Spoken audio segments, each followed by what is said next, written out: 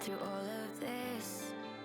You told me that you loved me so much, but now we're here, and I can barely breathe. Inside my head, I pulled apart all the pieces to only see I've always wanted you. So let's take this time to feel it all, no lies. 'Cause if we don't, the fight will eat the life. Stuck in self-destruct, and we can't wake up. Don't wanna give it away. Can't make me give it away. Don't eat the love alive.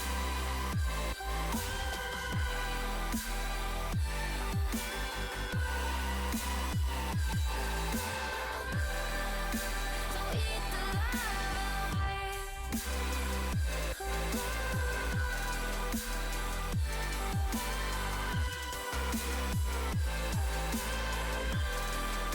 Don't eat the love alive.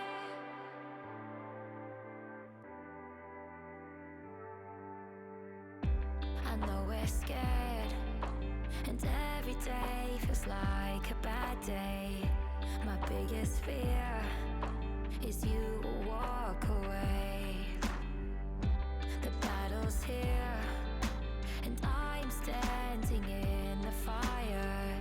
So take my hand, and we will stay alive. So let's take this time to feel it all, no lies. 'Cause if we don't, the fight will eat the love alive. Stuck in self-destruct,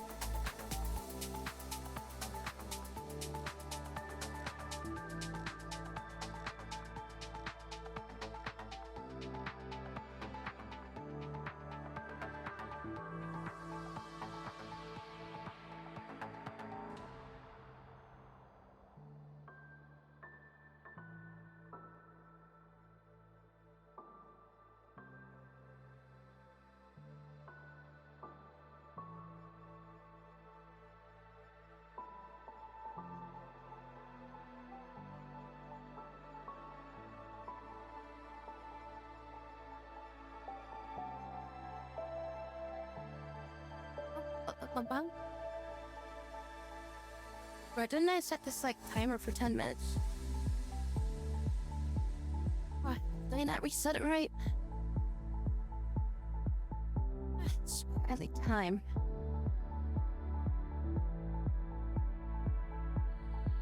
Tell me that was like 10 minutes, was it?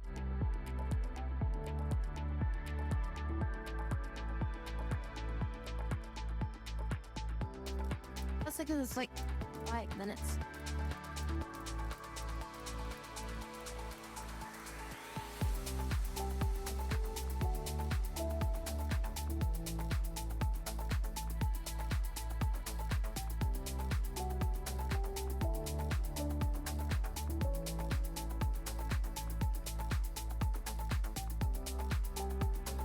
Alright, Alright, hello, welcome everybody. Morning, even afternoon, coffees and all sorts of things like that. What is up? Hope you're doing well.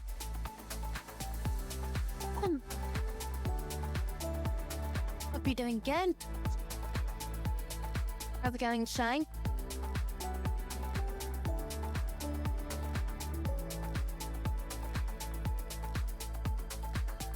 Drink a water real quick.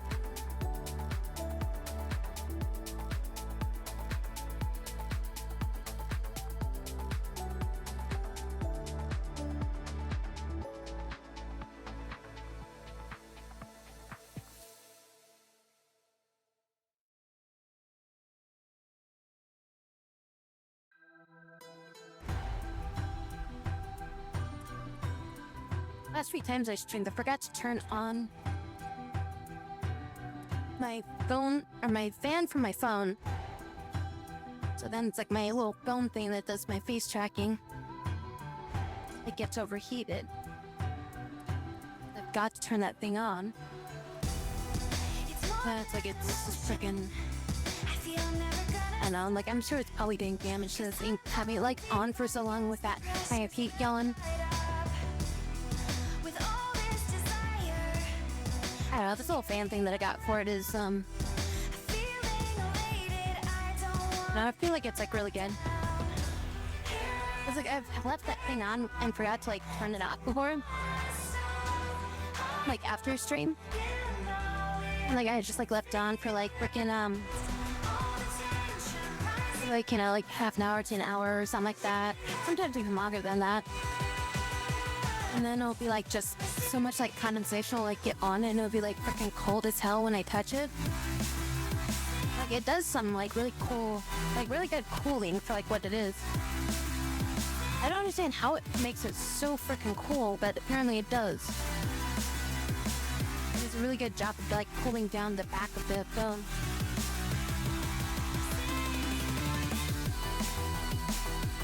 We're playing rwmod. That's the horse racing game or something, right? Damn, no, I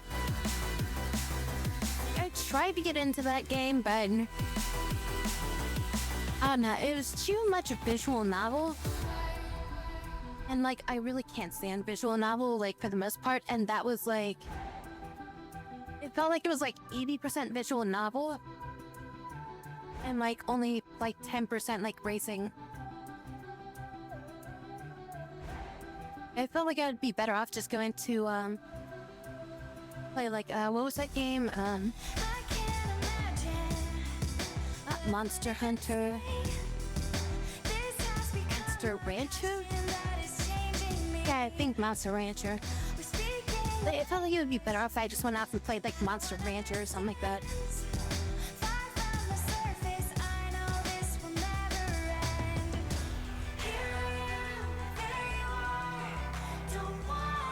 I tried to skip the story and stuff, but it's like I needed to do like the tutorial because like I didn't understand what I was doing in the game.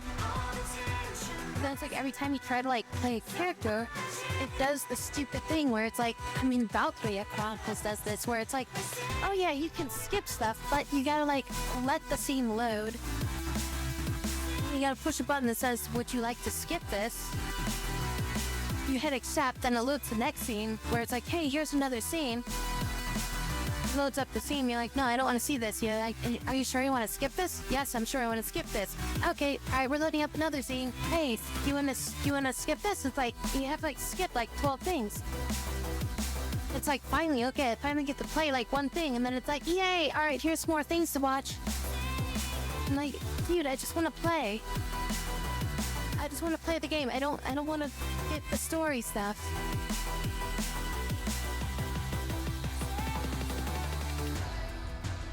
And it's like the entire reason why I get like burnt out on playing freaking Korea Chronicles. Like I love the game's like design and setup and stuff like that. But there's like times when I'm just like, I want to play battles, and it takes like upwards of like 30 minutes of like just story. And that's like not even watching the story, that's just like 30 minutes of like skipping cutscenes. To finally get to the point where it's like, oh yay, I get to play a battle, and it's like the battle's over in like 10 minutes. Amazing. And Jan, how you doing? And it's like, alright, yay, I finished my 10-minute battle. I get to do my training and all these other things and buy my upgrades, and then now I'm skipping through another like 30 minutes of like dialogue that I don't want to read. That even happens to me with like freaking, I was trying to play that Disgaea game, and like I was really liking the story and everything like that, but it just started taking too long to get through some of the story sections. I end up starting to skip it, and then it's like, but then it's like I feel bad about skipping the story because it's like I liked the story, but it's like I just want to do like battles for a bit. Because it's like, yeah, it's like, okay, the story and stuff is cool, but can I get like 3 or 4 battles before like going back into like, you know, dialogue that would take me like 2 hours to get through if I didn't skip it?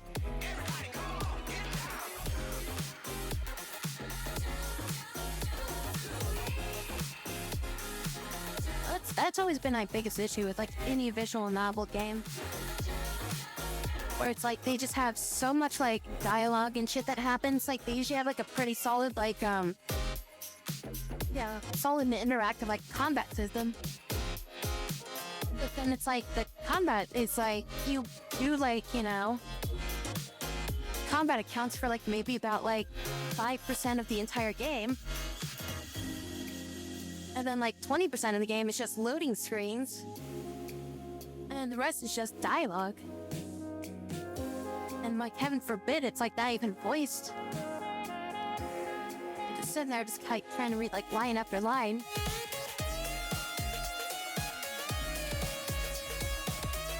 That's also like another thing where it's like I used to watch like a boatload of anime.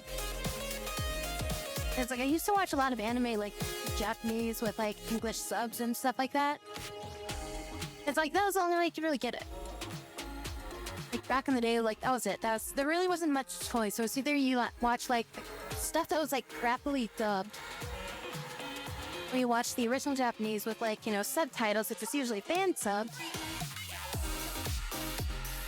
But then it's like, I don't know, it's like now it's like I need stuff to be dubbed because like it takes too long and like too much effort to like read every single dialogue, and it's like you miss what happens. But it's like you're just not getting as invested because you miss like so many things, where you have like keep rewinding it because like something flashed by the screen super quickly and like you missed what happened as the action, or you read the dialogue, or it's like the vice versa. Like you saw something happen, but you're trying to watch the action. Then you miss like, you know, like 5 lines of dialogue, and like, wait, what?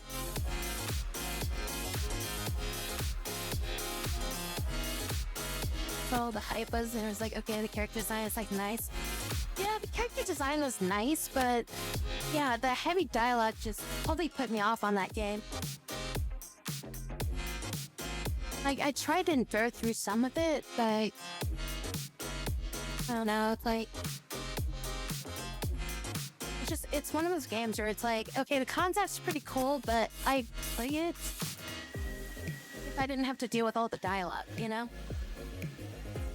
And there's so much, there's like so much UI and like so much things in that game that it's like you kind of need to read the dialogue so that way you can understand like how to play the game for like your first time playing it. But then it's like, it's not a user-friendly game unless you read like all the tutorials. So it's like, you can't really just like pick up and play it. Like you could pick up and play it, but like the trial and error of like learning the game without the tutorials is like immense. And they have like those stupid tutorials too, where they're like, you have to do this exact setup. And you need to do this and that. And we're going to give you these exact things that you need for this thing. And you don't really learn anything from like what they're, you know, setting you up to play. And it's just like, okay, so if I use this, this, and this, and I win. And then you're like, okay, so I'll use this, this, and this, and then it's like, you don't win. And you're just like, wait, what? But the game said if I did this, this, and this, then I should win. And then at that point, you're just like, okay, and maybe I need to look up online what I need to do to win or something. Or like, how am I supposed to do this? And then it's like, okay, well, now I'm not even playing the game anymore because now I'm just playing the game according to the meta strat of like what somebody else decided. So how am I even actually playing the game at this point? Yeah. Ugh. Yeah, I don't know, like, things that can be that way where it's like, you have to play a very specific way in order to, like, be able to be the, you know, be able to get, like, the quote-unquote best results or whatever. I just don't really like that stuff. Just playing things in, like, a very specific way just never really felt right to me. I mean, that's why I like, you know, RimWorld and stuff. It's like, yeah, it's very open-ended. There's not a real... Amazing. Is it, there's not really, like, you know, a right or wrong way to do something in RimWorld. Like, you know, if you do something a certain way, it can still work.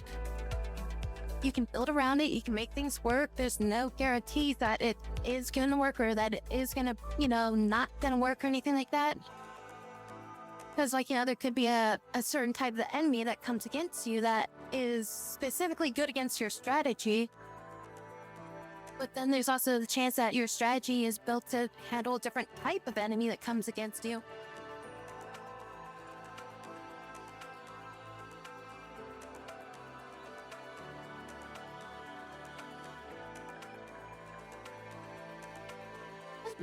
There hasn't been that many good games. Like, I feel like I kind of play like RimWorld or Kenshi. Like, to that extent. Like, I know there's that other game, the one that's like based around the Chinese lore and stuff like that. But I don't know, like, everything I've read about it, people just say it's like RimWorld, but RimWorld's better. Like, that's usually the response I get whenever I read stuff about that other game. So then I just kind of go like, then what's the point? I'm better off playing RimWorld. Because, like, I already know what I'm doing in RimWorld, and instead of spending time to learn this other game that's, you know, that's not this inferior version of RimWorld or whatever. It's just like, it's graphically a little bit better or something.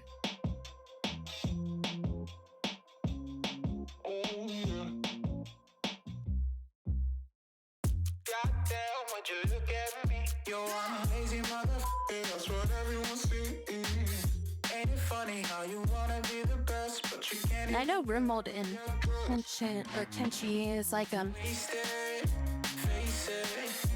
very like unique game. It required like millions of hours to like get it right. Like everything that I read, like every single game that I find that's like in comparisons to it, it always just feels like they're usually described as a lesser version of those two games, you know? Either a lesser version of the two games, or they're like, you know, people are suggesting them as like, oh, these are great games that are RTSs or something like that, and it's like not really the same. They're not like ever the same, you know, genre as like, you know, RimWorld and Kenshi and stuff like that. They're more like, you know, city builder games or something like that, less than like, you know, it's like colony survival, like interaction and shit. Which, I mean, those are fine on their own and everything, but it's like, it's like Rimworld is very specific.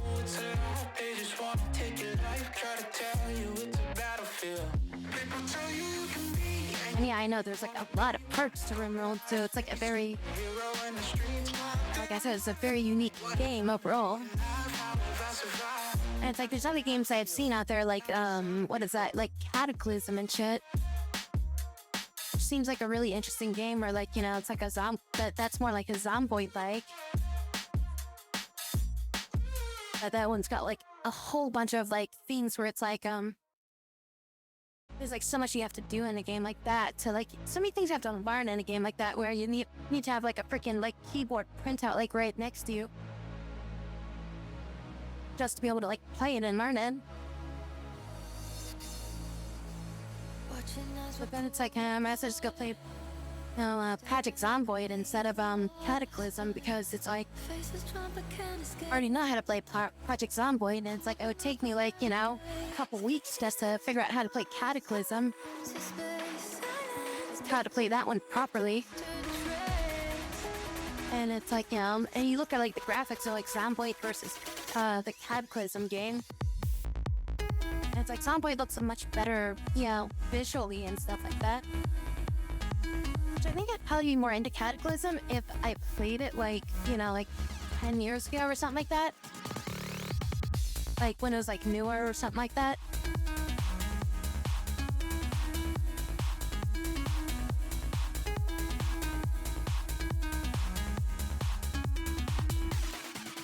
Yeah, like Rimworld kind of gives like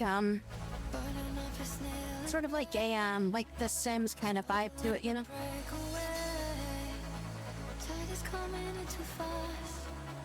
Someone is like complaining about another game, I kind of like lose interest and like form my own opinion. Yeah, I try to get into things like, you know, as blind as possible, but it's like it's hard to, because it's like, oh yes, I'm looking for a game that's like this, and so you look it up. You try to verify that it's like that game. But then it's like the only way you can really verify that game is from reading what other people are saying, unless you just go out and buy it. And it's like in order to like, you know, understand it at that point, that means you gotta play it for X amount of hours.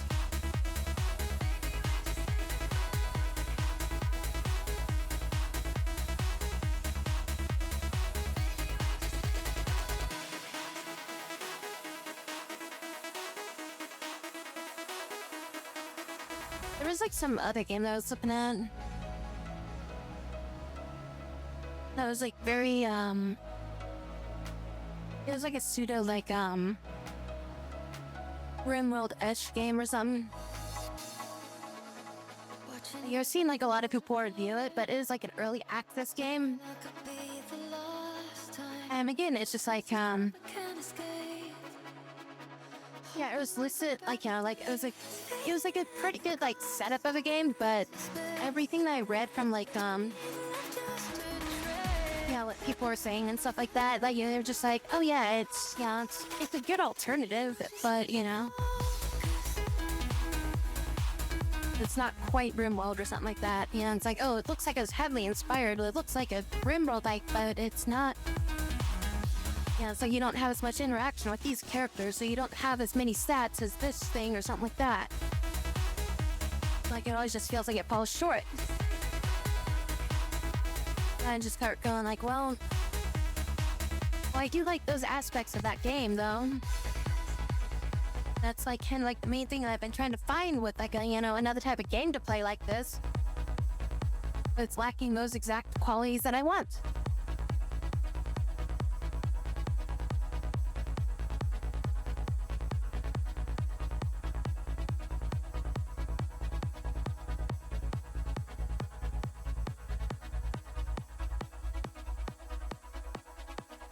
I mean, even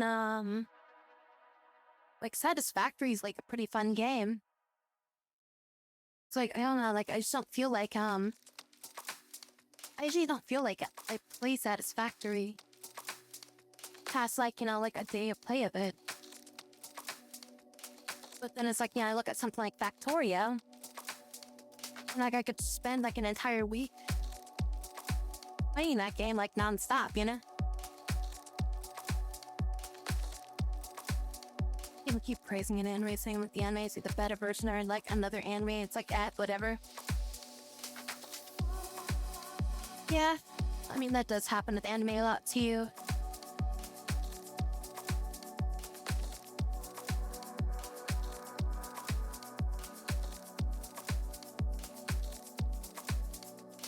Like, yeah, if you like try searching on the internet to be like, I want a game like RimWorld or something like that, and you get the same suggestions every time.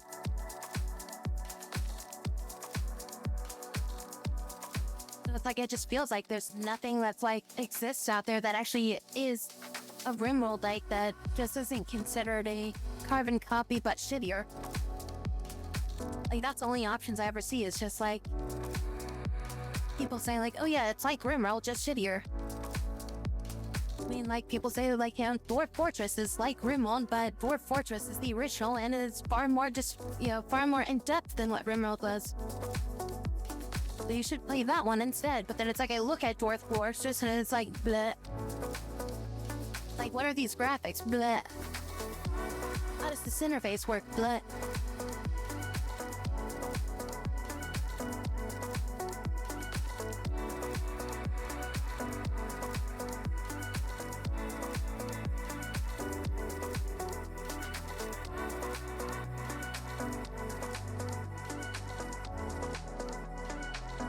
I mean, like, if I put, like, RimWorld and, like, Kenshi, like, right next to each other, like, side by side, they're obviously, like, different games in their own right, so it's like, it's like if I was to find another game that it's like I could, like, hold into, like, that mantle of, like, those areas, like, that'd be great, but then it's like, people constantly compare it to those two games, because, like, those are the parameters I have to look for, because there's such a, such a hard style to, like, to describe as, like, what you're exactly looking for, but it's like, if you describe it, then it's like those two games come up. And then everybody just says, like, oh, it's like this game. It's like, it's like Kenshi, but you don't get as much free roaming. It's like, oh, it's like, RimWorld, but it's not. Yeah, it's like the characters don't interact quite like they do in RimWorld, and it's like, okay, well, I mean, is it ever going to be like RimWorld? And they're like, well, RimWorld is very unique, and you can't expect everybody to make something like this without taking years. And I'm like, is somebody going to take years to make something like it, Ben?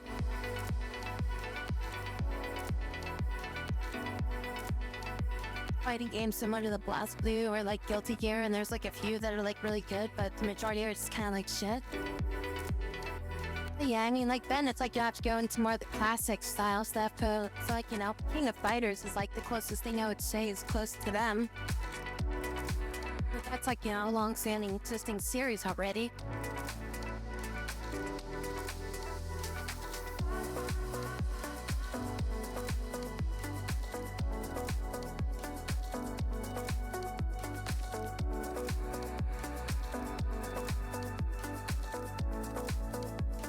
It's like, Marvel vs. Capcom is like very close to that as well, but I don't know, it's like, it's not balanced the way that like BlazBlue and like Guilty Gear was. It's like, I felt like Marvel vs. Capcom was very, like, here's a giant, spread of characters that are not properly balanced versus like, BlazBlue and Guilty Gear, where it's like the characters are much more balanced and even footing and everything like that. So it's like, like each character is not like, just like, oh, this character is, an S-tier character or something like that. Like each character has their own unique attributes and stuff like that. To where it's like, he learned to play one character, you could essentially beat anybody with that character. Like with an even like ratio of like, depending on skill versus like, something like Marvel vs. Capcom. It's like, oh yeah, you just want these three characters for your team because, whether you're good or bad at the game, these three characters can cheese the shit out of everything. It's like, that's like the kind of shit they usually like line up with, which that's the thing I'm worried about with that new Marvel game or whatever that they're coming out with, that fighter game. It's like, what if it just turns into like that kind of shit where it's like, oh yeah, well, here's some characters that everybody finds very popular. Here's some really cool stuff that it looks like, but, the actual fighting, the Wolverine best here, don't pick anybody else.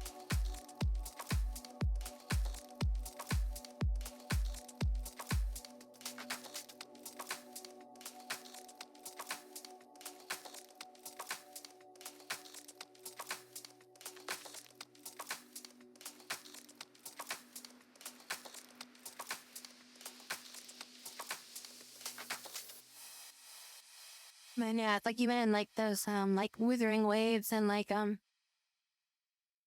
freaking arc field and stuff like that, or arc knight infield. Like the thing is, like, they have to make the newer characters like stronger and better than the existing characters, so people like want to get them. It's like, it runs the problem of like, like the old characters end up just getting like kind of left in the dust.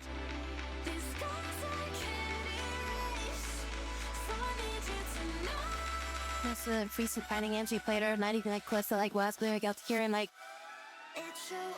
is Under Night and Birth or Grand, I believe, Fantasy. Gameplay is like very nice and like seems like, and speed and combat, and it's very nice too, to like not fast paced or too slow. Did they ever release Melty Blood? Did they ever release Melty Blood on Steam?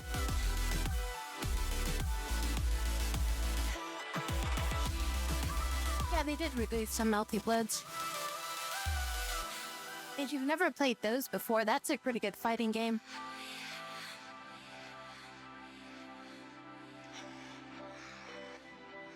Let's see, what do they got? They got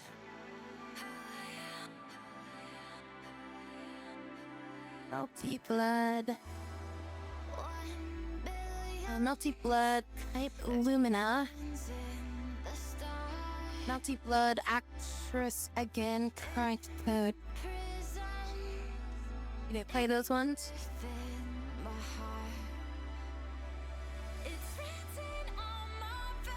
See, I bought Melty Blood Actress. I was playing the original version. Like, a friend of mine would basically like download it onto his laptop, and he'd like bring it over to my place, and we'd like hook it up to like the TV, and we'd play like on his laptop with controllers and shit, and fighting games that way. It's like, that was back before the game even was like had a US license and stuff.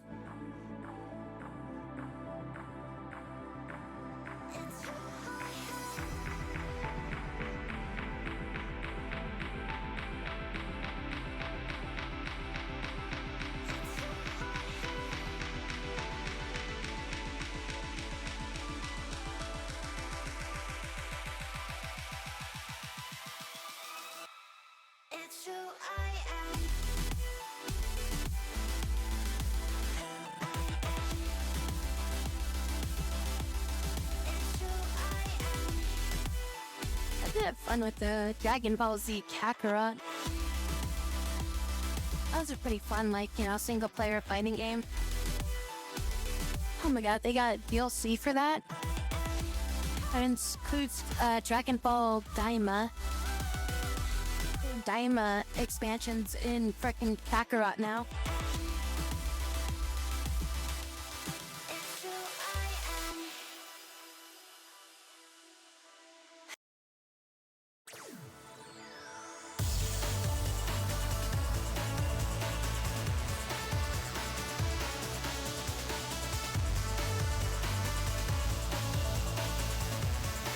I typed in like fighting games, and it's like I'm seeing so many games in here that are just not fighting games.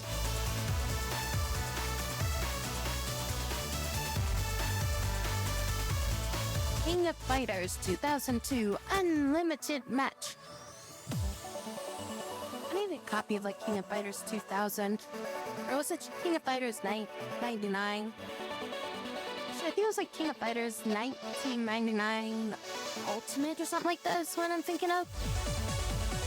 it was like an arcade version of it, but it was like really hard to ever find like a console port of it.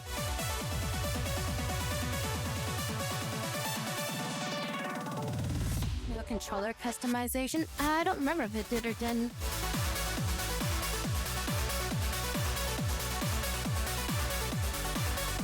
Oh wow, I should see if this game still works. I wonder, did this game only work online, or could I play this offline? I forget.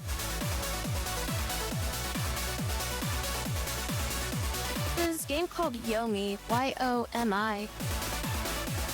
It's like a card-based fighting game. So like you draw cards and like have like combos and shit like that.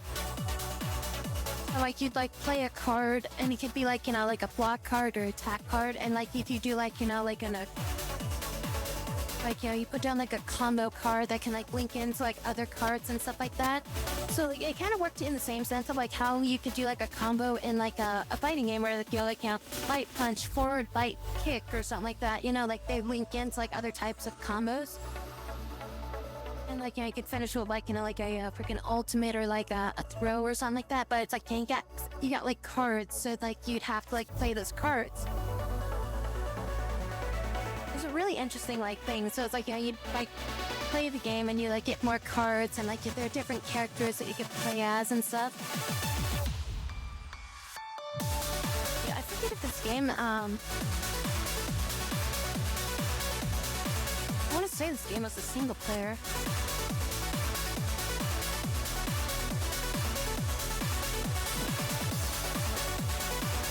I haven't touched this game in ever.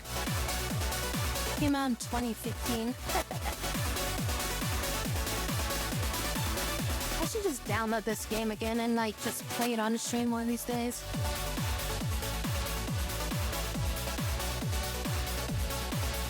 Characters. AI opponents includes a pretty difficult AI. Because I remember the game was mainly built to be like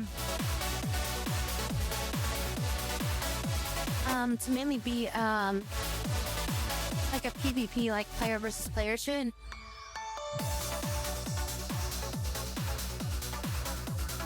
I don't know if like they still have like single player element to it anymore.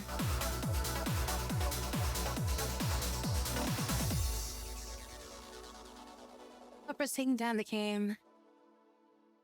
This common Japanese words, good game that real of a dev to DMCA indie titles. Oh, apparently I guess they were being anything that had the word Yomi, I guess they were taking they were like hitting them with like copy strikes or something like that. Who made this? I thought it was indie team that did this. Really games. Two-player online on this game on the same day isn't even guaranteed. If you just really want to play this game, you can find actors so when you first to play. Need to find others. The AI is so predictable that it doesn't even do mix-ups in rock, paper, scissors game. Physical card game.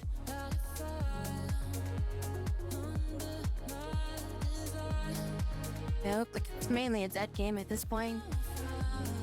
So unless you just want to play like against the AI.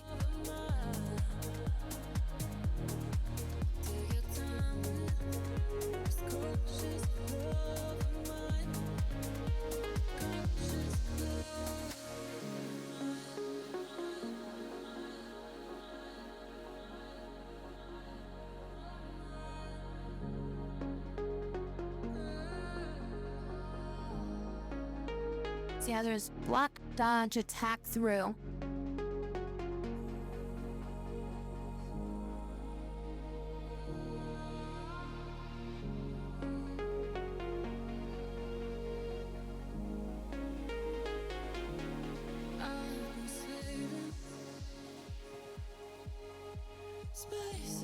What the hell is this game they have here?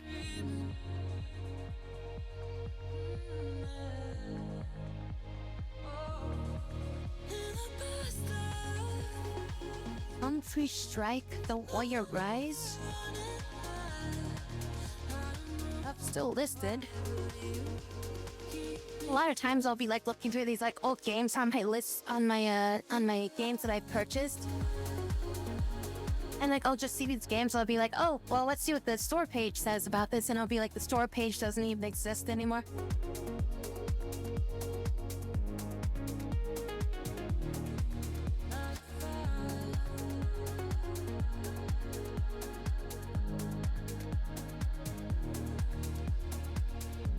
Looks like kind of a bullet hell / fighter.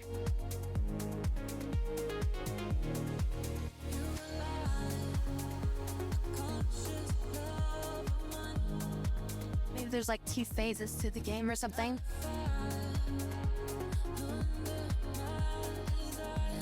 You have multi-blood type Lumina.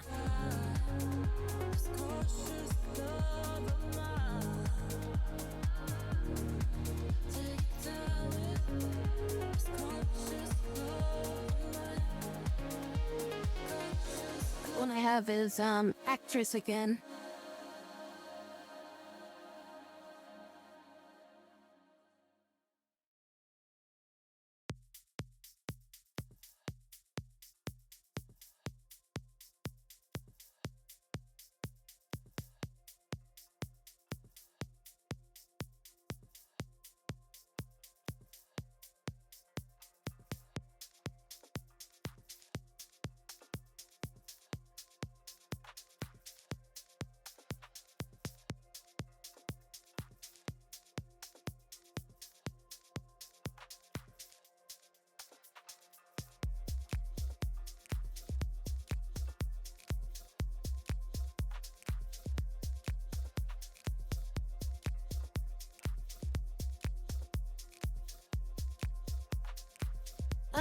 Not too many games. Just like looking through my stuff. All my older stuff that's like had fighting games in it.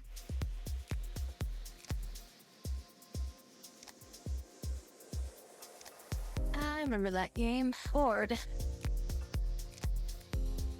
That was a fun game that I played for apparently 16 minutes. Played that game a lot more than that. It was playing on like a different platform or something. So I know I played that game more than 16 minutes. Maybe it just wasn't tracked properly.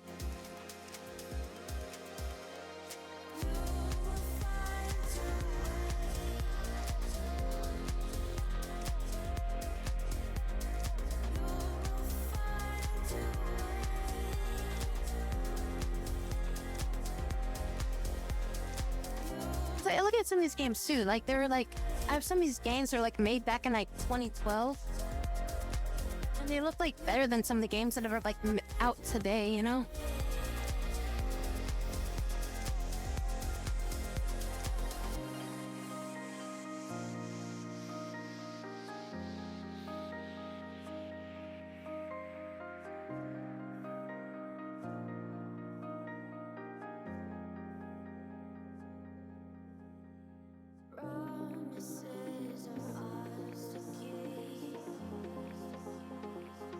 King Arthur Collection.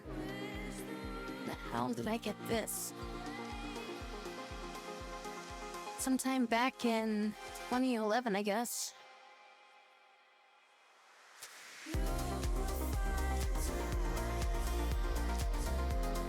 Fable 3 apparently. We played it for 7 hours. I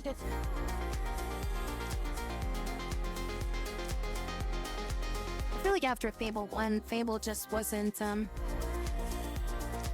really like as entertaining as like any of the other ones, you know?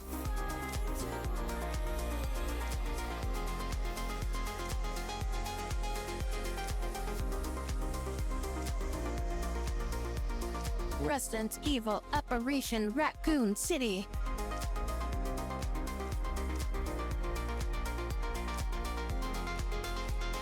Fish Drive. at $40. So next time it's on sale, it'll probably be like ever between 10 to 20 bucks.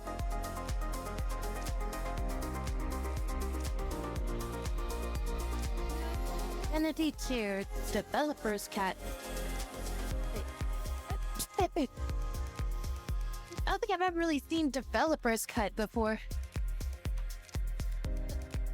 Because there's usually like Director's Cut.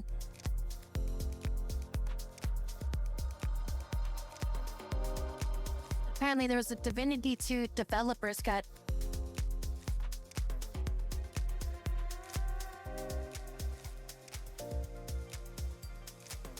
Assassin's Creed 3 was the like the American Revolution one, right?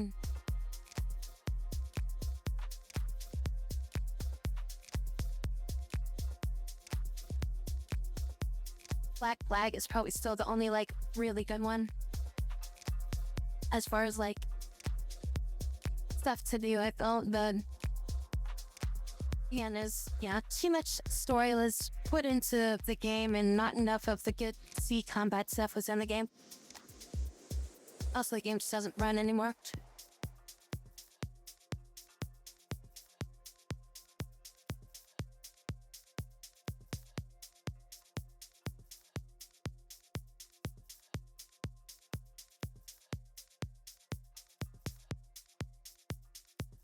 It was like so around with like $70, but it was like finally dropped in price.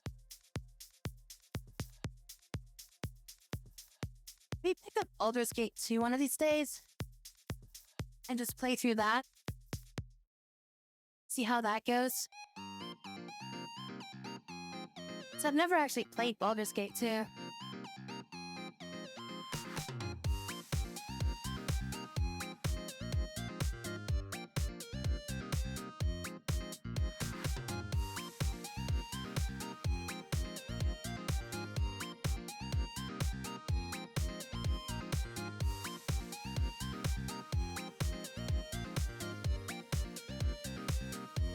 I'm assuming it has like customization for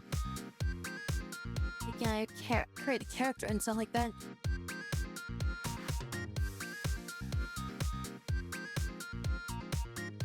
Planetary Annihilation. Game that was a sequel to like one of the best RTSs. I just didn't feel anywhere near the same.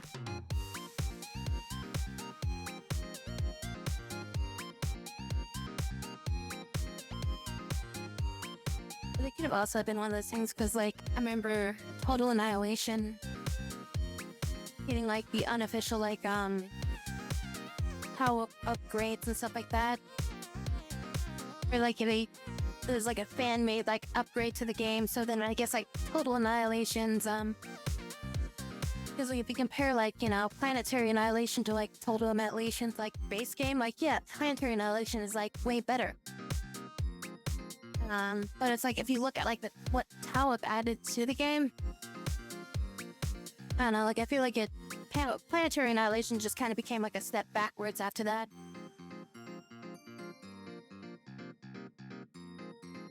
Baldur's Gate 2. Yeah, I mean, like I played all of Baldur's Gate 3 on stream and everything, but it's like I never really played Baldur's Gate 2. But it's like, I just thought Baldur's Gate 3 was like, pretty good, like, RPG with all these things in it. Like, I'm wondering, like, if, Baldur's Gate 2 has, like, all the same kind of things as far as, like, characters and stuff like that. So it might be, like, pretty good in that what word am I looking for? Aspect? Might be good in that aspect. Started trying to play Timberborn a little bit yesterday too. Started a new run on that.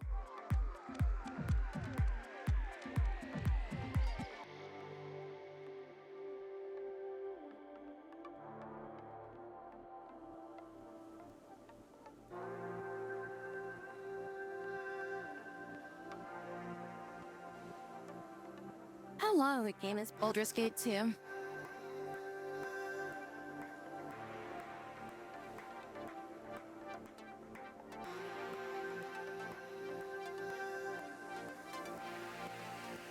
Because I'm sure there's like a bunch of like cameo stuff in that game for Baldur's Gate 3 that was like references to like Baldur's Gate 2. Oh, the main game is 48 or 46 hours. With extra content, 77. And can take all the way up to 150 hours to do everything. It didn't just be like we play like one and done kind of thing. Just get like through the first like week, like first like play it for like a day or something. Just see how it goes, and then maybe just like not play it again. Depending on like how we deal with it. We could play them in reverse. It's like beat Baldur's Gate 3, we can go play Baldur's Gate 2, and then it's like if we beat Baldur's Gate 2, we can play Baldur's Gate 1.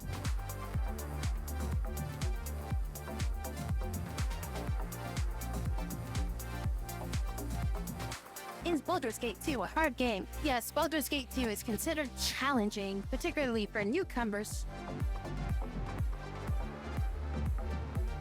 I'm familiar with the AD&D 2nd Edition rules.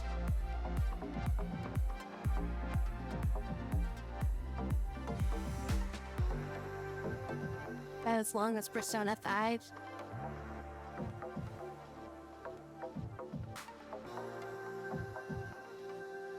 I was thinking I could play freaking Persona 2. But then it's like I'd have to read like so much if I played Persona 2. God, there's so much reading in those games. It's like they're fine like if I'm just reading them all in my head. But it's like when you read all that shit out loud, it's like it's hard to retain it.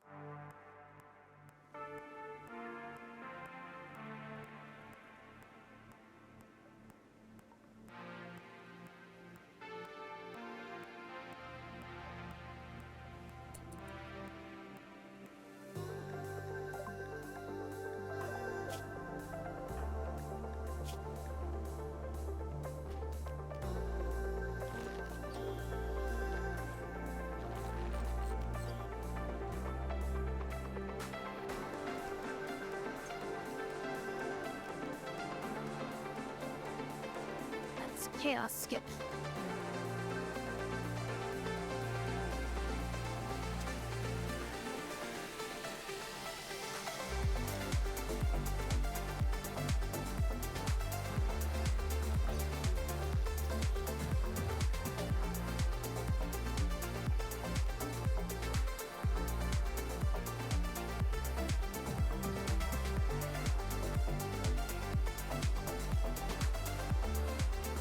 That skill.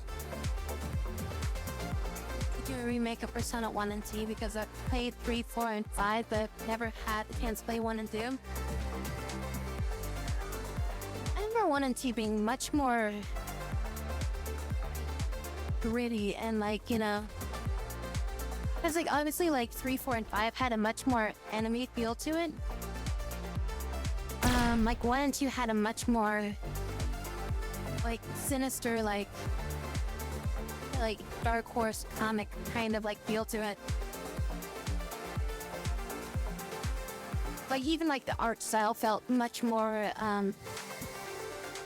like much more like, you know, dangerous and stuff like that. I guess it's like the best way to describe is it felt like it was, you know, like much more like sharp and like, you know, like evil and stuff like that compared to like the other ones.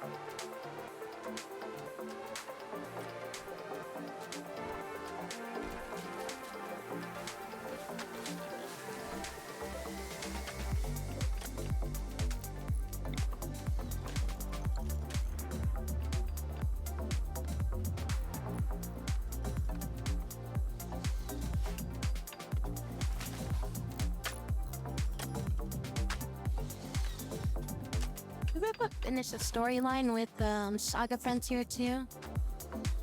Or no, Saga Frontier 1. Saga Frontier 2 is different. And I was trying to think, like, did we ever finish one of the storylines of Saga Frontier 1? So this game's really long and make it really difficult.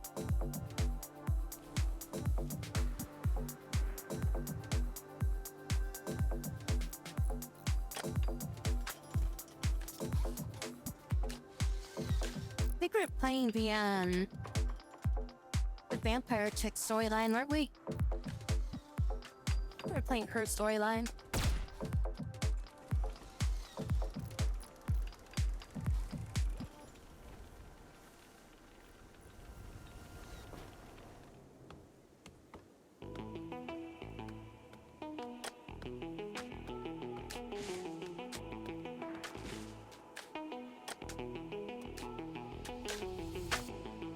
It's like a Frontier 2 though, like it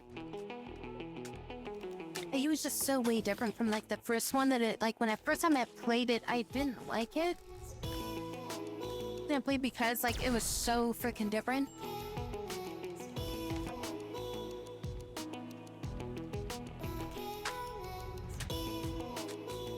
But then like on a second playthrough of the game, like years and years later, I was like, holy shit, this game's really good. But then like I got to like one part of the game where like something happened and like I actually kind of like crashed out because the game was like it basically removed like one of the characters that I really liked, and I didn't like save the game like prior to the, like I saved the game prior to like the choice that would have like chosen that person.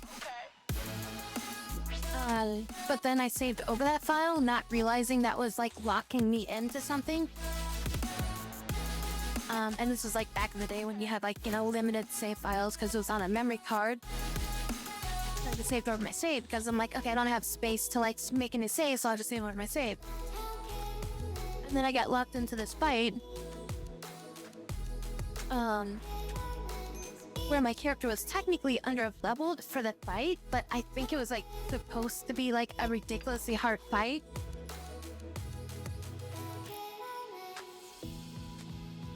I think I remember you played Saga Frontier. Saga Frontier Remaster. Played it in May of 2024. That's the last time I played it.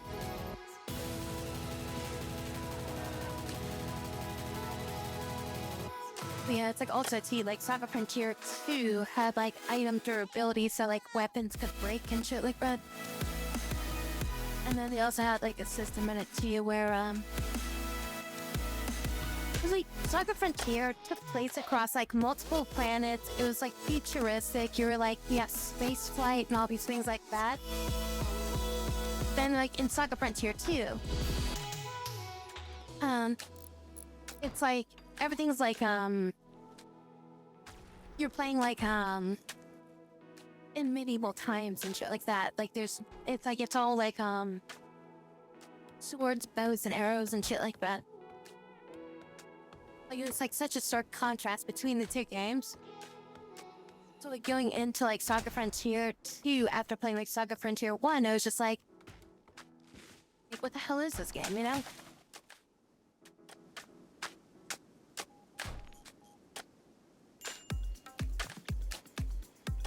It's been months before you started watching, geez.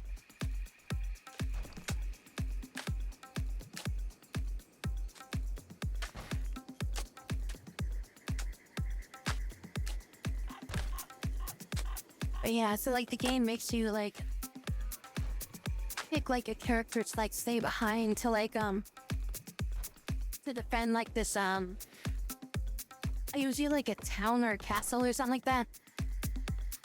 And then like the castle gets like attacked. And so it's like you're supposed to like pick like your character that you like want to defend the castle. And so like you send that character in there. But the problem is that like the fight is like it's like really grueling. Like every enemy you have to fight is like super tough, and like I put like my second, like basically my strongest character that I had after the main character. So like it was like my second strongest character I had for my entire team, and so I had to send them into like this thing, and they had like 2 support units. Like I think they were like generic NPCs that they kind of gave you like 2 soldier units that are supposed to help you. And mean, I could be wrong, but I think that's what it was. Like, it gave you, like, these soldier units and your main character, and you had to fight off, like, all these, like, super powerful enemies. And there was, like, no way to heal when you're in there, so, like, whatever you have, it's, like, whatever you have. And you couldn't, like, buy from a shop or anything like that. There's, like, no shop NPCs. You couldn't resupply yourself. So, like, I had to, like, go through this entire area, like, perfectly to get to, like, a boss. And, like, the boss was just, like, super ridiculously hard. And, like, I think, like, I ended up killing, like, the boss's, like, minions and hurting the boss themselves. But it's, like, I couldn't ever do enough damage to, like, finish off the boss. So, like, the end result was essentially you lose the battle, but it doesn't give you a game over. Instead, they kill the character off. So I'm just like, what? Wait, no, I really like that character. What? You can't just kill that character? They killed the character off, and I was just like, no, fuck that.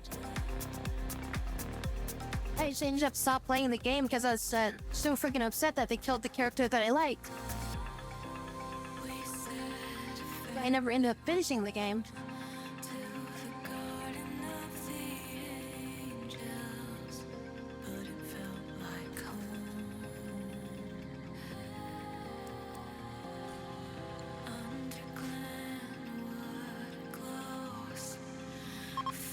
I almost feel like it would have been better for, let's say, of course, if it was like it was like a section where you had to beat the enemy or something like that, you know? Instead of it being like, oh yeah, if you don't defeat this enemy, like, I don't even know if you could even defeat that enemy. Yeah, I always wondered if, like, you were, like, able to even beat that enemy. Because, like, it felt like it was possible to defeat them, because if they didn't feel like they were... Because usually when they have, like, the sections in a game like that, where it's like, oh yeah, you're... Like, you know, on the 4th turn, the enemy just insta-kills you or something like that. Usually that's what happens, is like, you know, they'll be like, oh yeah, the enemy pulled out some stupid hit that just, you know, insta-kills you. But it was like a normal battle. So it felt like it was a battle that you could win if you kept playing.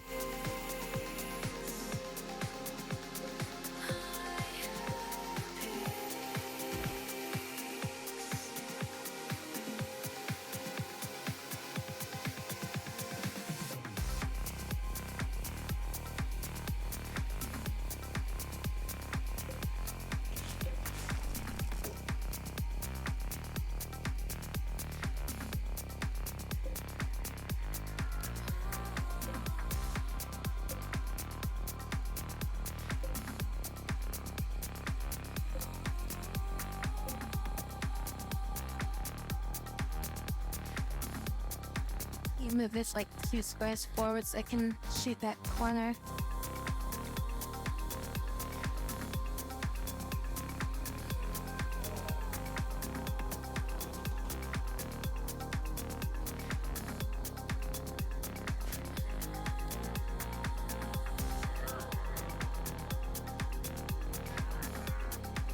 What the hell happened?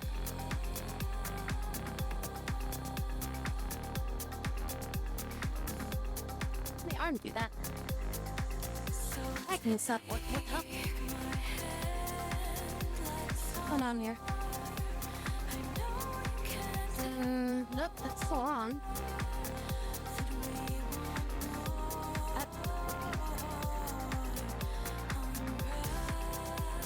Let me reset this.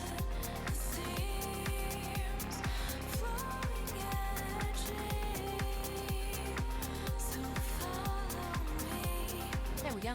That was weird. Why did it do that?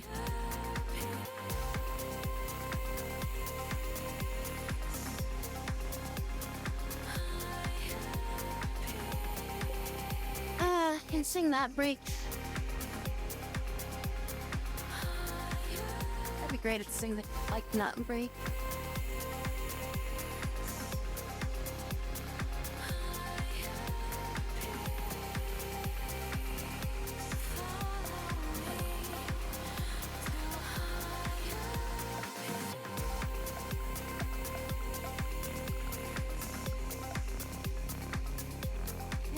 trenches still.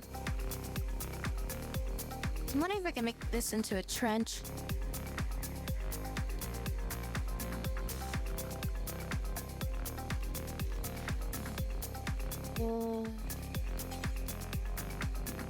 That would probably give this more health.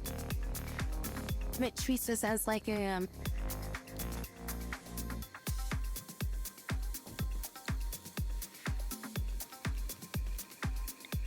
treats that as like a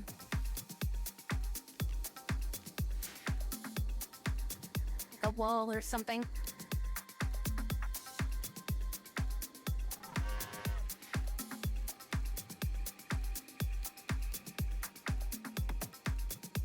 Yeah, it's like a frontier too. Despite it having like some of the things I just really don't like in a game, like item durability and shit like that. It's still a really good game.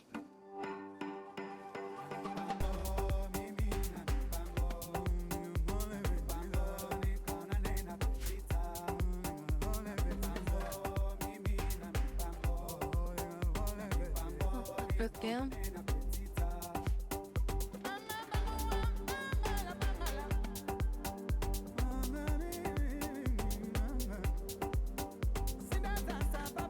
Watching Trench when like raids get him.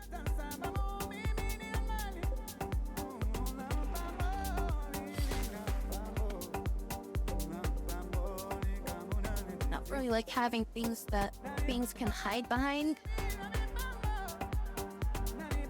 But it's like I needed that for like the ceiling over here, but just remove all the ceiling from over here. I think I'm just gonna remove the ceiling from this. The reason why I built the ceiling there was so that doesn't deteriorate when it's like underneath it. Plus it also prevents stuff from like growing.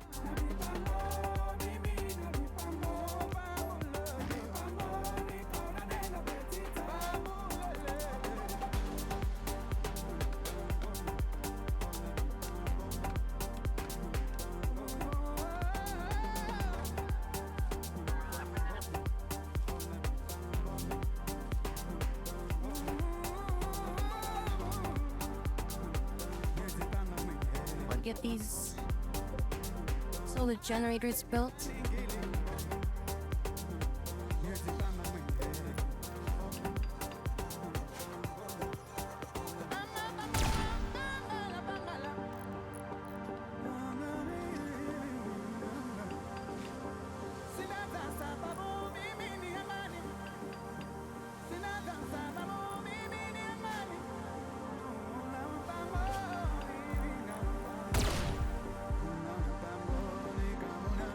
Somebody taking the steel out of here. Must feel a little priority in here.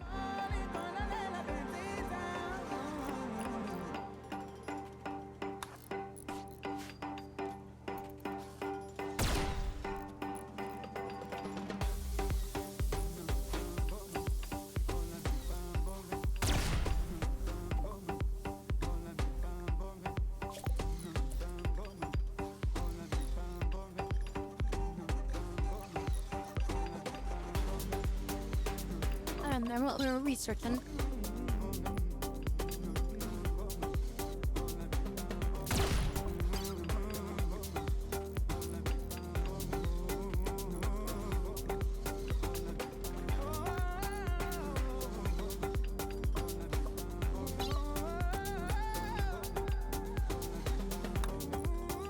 I have some Imperial power armor that we can make.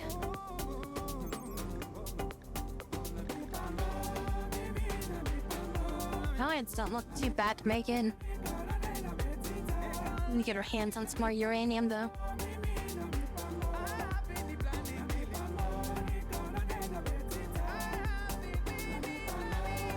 Even Imperial machining table. Make an Imperial machining table. This thing, Imperial machining table. We're gonna make Imperial power armor.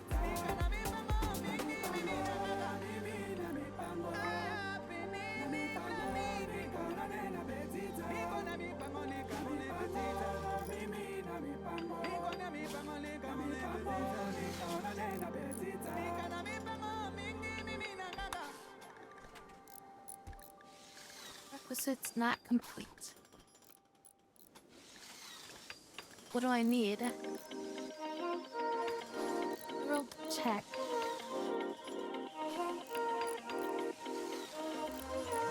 Guess I should have heeded the warning. Guess I should have moved on as all I knew. But I better be in a storm and in the calm without you. Don't know how I feel. Okay, so I gotta complete one of these here. Leaving me sad and blue. But I better be in a storm and in the calm without you. Without you.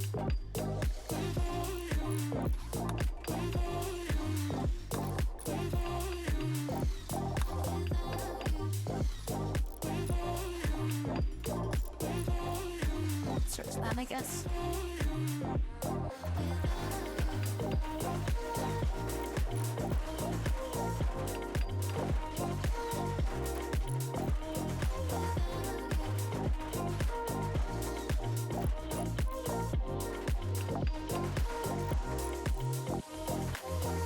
Guess I should have heeded the warning. Guess I should have moved on as all I knew. But I better be in a Get rid of all that. calm without you. Don't know how I feel in the morning. Maybe you'll be leaving me sad and blue. But I better be in a storm and in the calm without you.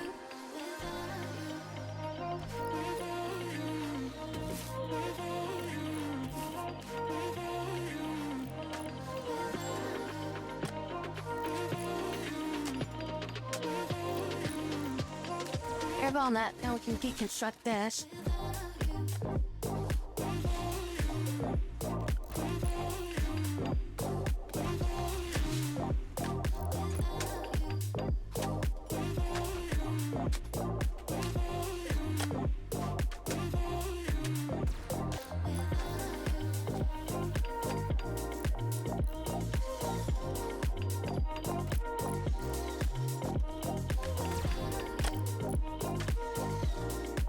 To make it harder for shit to get those.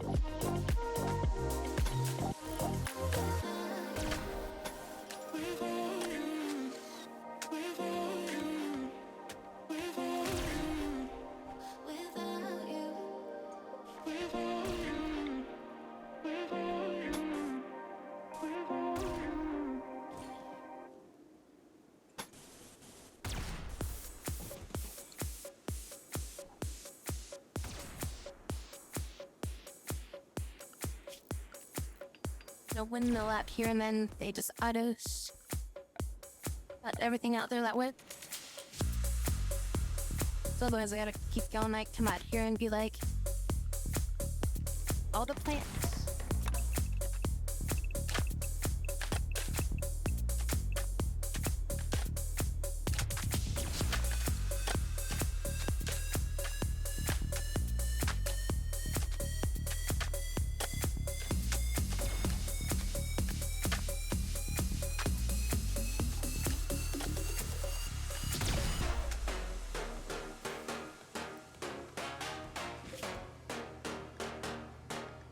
I just throw the shit on the floor. And they'll come by and pick it up eventually, right?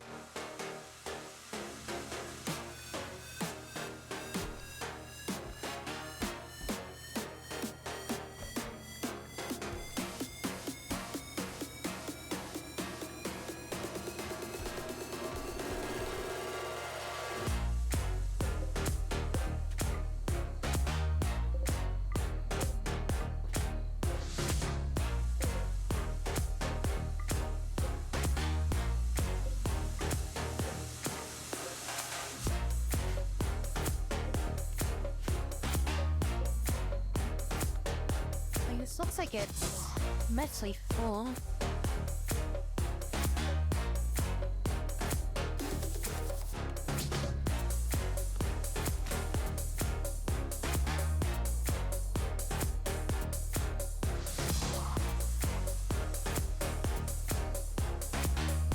There's all this granite chunk.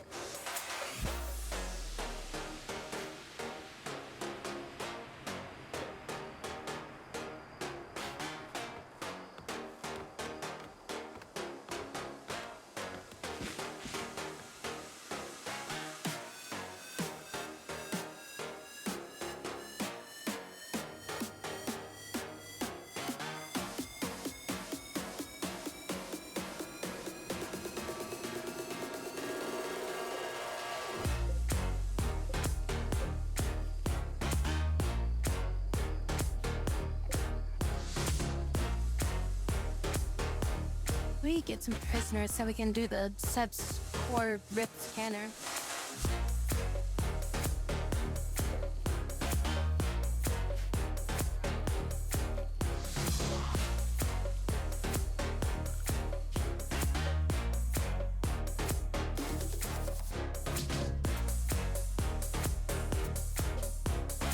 What do you got?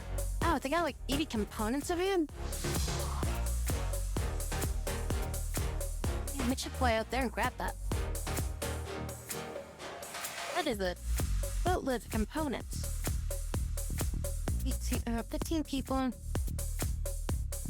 80 components, 29 days. No fam.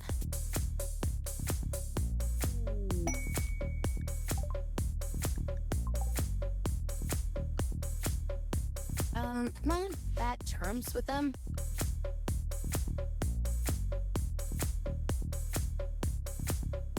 Or is that just a random faction?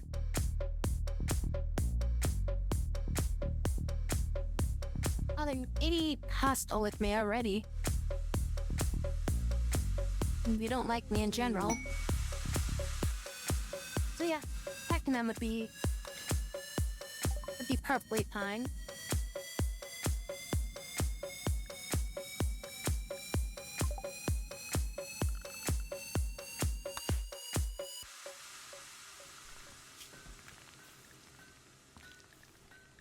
Give them a reason to hate us.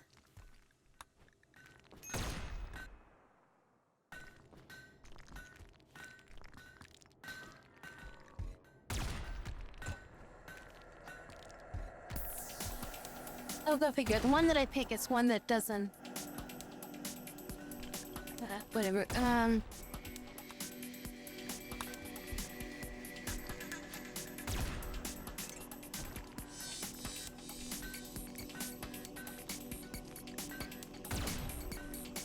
Adaptus soleus.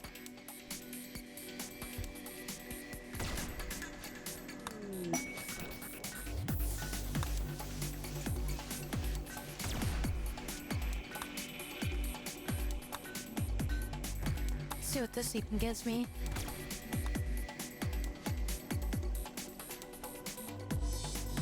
Warp spawn technology.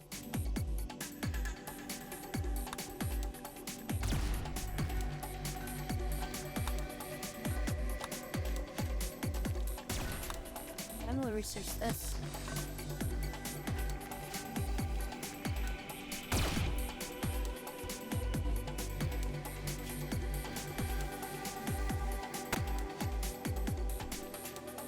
We get this stuff off the ship.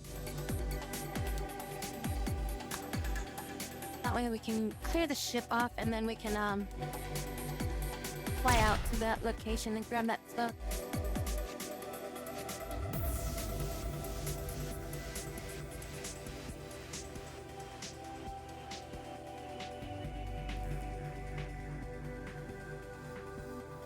It should be enough to account for like 2 or 3 players or 2 to 3 characters.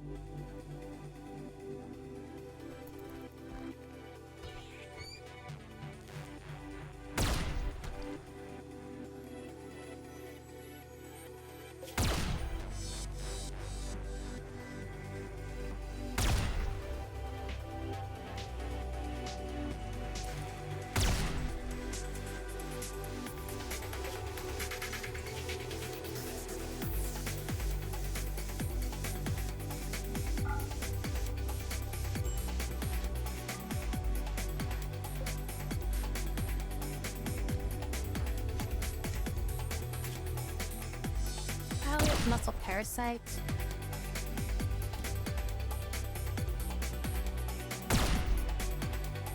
Something else got muscle parasites I might be sending out.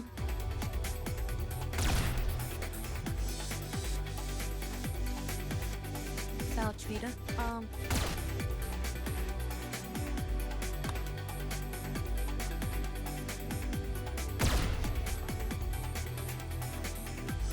Rest how I want a muscle parasite.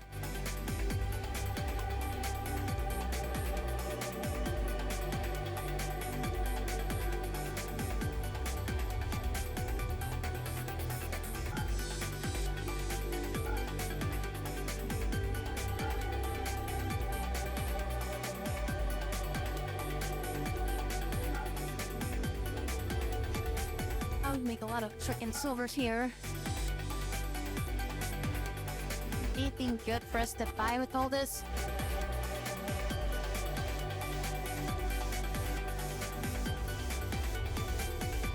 V-Star armor.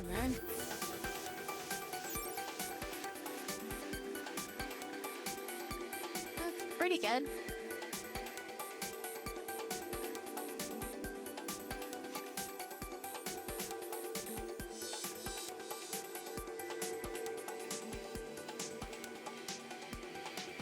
Bed hunger rate? How does that even mean?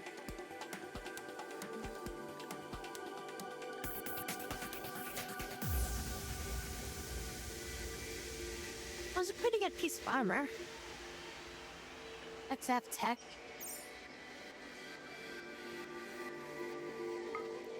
We've got enough money to buy 2 of them.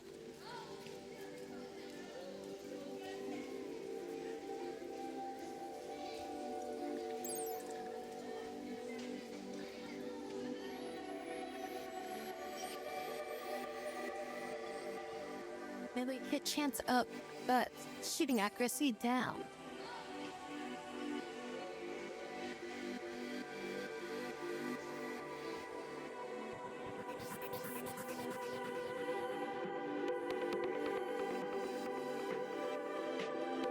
Could use some synth shred and hyperweave, I guess.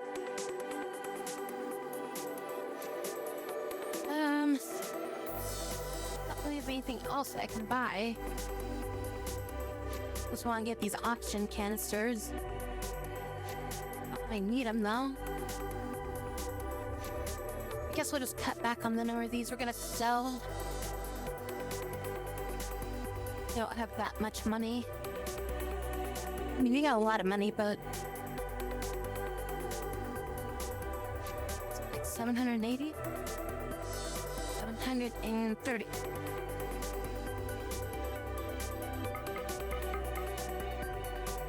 724.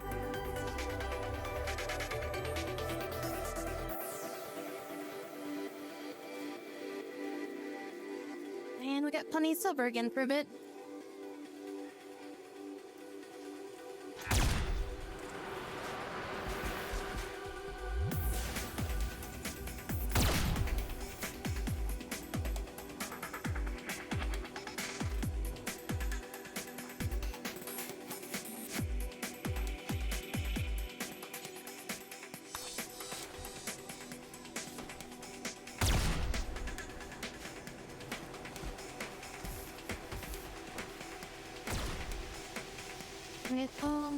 Probably put that armor on, like, so like, could probably use one of those.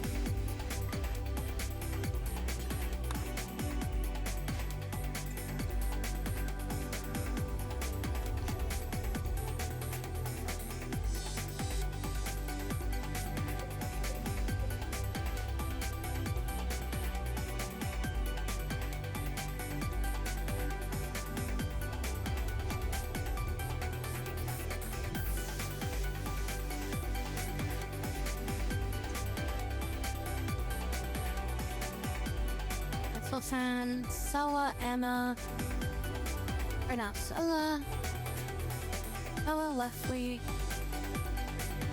Tina, and Christy. Rusty's currently got the muscle parasite, so I don't want them going up.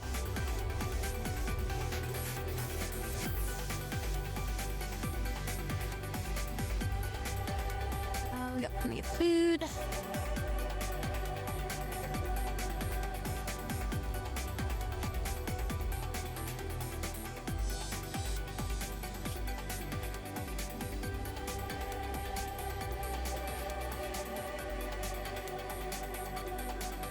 If I can, maybe I'll hit this area. I and grab some of that stuff. And like do some upgrades. You two are not killing. You're not going. You're not going. I know you are going. Them out. Taking mechanoid animals.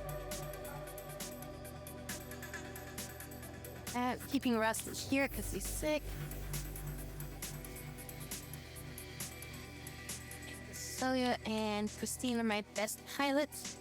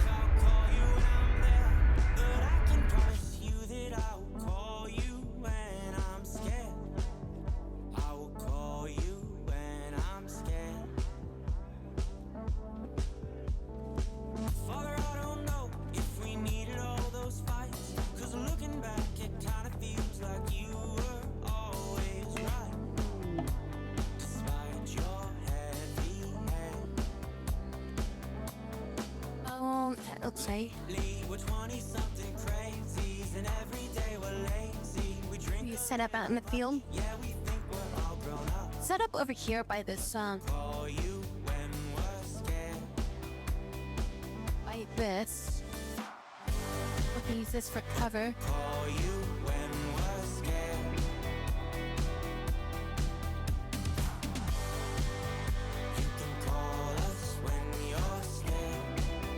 It's still a really long range though. Maybe that's too far away.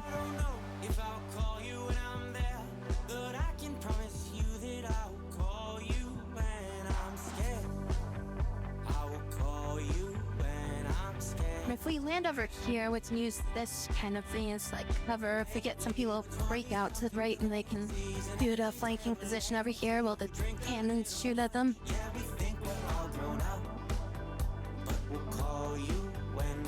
It'll land like right here. I'm probably gonna land a little bit further back. Now that I think about it, yeah, we should have landed further back.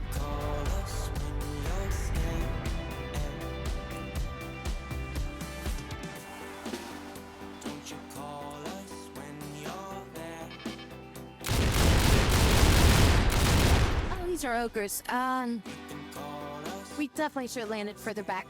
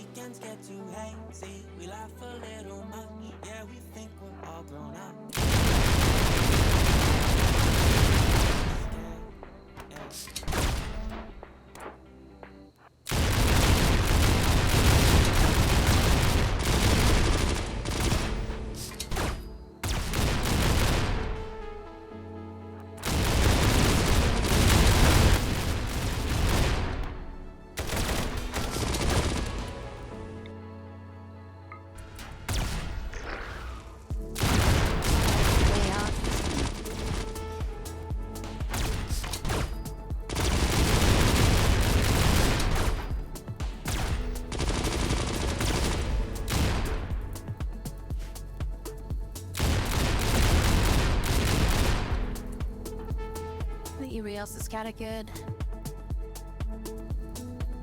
Ability. Titan.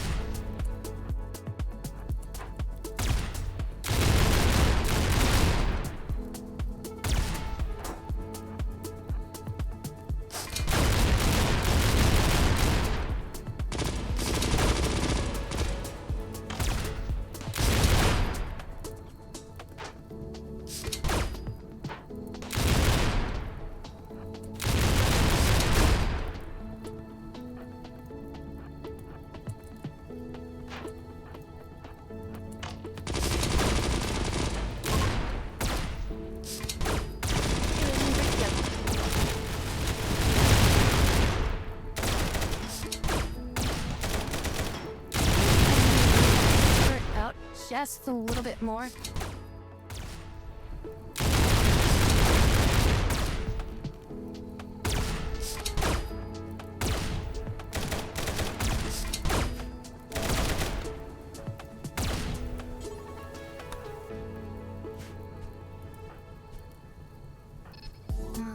Shit, I need to over here.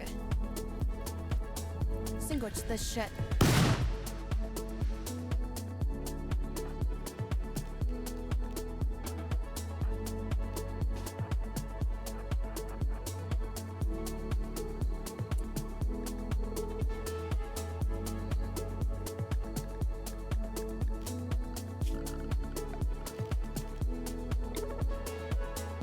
Allow everything, but don't want to touch the corpses.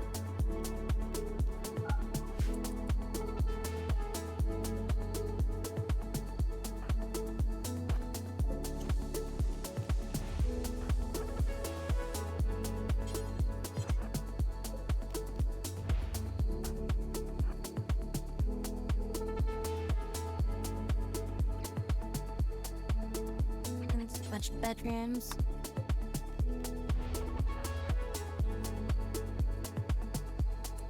As you can get an excellent quality here.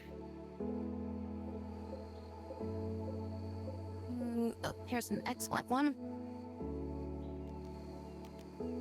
Leave this one and uninstall it. The other ones are just normal.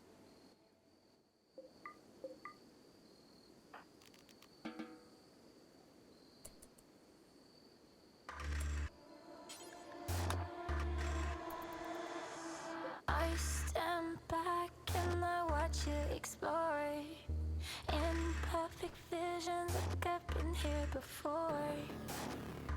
Falling faster, I try to ignore. I see you, I see you.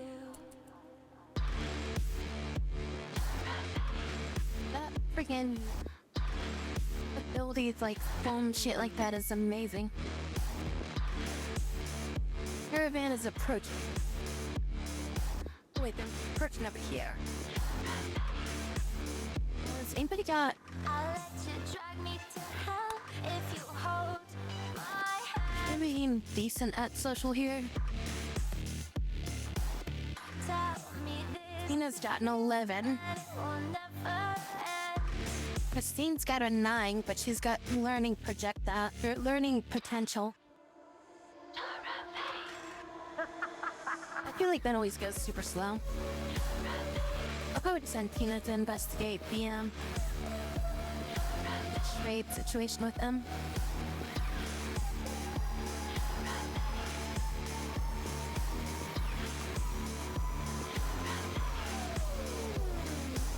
This is not what I came here to find. Memories Is there anything we can mine? time. We could use this to Don't know if it's mine, but hair. I see you. I see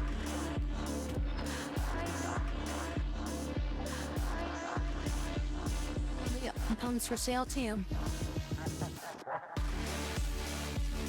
Can we sell them anything? Components and plasteel.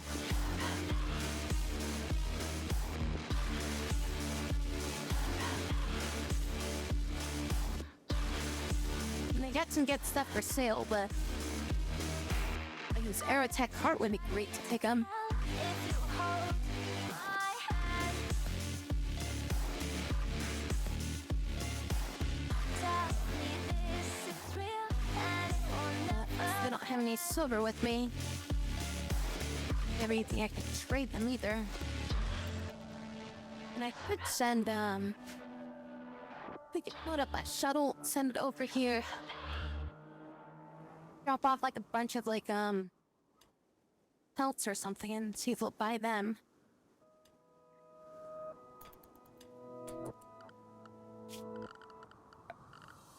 Stare into those eyes. Why you so beautiful? You want all my time. The feeling is mutual. Tastes like cherry pie. My guiltiest pleasure, babe. A lot of components here. Let me stock on components for a bit.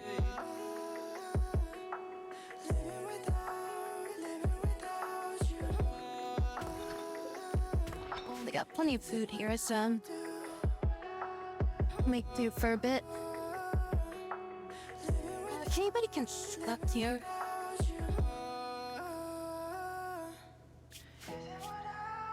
Yeah, you can construct, Leslie.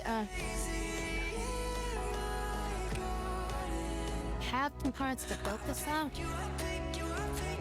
Get that thing back online as soon as possible.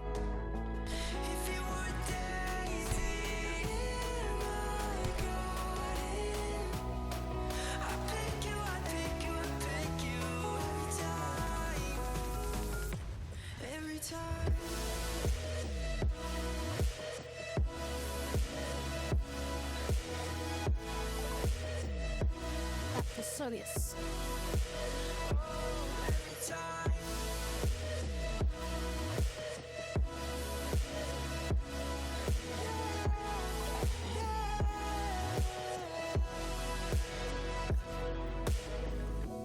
Holding on for dear life. I'm not gonna let you go. Never leave my side. Yeah, I wanna let you know. Where do we get plasma weapons?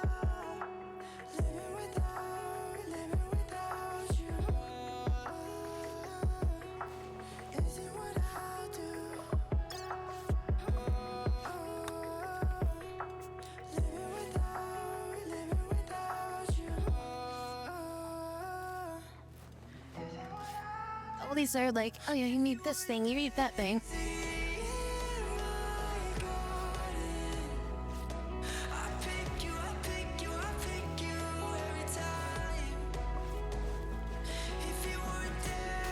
What's this get? I guess,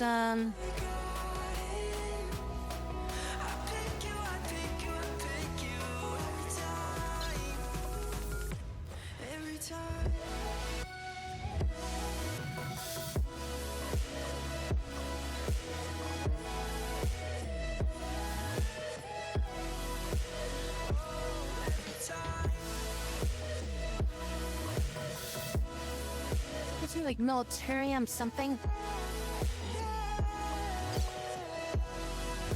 Baptist militarium, maybe?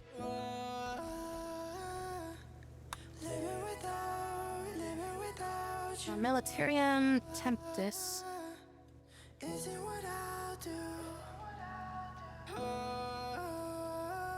This one here.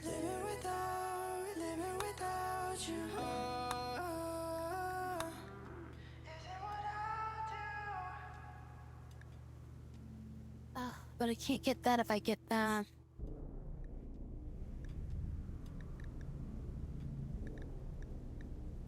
Can I get this? So I have to get all three of these.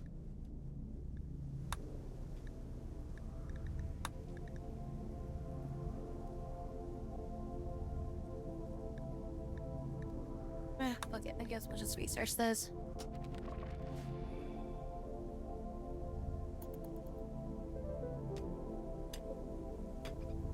Well, we collected what we needed, so everything we get at this place is bonus.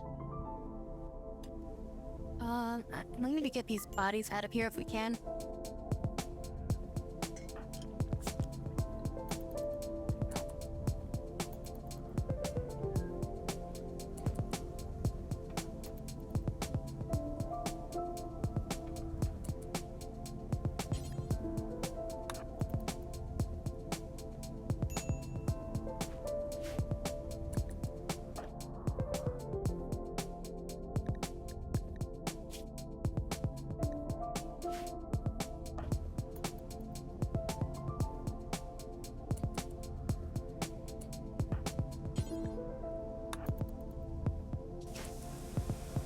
burn the bodies, bonfire them later. Yeah, technically I could, but by the time the fire took them out, like, it would basically be, why didn't I just throw them in here? That makes more sense if I just threw them in there.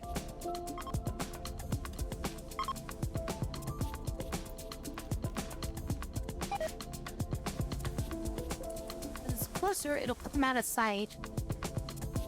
And I could just literally throw a fireball in there and just burn them up afterwards.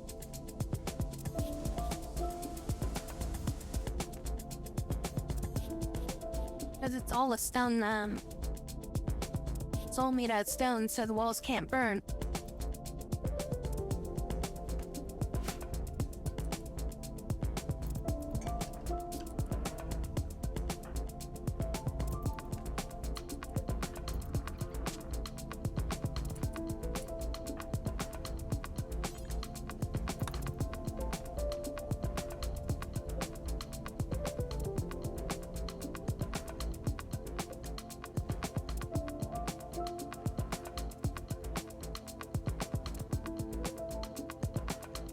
Yeah, we got plenty of power. I'm gonna expand this a little bit. Just to give it like a little bit more room so that way this can shoot out around it. Because they were shooting this wall. And so it's shooting the enemy. Which it works if I had this thing facing like vertical. But I was planning on having like the back to shoot out. So I think I need to shift this out like one square both ways. At least one square, maybe 2 squares. So trying to make sure they didn't like hit each other kind of thing, you know?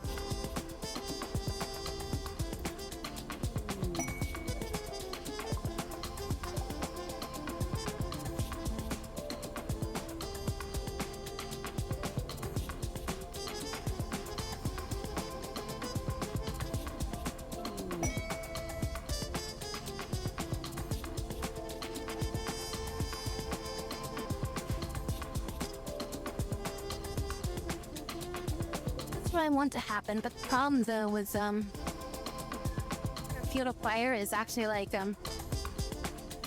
it's like kind of like out to here, so they couldn't get a shot on anything that was like up here.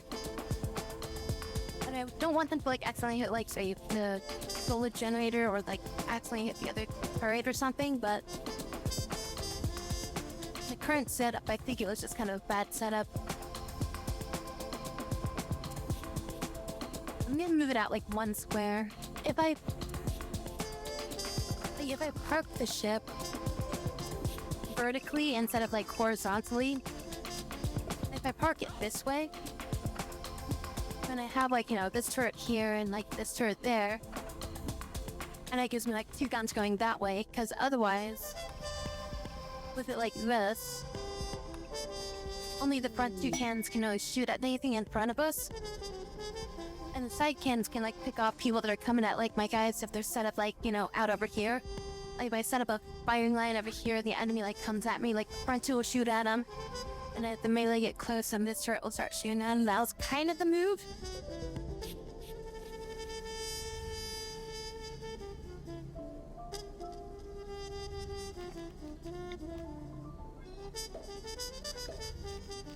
Yeah, that's what I want to do. It's like I need to go back to base to get more materials.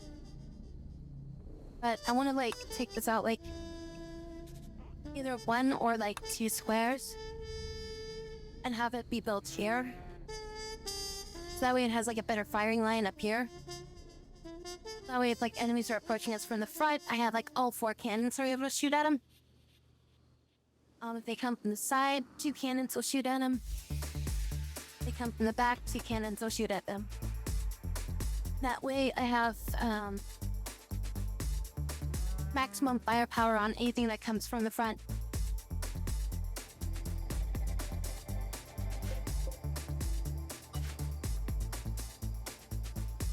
But the problem is I can't build the ground.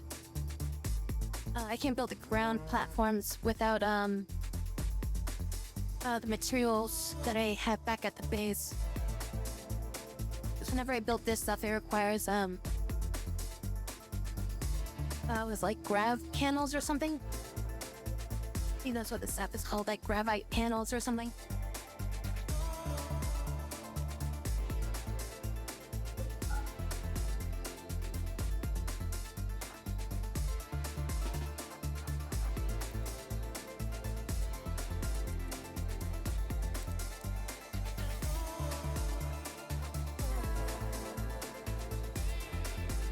Run all these bodies up.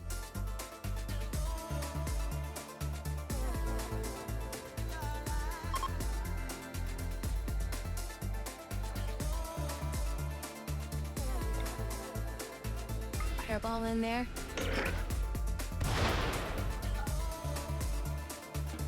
That should hopefully burn them all up.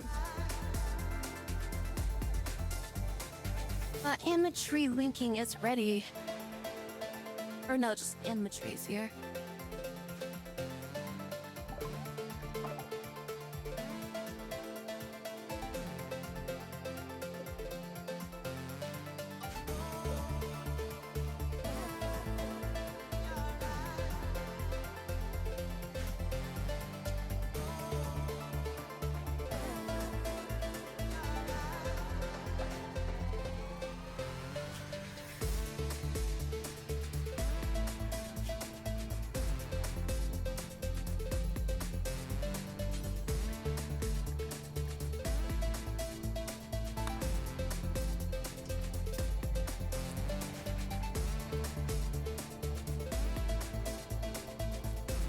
Not much beer left here.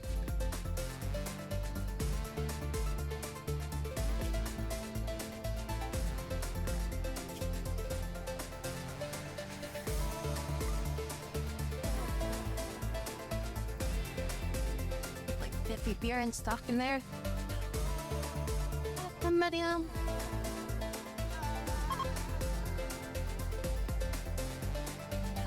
not sure I need more cannons or not.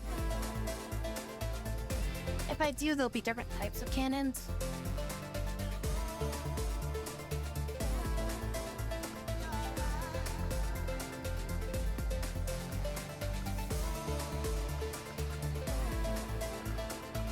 I mean, these cannons are pretty powerful. They just have like a limited amount of ammo is the only problem.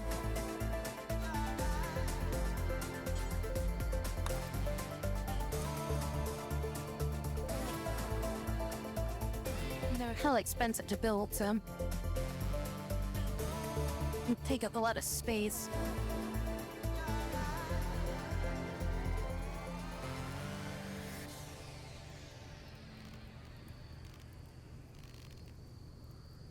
Hell, this is a quad heavy stubber turret.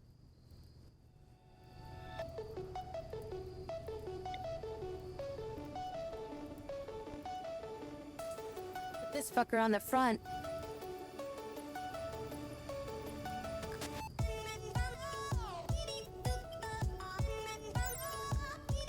Seven damage, 12 shot burst,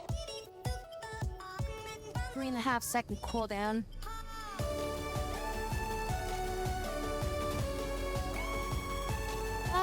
Yeah, I mean, flamethrowers would probably be pretty good. I do have flamethrower turrets that I can put down. I mean, that'd be fine since this stuff can set fire, but the problem obviously is that it only make it against like melee units. But I could put like 1 or 2 up here in the front.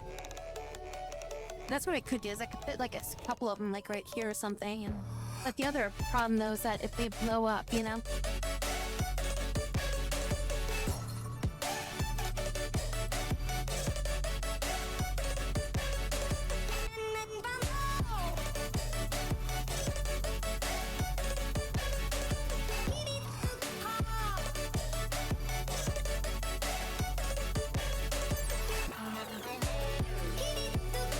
Damage, 3 shot burst.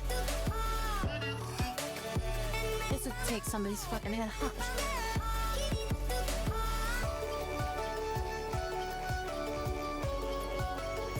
nowhere fire time either.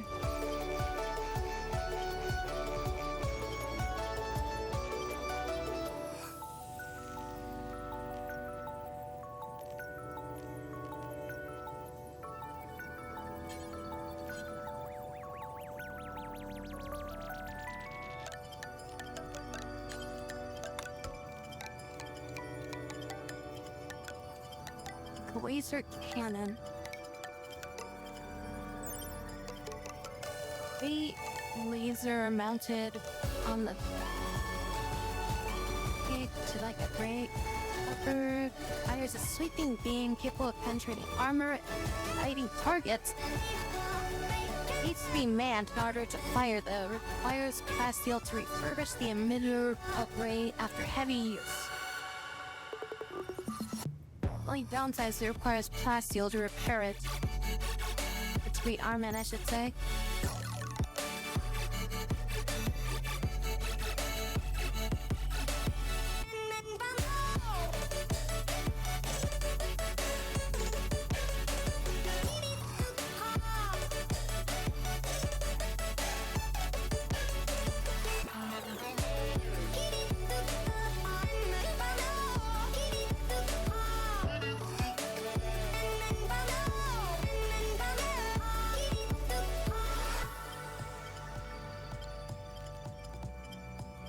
Plasteel that here's them. Heavy, dual heavy bolter cannon.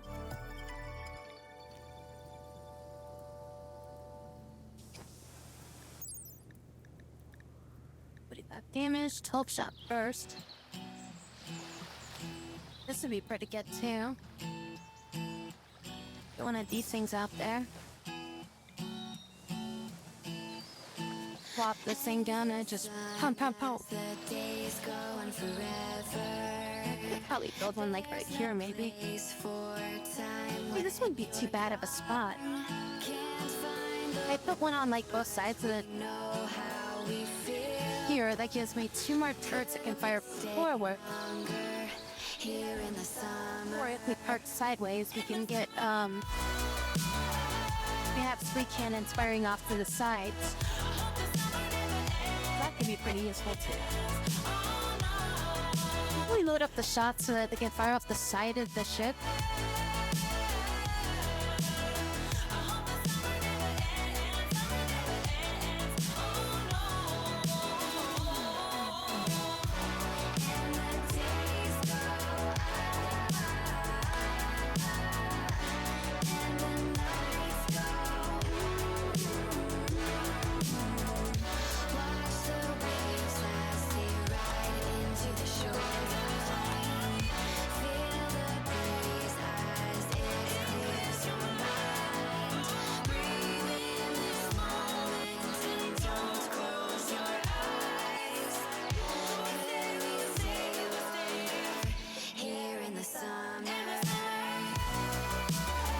I need some mine for now.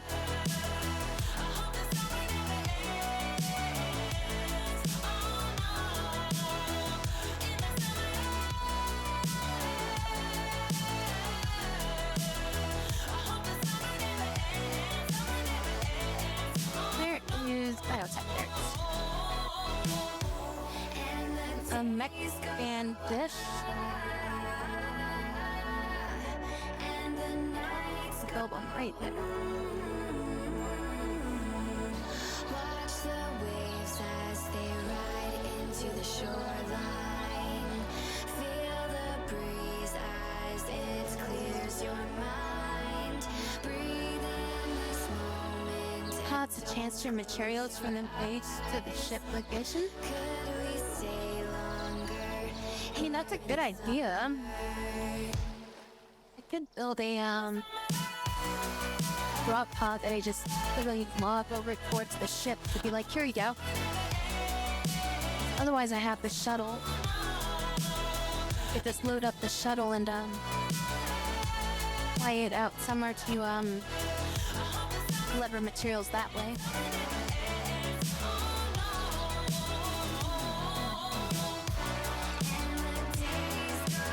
I mean, the shuttle carries more. But you also have to have a person go into the shuttle, so it's like it takes up like, you know, like probably about 80 to 100 units, and then this thing can carry a total of 500. I think the drop pods can only carry like is it 80 units or 100 units? I even researched them. It's usually I don't even bother researching them anymore. Just because it's like yeah, the transport pods. I guess I did have to research it to get to the shuttle.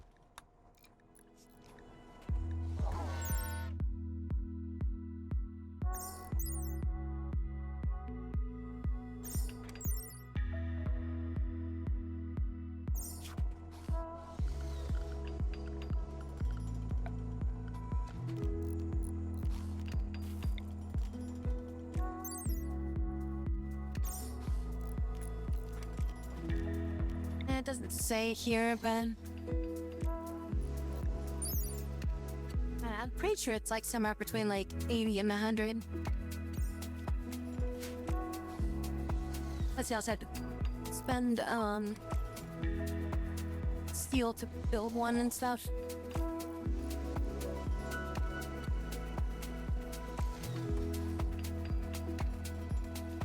Yeah, but it also if it's like within range of like the transport pod, then it's like I don't have to wait for the transport shuttle to like engines to cool down, so that way I can send them back to base afterwards. Just kind of eliminates that step. So it's like it's a quicker use at that point, you know?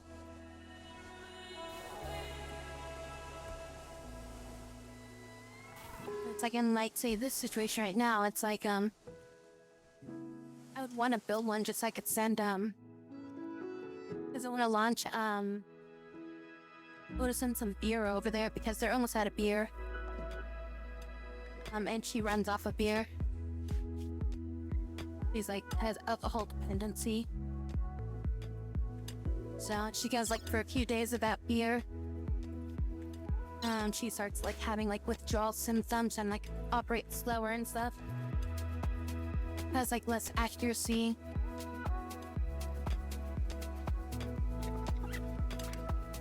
But yeah, I could just send somebody in the shuttle to make a beer run for her. I feel like it's easier just to send a transport pod over.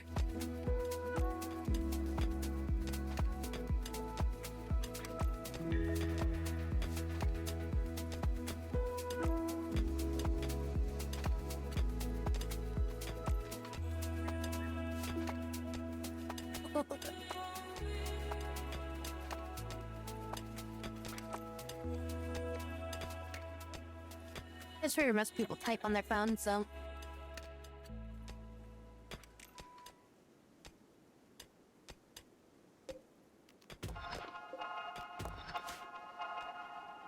Since you can't, like, you know, edit the message after you send it in Twitch.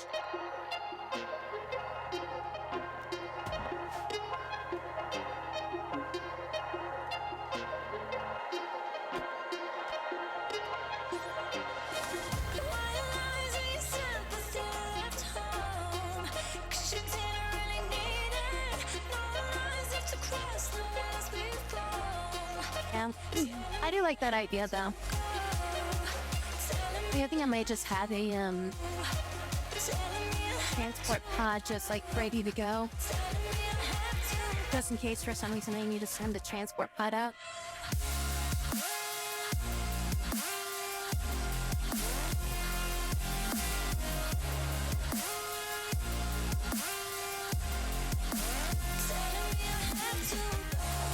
That way it's like if I need to send out like emergency supplies or like some sort of like quick reinforcement somewhere. But I think these things can actually go further too than the shuttle can.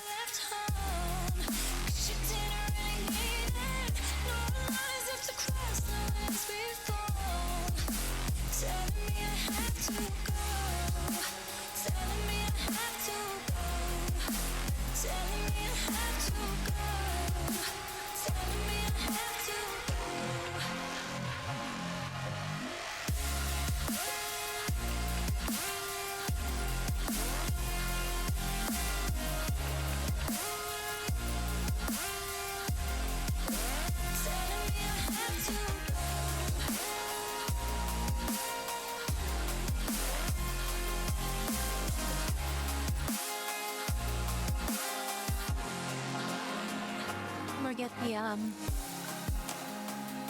we'll get the team back before we activate them. The mech bandage stuff.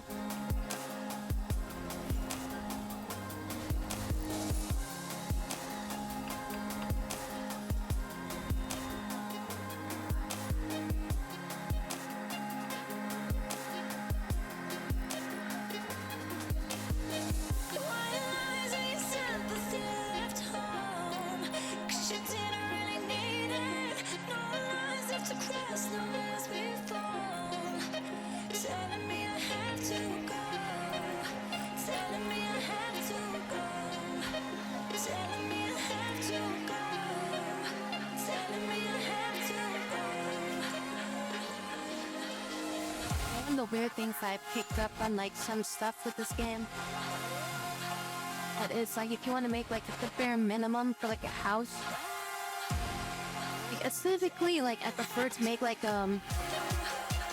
complete box like that, but it's the same thing if you're to do like this. Like that would still count as like a box and it saves you like 4 squares.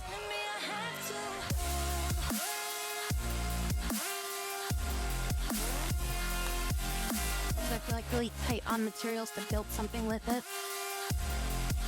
It counts as like an indoor room at that point, but I'm pretty sure things can sometimes like attack you through the corner like that though. So like if something comes to attack you and you're standing in like the corner next to that, then it can attack you through the wall.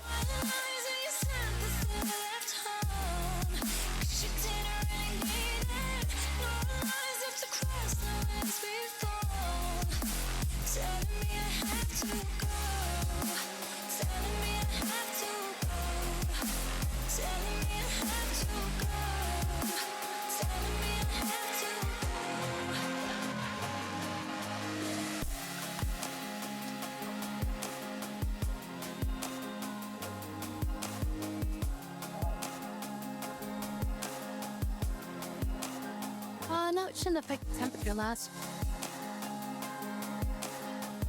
Because it counts as like building a roof.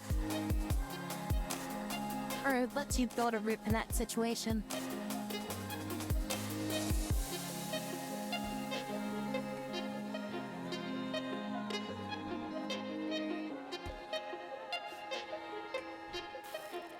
It doesn't account for like every mod out there that might affect temperatures type of thing. But as far as like base game goes, 2 diagonal units count as a full wall.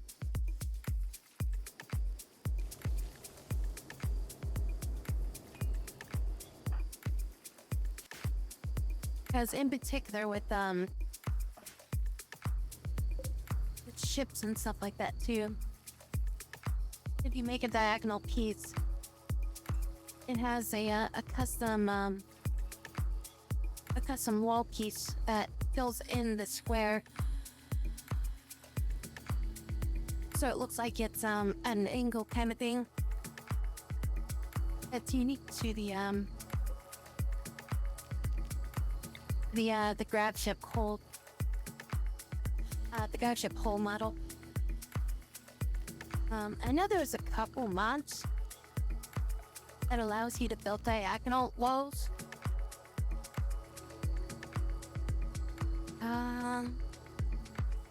Might have gotten rid of them.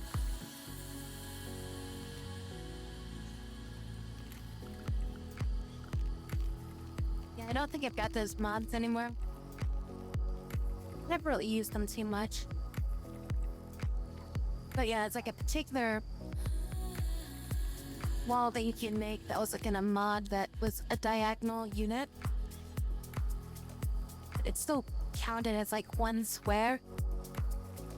So you would still have to build like, 2 squares like that, and then you make the diagonal unit here. You would like cut the unit in half and shit like that.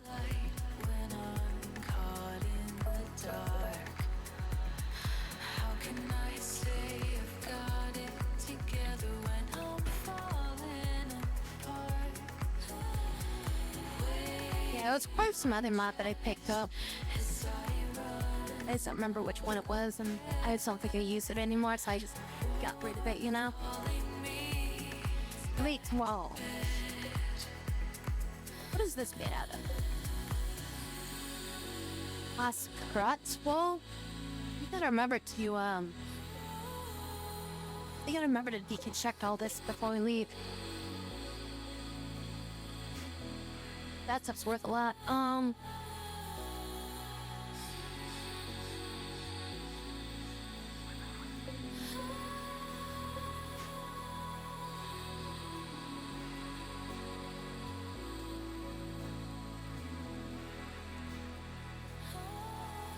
That's a little more stuff to mine there.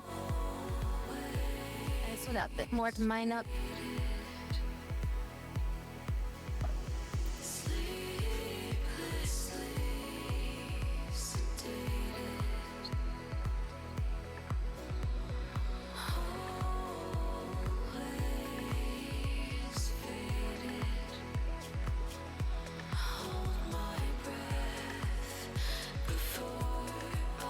You're about 2 treatments away from getting out of the muscle parasites.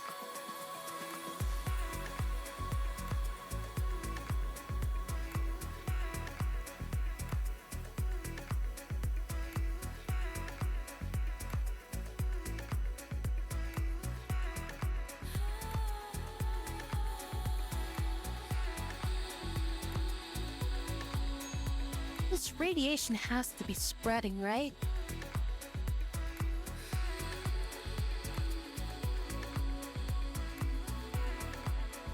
I don't feel like it was this far. I feel like it was, like originally it was like out to here. And then it spread out to here. And then all of a sudden I think it was like out to here, and I'm just like, this feels like it's further than it was before. And now it's like all the way out to here. I remember it being this close to the wall before.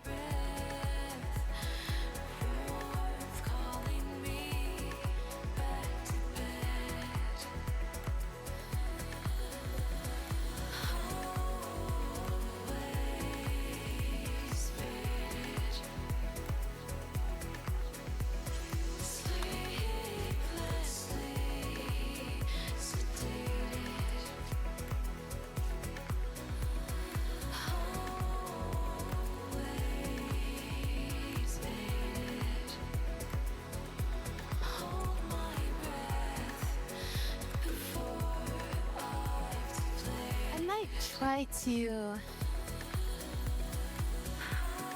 smooth it out up here a little bit.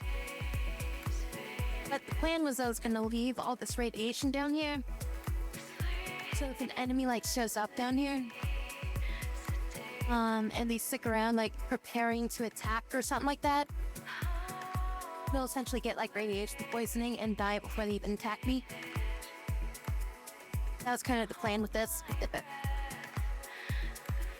So I was kind of thinking what I'd do is just finish off this wall and make like a barricade kind of thing that forces like any enemies that come in from the south will just be stuck in radiation, and hopefully they like frickin' die in there.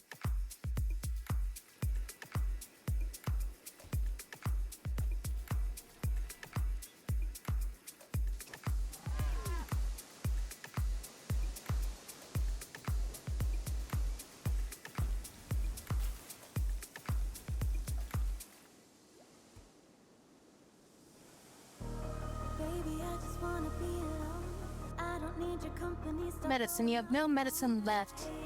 What do you mean I have no medicine left? I have plenty of medicine. I have 400 units, or 800 units of medicine. My freaking inventory is way too full of medicine. Think you do, but you really don't know that I don't need a savior. You can't be my savior. I'll save myself. I'll save myself. No, I don't need a savior. You can't be my savior. I'll save myself. I get this stuff out of here.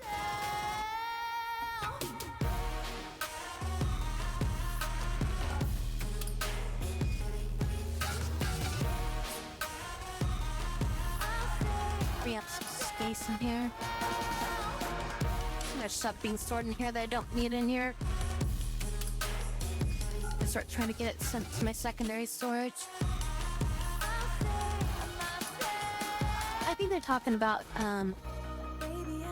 this area as being low medicine.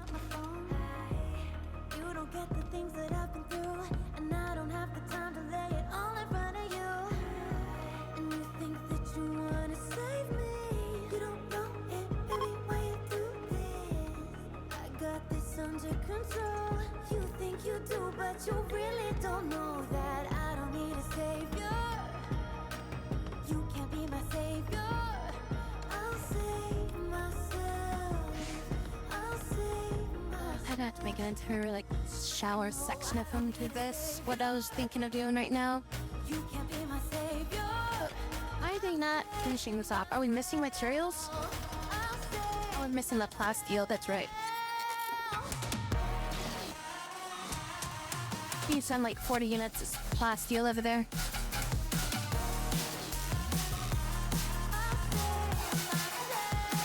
We'll send like 40 units of plasteel. And we'll also send like, oh, what is this?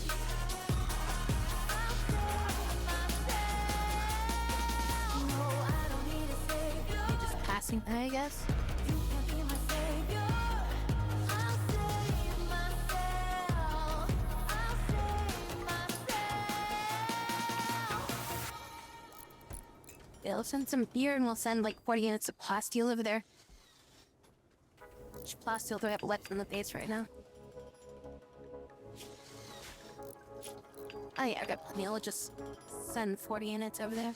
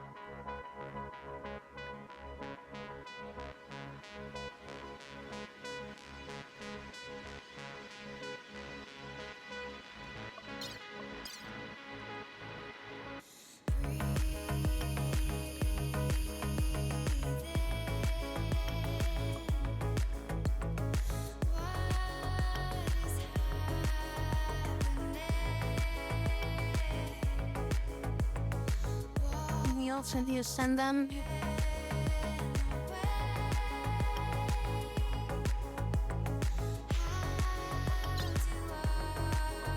Yeah, I think that's enough.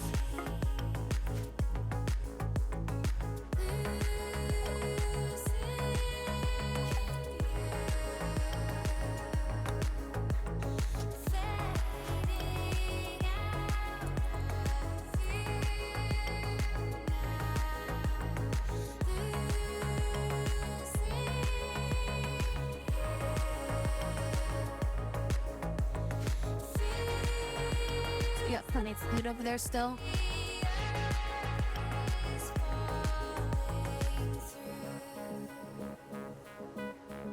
Just gonna set it to just like auto launch when loaded or whatever.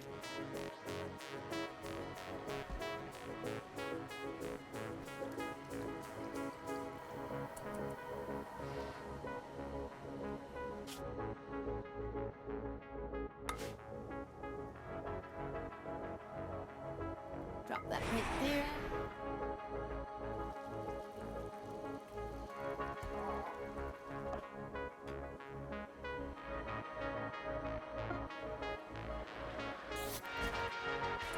Easy delivery. Is anybody nearby to pick that shit up?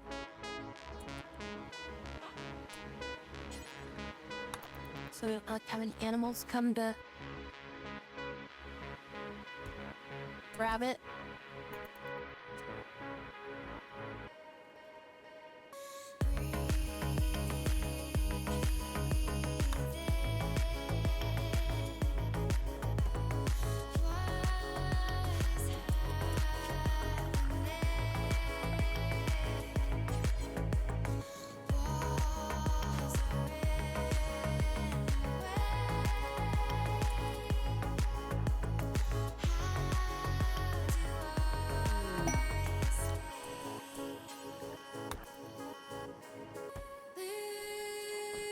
Apparently everybody's drinking beers because they're bored as fuck. Look, guys, stop drinking that fucking beers. I brought that shit for Leslie, not you guys.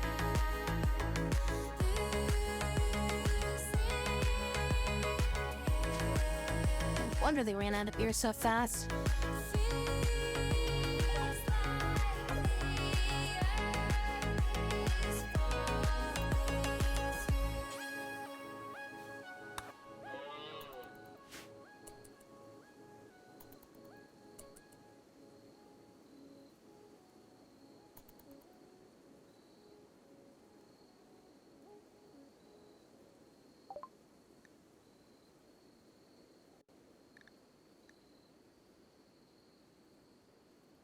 Putting everything in the fridge.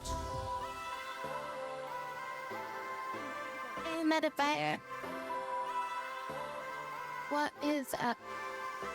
Anywhere you go, I'll be right there. Anywhere you go, I'll be right there. Anywhere you go, I'll be right there. Anywhere you go, I'll be right there. I will. Buy the ship. Grab all this stuff.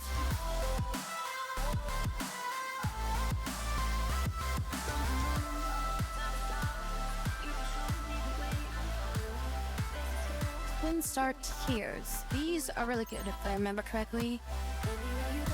Really hit chance up 5%. Hull damage.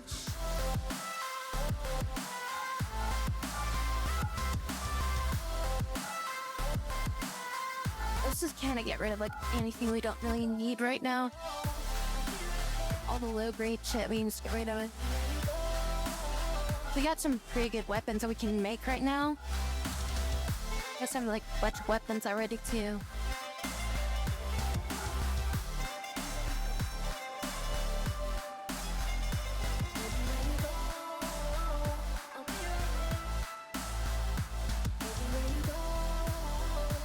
Ice packing grenades, get rid of a couple of those. Anti-material rifle. A bit of cleanup, hobby step.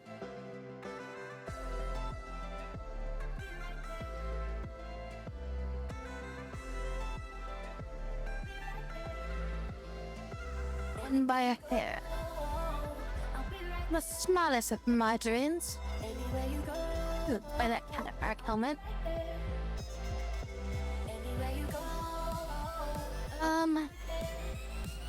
Diamond Bone Servant helmet is usually pretty good. Better than nothing. Do we have anything else we can sell?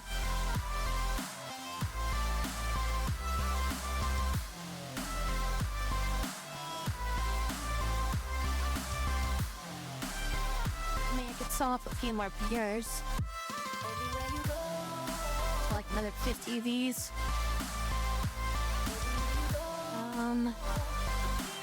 I could put back those knives. I don't really need the knives. It's like a nice thing to have. I think I'd rather take the silver.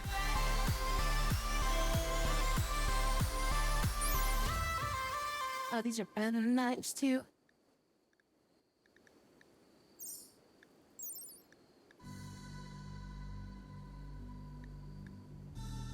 Pain shock threshold of 15%. 0.1 move speed.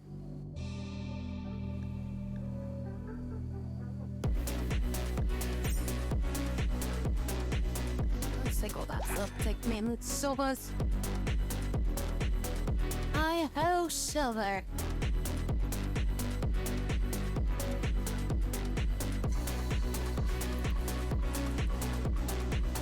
Bit of a range from like 40 to 200.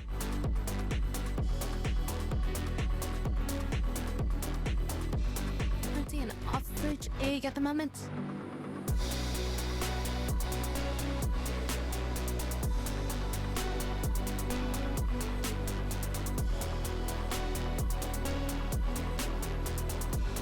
What's she want an ostrich egg for?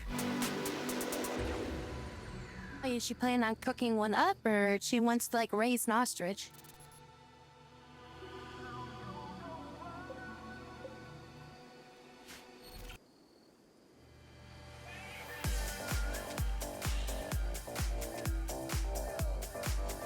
Painting one. What? Yeah, that's even weirder, but okay.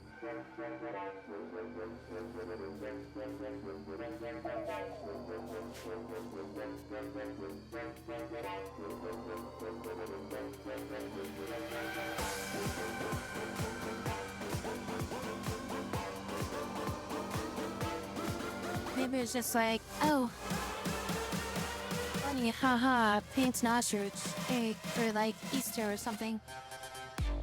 Yeah, like a huge like frickin' egg or something. An egg.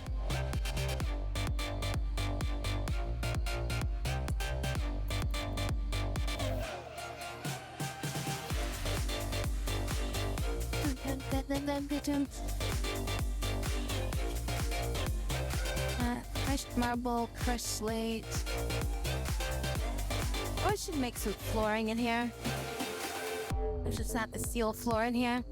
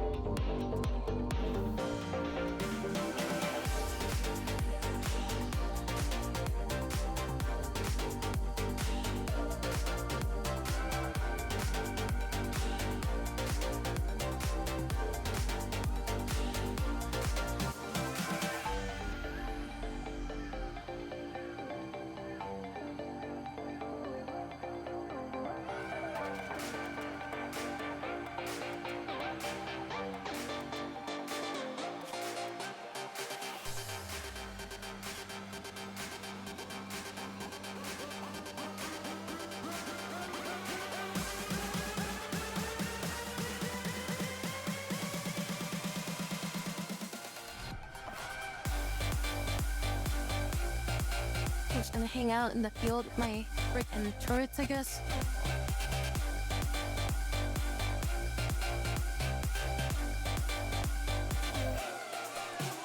What are they doing on all the mining stuff out here? Just digging everything up. Not into that stuff yet. What are we doing on materials? We collected about 2,000 steel, so that's really good.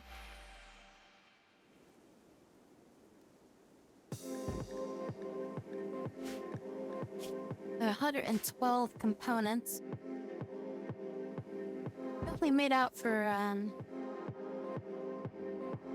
to get some good stuff out of here.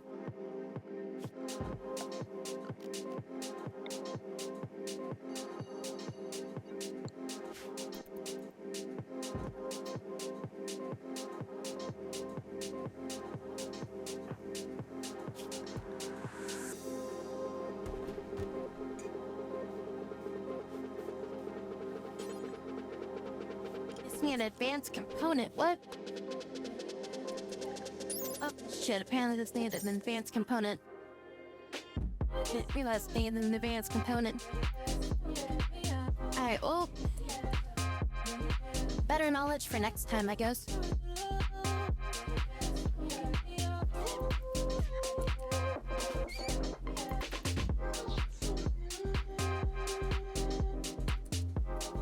Hope room didn't burn like I expected it to.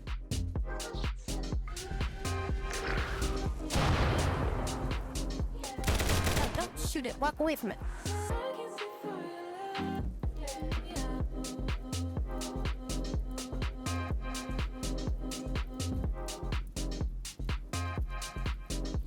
Yeah, I want to take the ceiling off of it. That way when I do deconstruct it, the ceiling doesn't collapse on me. So I want to make sure I deconstruct the ceiling before I take this apart.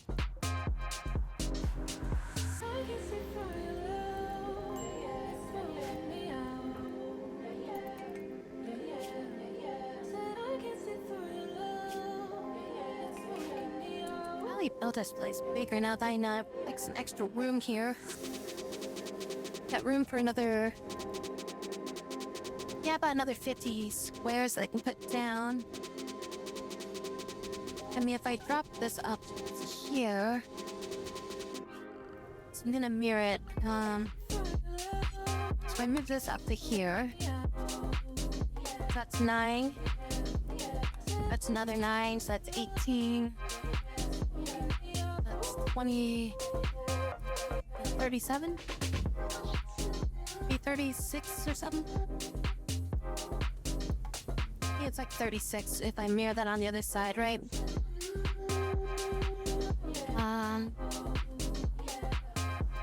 And then...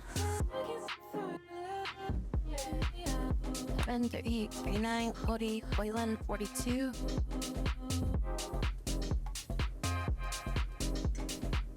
No, 18 times 2.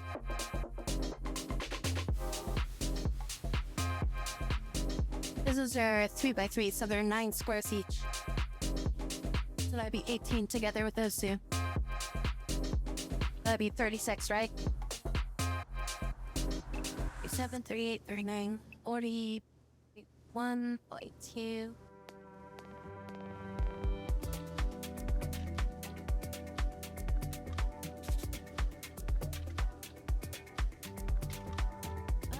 Yeah, I can barely squeeze it in there. I think I'd have like maybe about 10 squares left over. Because I think what I'll probably do is expand that up a little bit. Make that into like a room here. And then I'm gonna make like that a room there. This would be like a wall here. Let's make that a different color so it's a little bit more easier to see it. And that kind of blends in with the other one. Make it green. Like all this would be like walls here.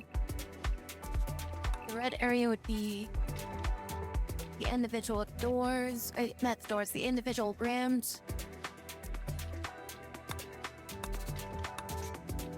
And I'll probably put the door there.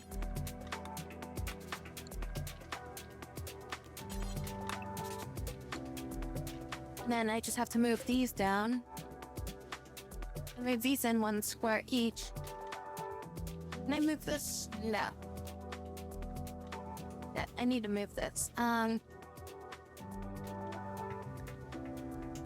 does it take to build this? 50 steel? Okay, so that's easy enough. I just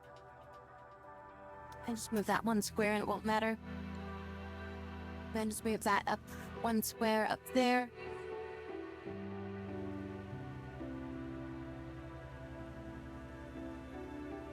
Then I'll have two 3x3 rooms for... 1 3x3 room for each person.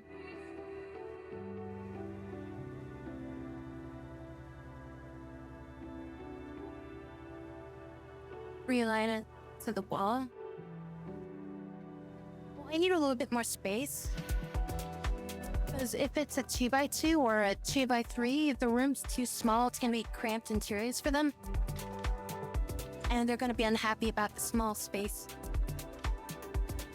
3x3 I think is like the minimum space I can get away with before it becomes like extremely uncomfortable for them. Hydrate.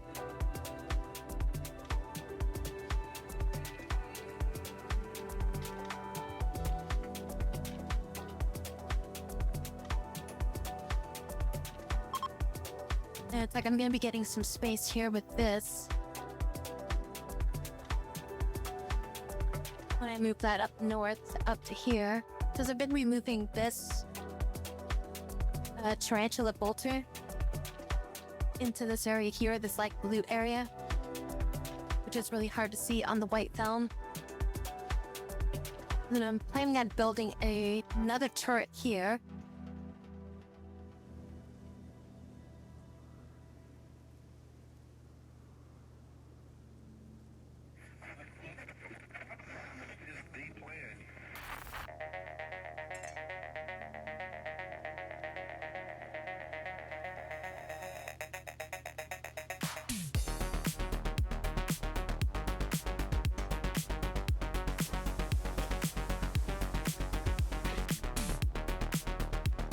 I'm gonna set this so that it's set to critical, and I'm just gonna have like a few basic supplies in here.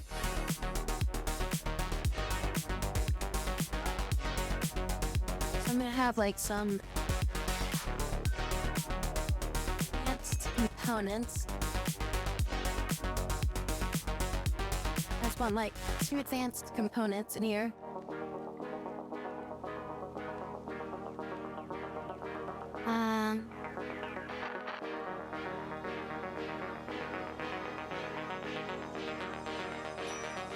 Some plasteel in here, so like maybe like so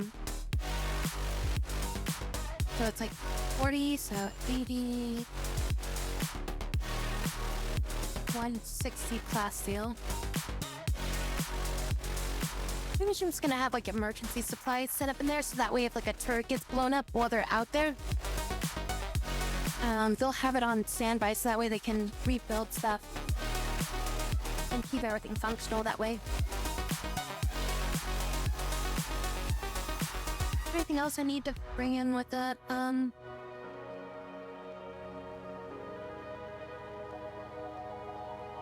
Should I put like regular components in here too? It does require some components, so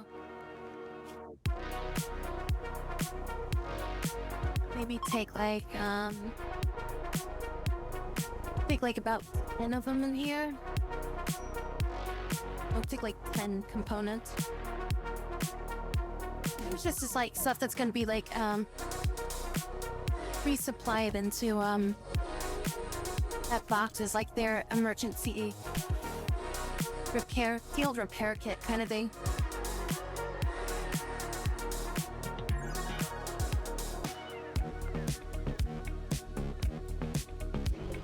But I can't do any of this building until I get back to base.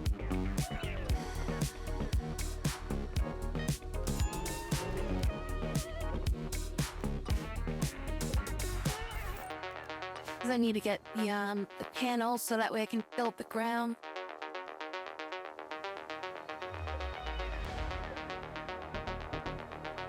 But all this stuff just doesn't want to like burn up in here. Well, it doesn't matter as long as it's not.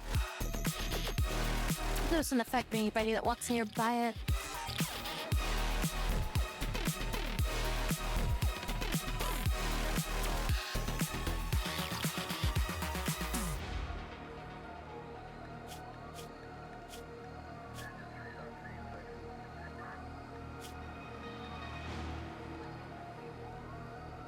Letter levels are low.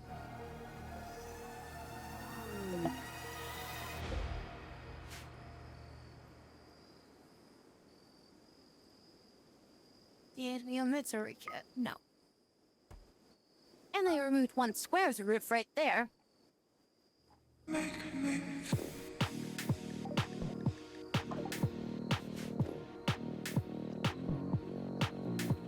Anime tree linking is ready.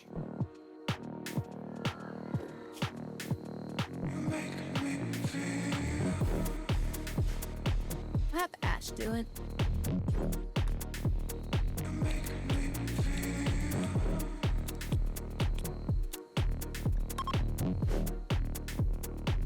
Try to get them up to the point where they can make the we can do the summon animals from off map. Cause that'll be really useful as like a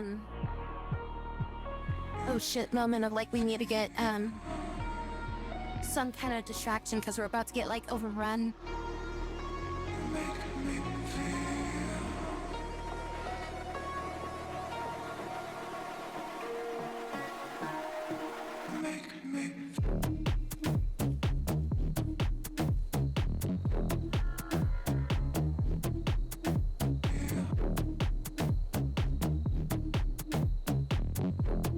Seven.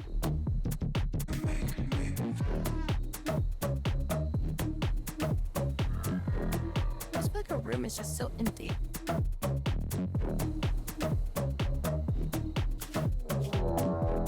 Oh, being attacked.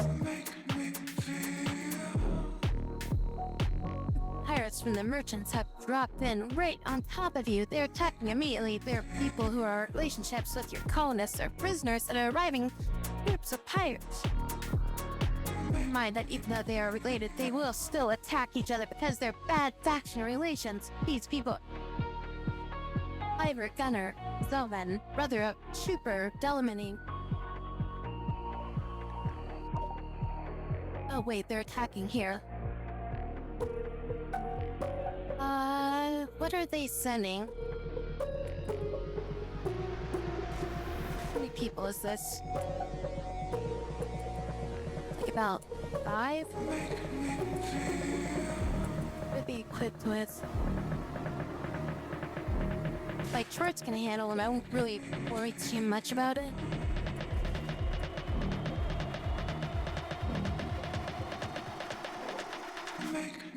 They're mainly just in rags, so I was wondering if I needed to,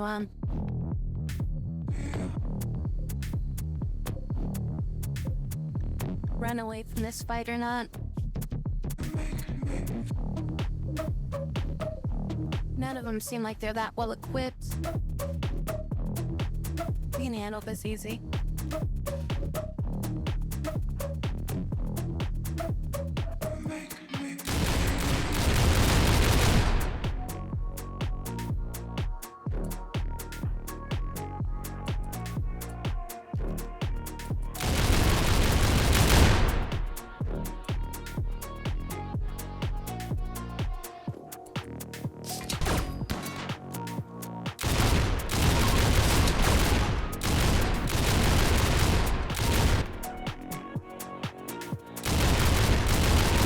Rennie.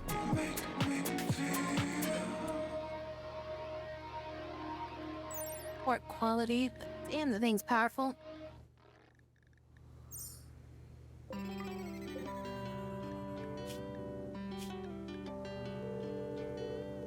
number you have dialed is not available at present. Please leave your message after the beep.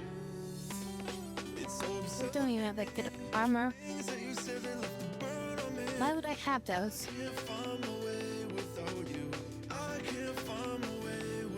If I...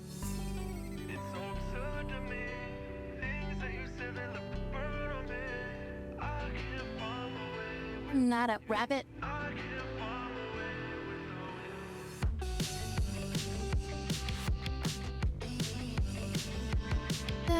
probably shouldn't bother with capturing that guy. I figured out if I wanted to capture that guy. I don't think it's like worthwhile. If I captured him, then I'd have to put him in prison, and then I'd eventually have to like patch him up, send him back to base. But I'm not leaving the base yet. There's so more stuff for us to collect out here. I don't want to like waste the materials to basically patch him up. Which I think we can collect everything.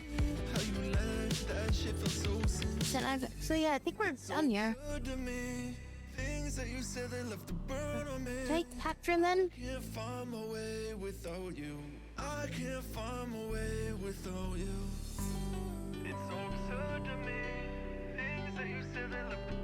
Find somewhere to throw them.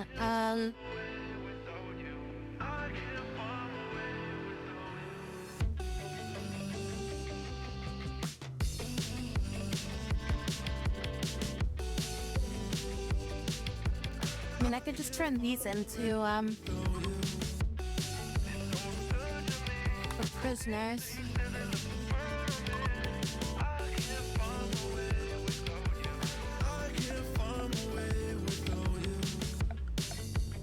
Furniture.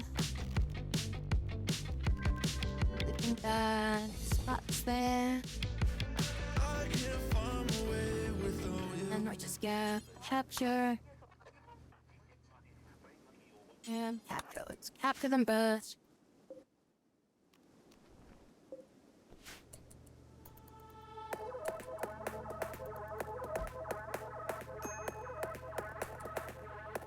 You to get up and Seen the light in the dark, but it's come to them.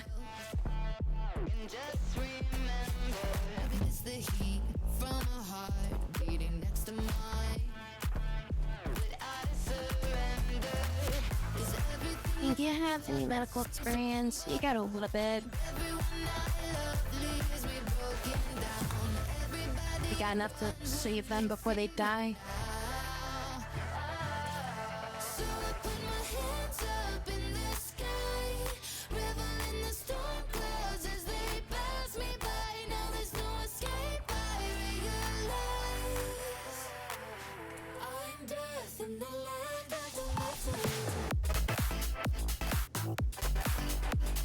These serves, I don't know, for like another 40 minutes or something.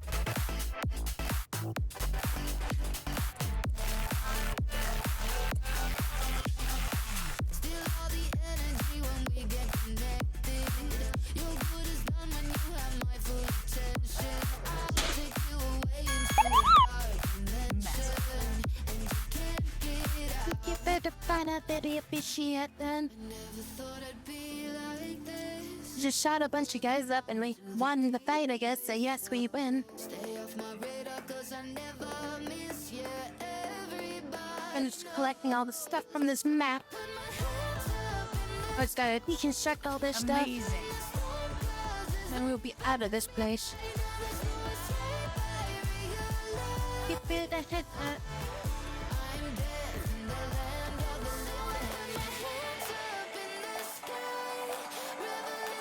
But you're not assigned to deconstruct them.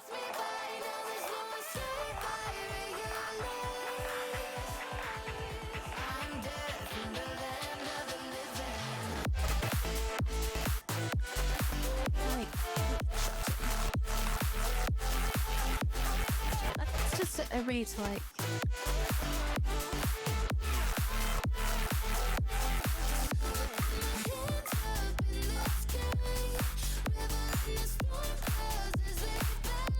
Everybody's gonna prioritize deconstruction right now.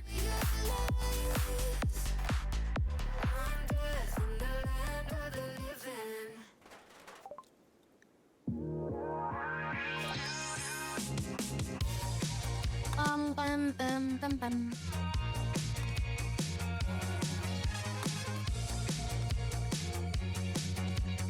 What should we research next?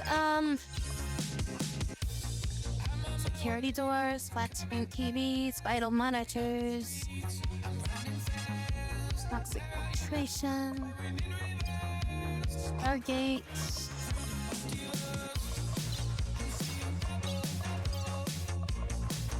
Brain scan and tutorial research. Value research, power weapons. These are pretty powerful, it looks like.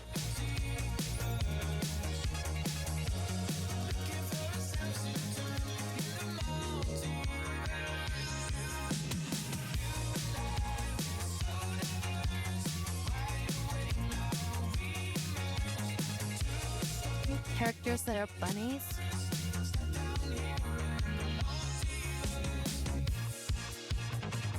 I would say like Roger Rabbit, and then I was like, would Jessica Rabbit be considered a bunny? But technically I think she's a human. That's why I like Lola Bunny.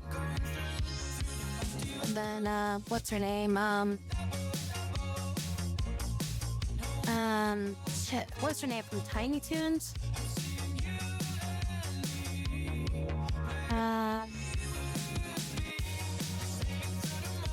Babs the bunny.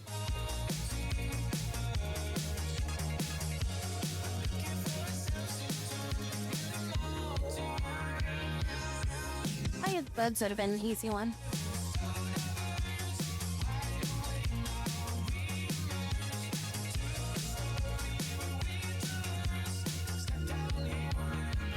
Sometimes I went for like every single obscure one I could think of. Bugs Bunny was not even like on my thought list.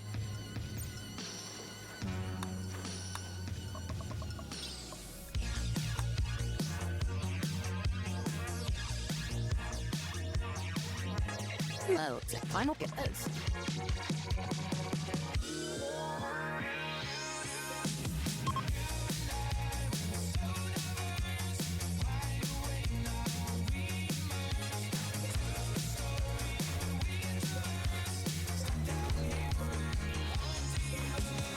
check like every other little section for now.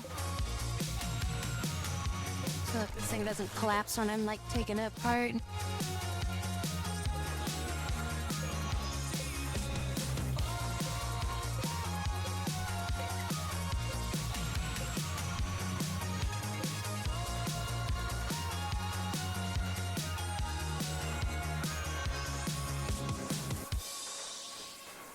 Then body. Oh, we're being attacked. Yeah, I think it might be best that we just bail. I think we just bail on this place.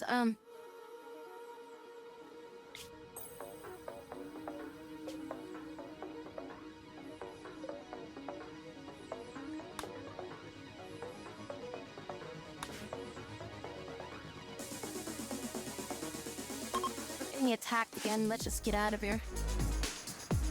Oh, jeez, I just like jumped through the ceiling there.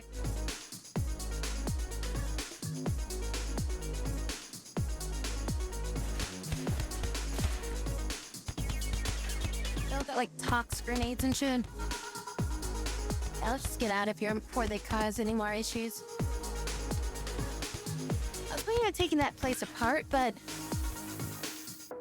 I just don't think it's worth it to have to fight these guys off in close range.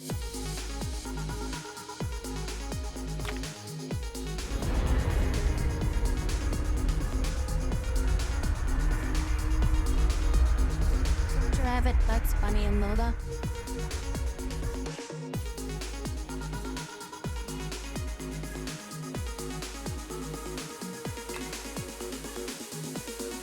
I guess I could have even just said Buster Bunny. I mean, it's like basically just the same thing as Bugs Bunny.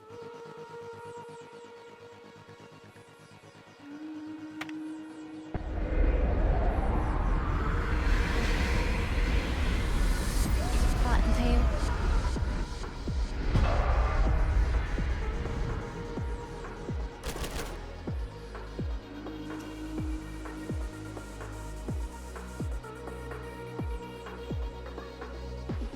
Vicious bunny rabbit from the Holy Grail.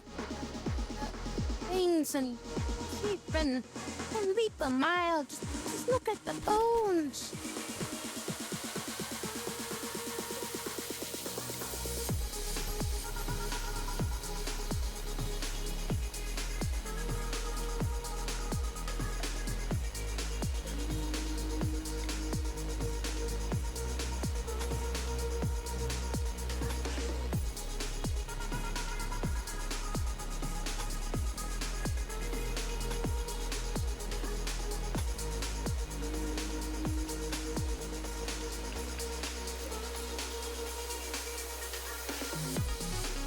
Yeah, I think it was just called like the monster or like the something or other. Like I think it was like referred to as like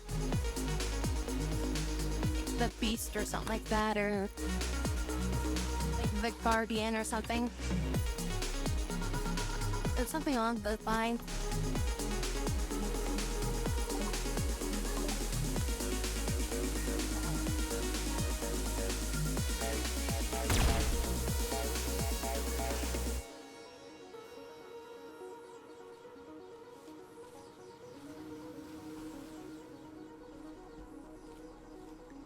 Oh, right. Rip scan.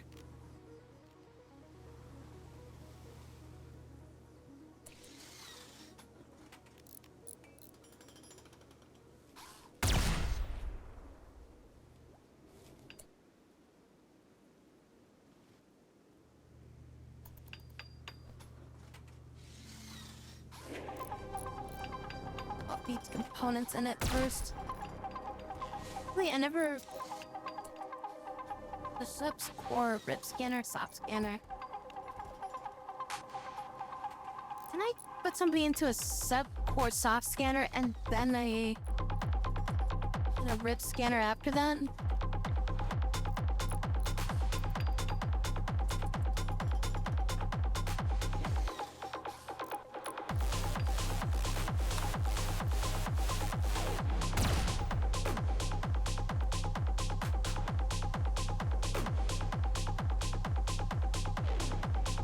something attacking me?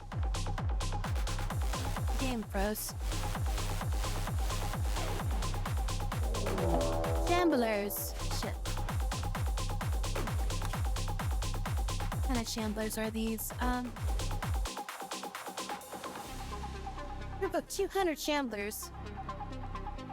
Some inhuman, murderous. Oh no, wander through the area. Okay, so they're non-aggressive. Well, I mean, they're aggressive, but they're not, yeah. They're not gonna, like, specifically attack my buildings or anything like that.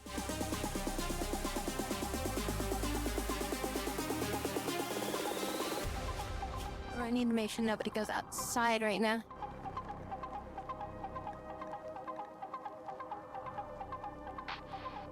So I'm just gonna set everybody to stay within the confines of space, so we'll just use this. I'm gonna redo some of my other locations. They're a bit more with the area that I want them to get to.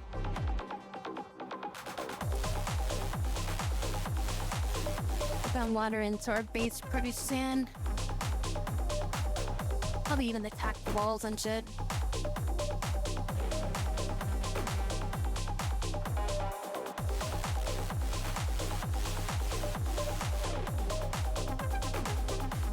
Ever watch Wallace and Gromit?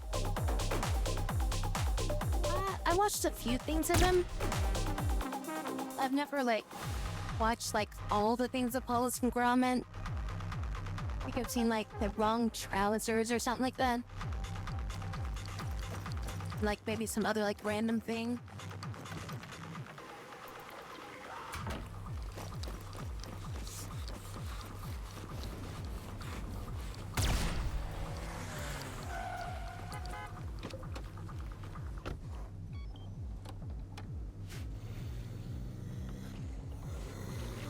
Some of these guys radioactive or something. I'll have to do something about them before they get too close. Probably pick some off. And then maybe just foam that. Cause I gotta aggro them if I want to fight them.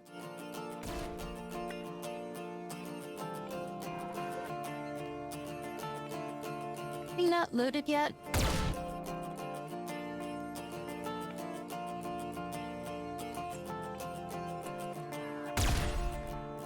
I want you to prioritize getting shit in there.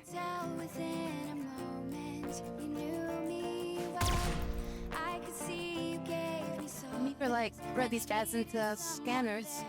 In the darkness I still see you like a golden arch rising high above the sunset in every way you are. I know that everything's in focus now. I'm seeing clearly for the first time today. The animation of styles that they used.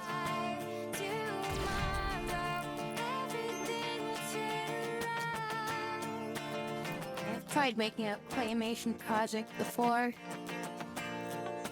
And it takes so freaking long just to do a couple frames.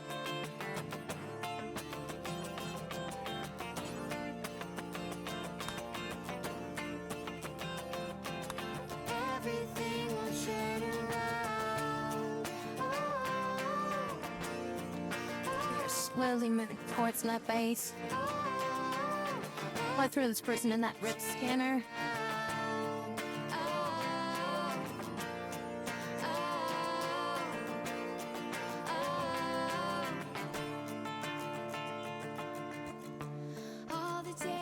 That's right, I need those rip scanner cores for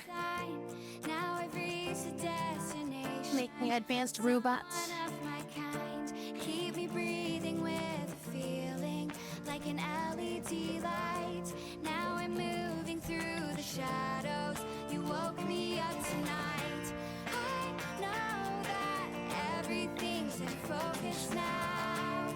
I'm seeing clearly for the first time today. I woke up feeling more alive. Tomorrow time until these things. 3 days. If I leave them alone for 3 days, they'll just collapse. I won't have to deal with them that way, but they are kind of blocking like half of my map. Everything will turn around. Animation is like more than like, it's more like stop motion. Yeah, it's like you pose everything, you take a picture. And then it's like, yeah, you move it just very slightly. You take like another picture. And just doing that over and over and over again.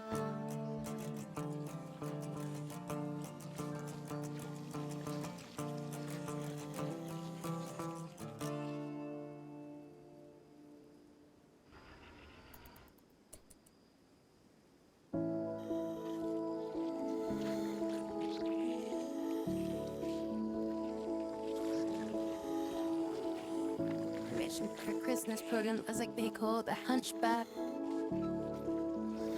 That thing, the elves is a favorite. I'm gonna clean up all this freaking toxic waste that's pumping out over here. There's like way too many for me to deal with. There's 200 of them out there.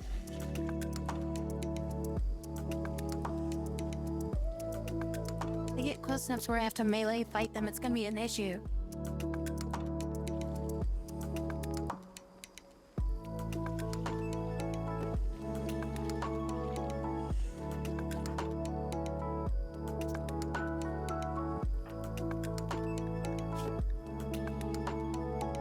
Wait, 3 of you need to like sleep in your beds over here.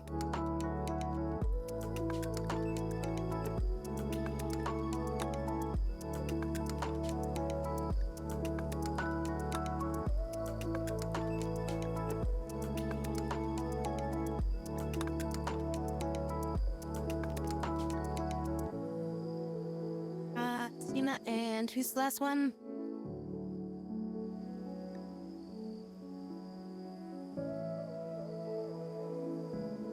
Tina, Christine. Hydrate.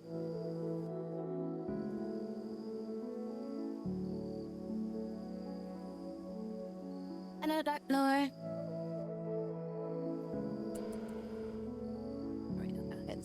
I'll get into bed. And my turret should be able to cause a pretty big problem and all.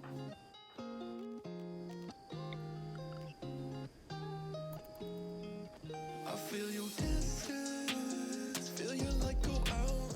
I feel cold, but I don't know why. With love some context to where you wanna go. Gave my heart and you said goodbye. I feel your distance. I feel cold, but I don't know why. With love some context. Gave my heart and you said goodbye.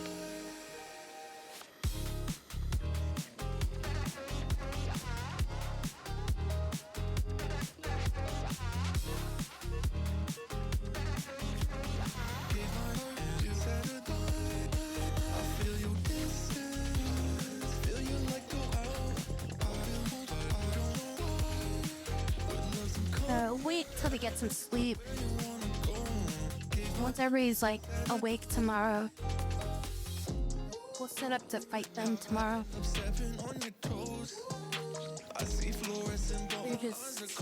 They're gonna be a hazard.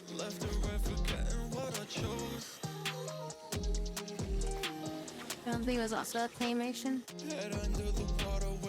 And it's always remember like freaking Nightmare Before Christmas and stuff like that.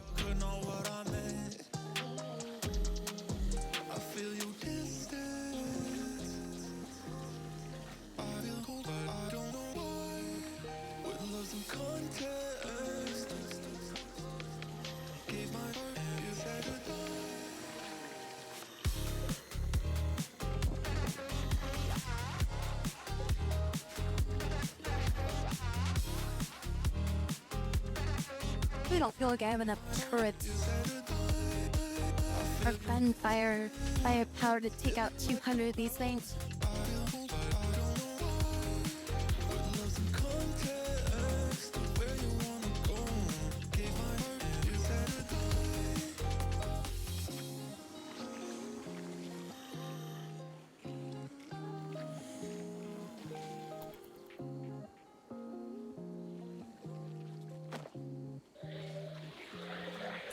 Oh, they got angry. Shit, a big group of them just got angry.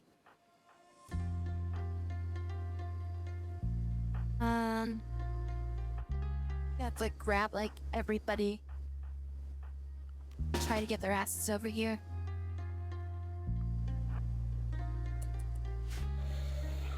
And then why they decided to attack all of a sudden.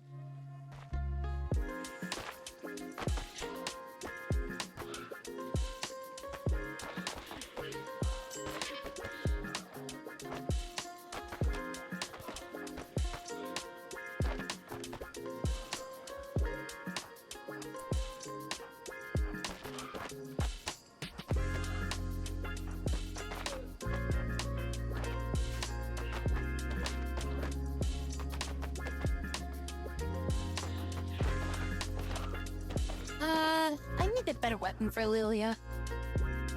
He's got like an EMP launcher. He's not really a fighter, actually. I shouldn't even have her here.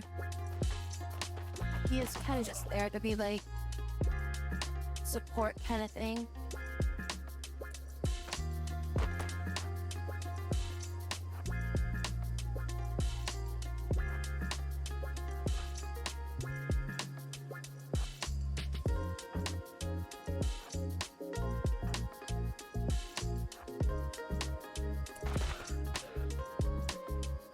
Technically, I don't do in here either. You're not really a fighter either. And Lucky, I want you on this. And like grab the kiss spot. Now we just gotta get them.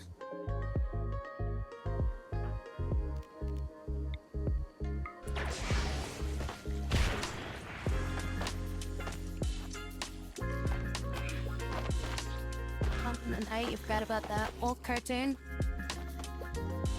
I just thought of like 3 different things that like use the bump in the night thing. Celebrity deathmatch, yeah.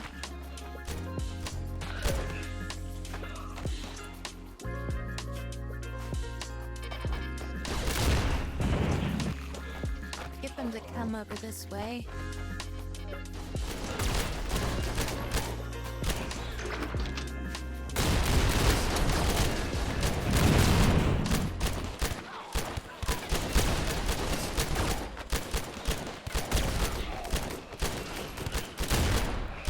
They're distracted by hitting the walls right now. Probably give me the best advantage over that.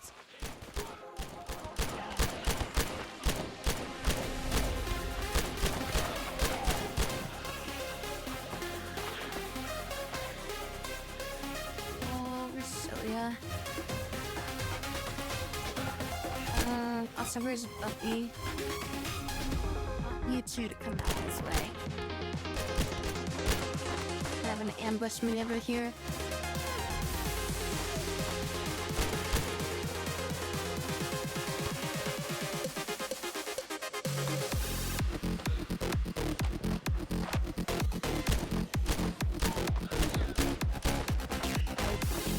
Oh, worse than a zombie is a zombie on fire.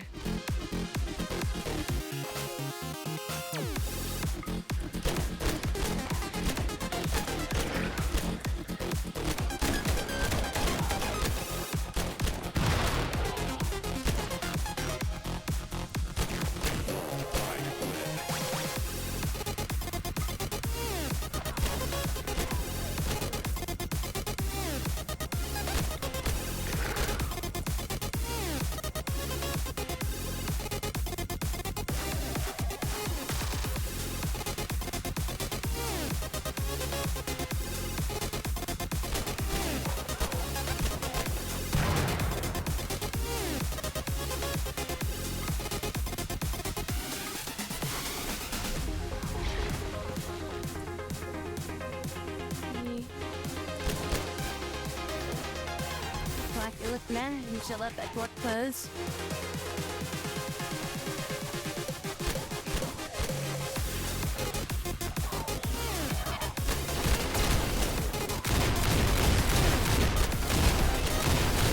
Lower backwards on us.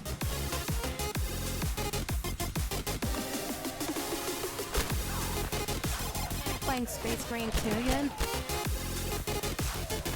They did some updates to that, right? I know that there was some updates to,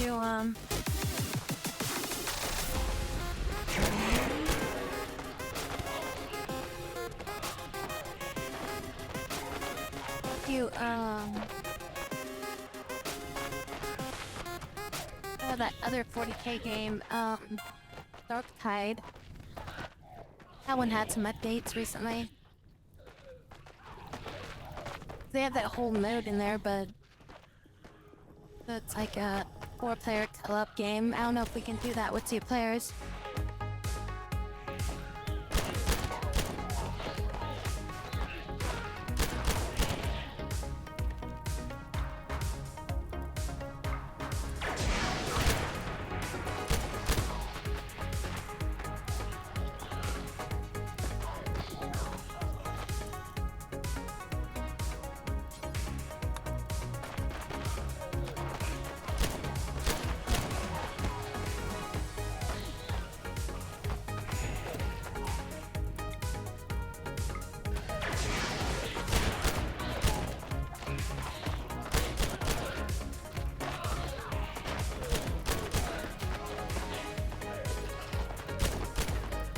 I have too many people out here right now. Probably send a few people up to do whatever.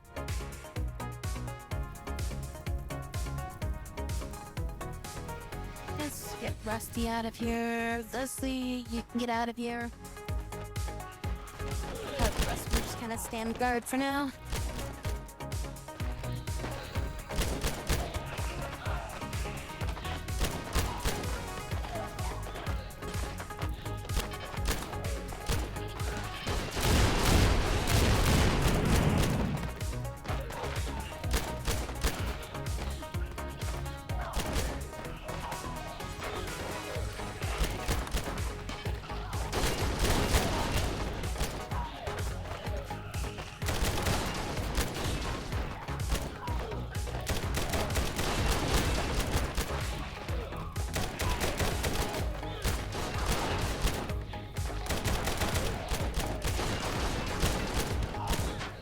Like to play Dark Tide again, but it's just like I always just I don't know if I can like play it for more than like 1 or 2 matches. But I mean, they have that new mode,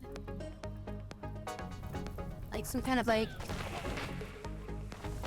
extermination mode or something like that.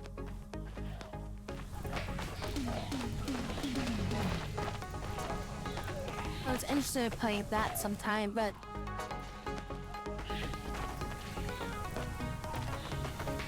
I don't know if that's like playable with only 2 players.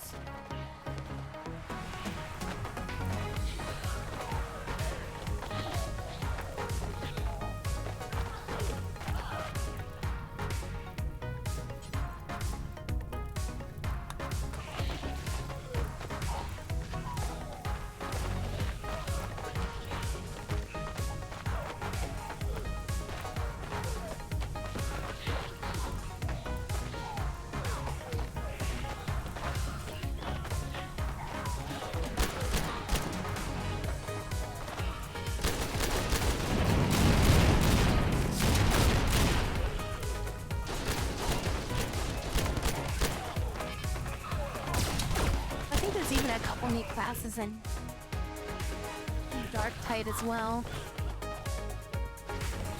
Those fires hurting them, so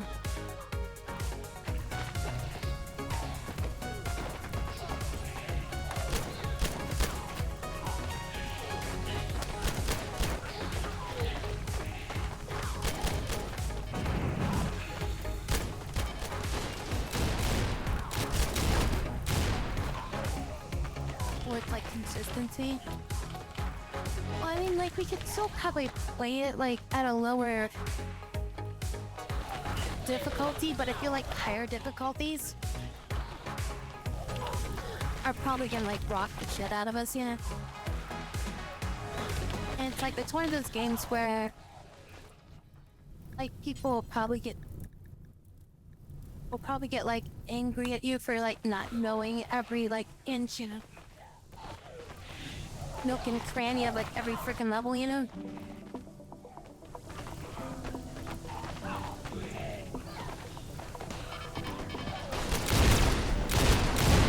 I don't really want to play a game like that multiplayer because of that.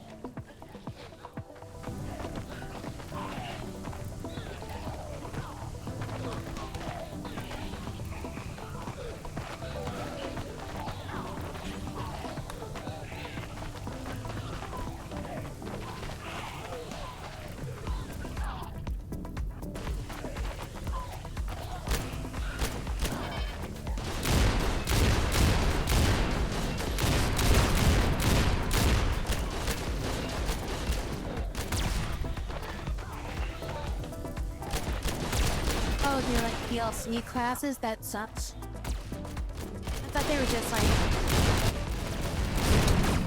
classes that you get or something. Yeah, if they're DLC, that just sucks.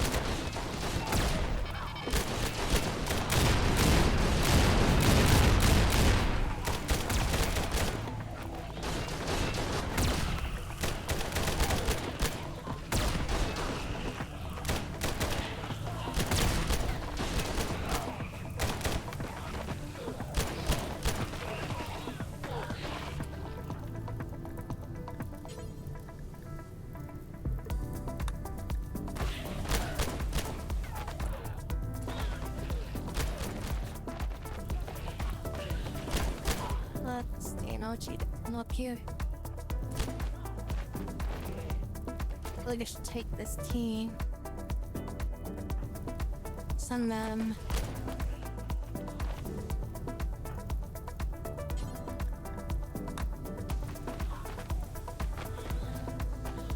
Send them up to the top up here. So I can like kind of take these things on out of here.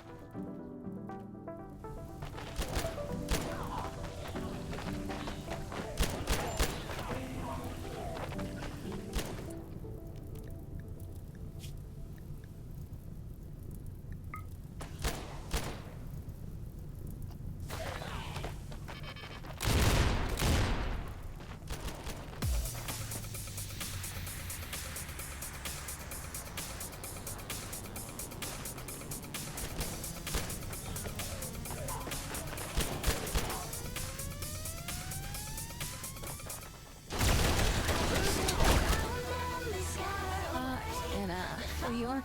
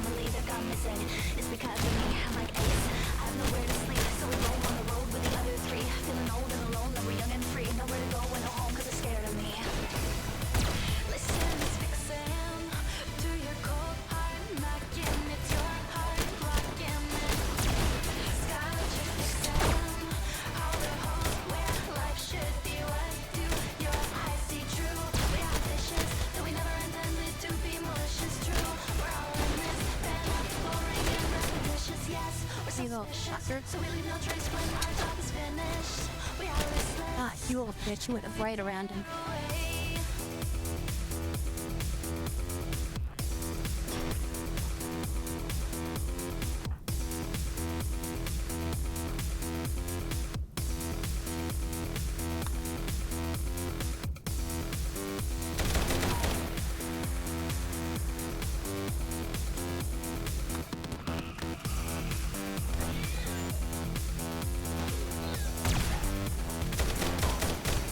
what the fuck are you doing? Get the fuck back. That's the leather.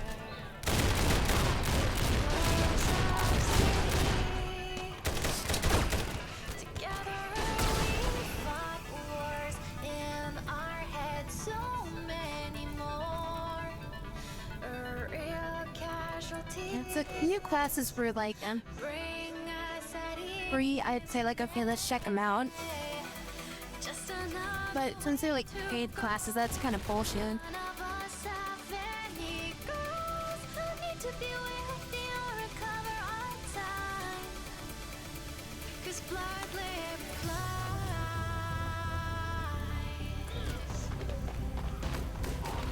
in their own skies.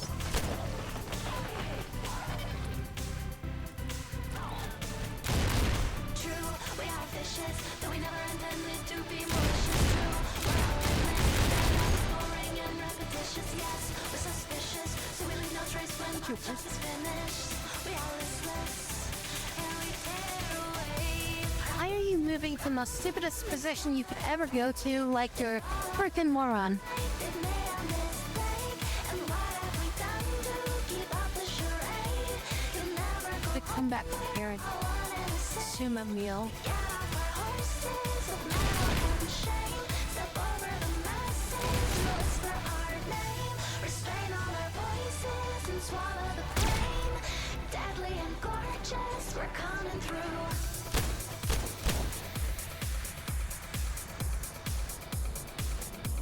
We're coming for you.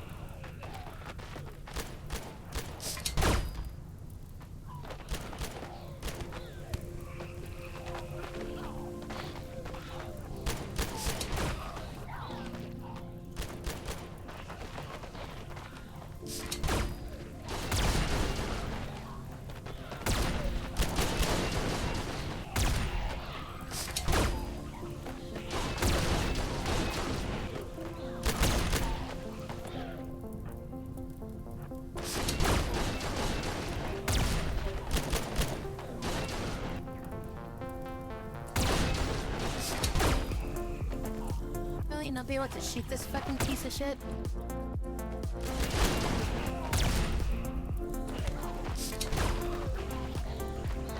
No, we don't want to aim at the closest thing that's running directly at us. We want to shoot at the thing that's hitting a wall and not even paying attention to us.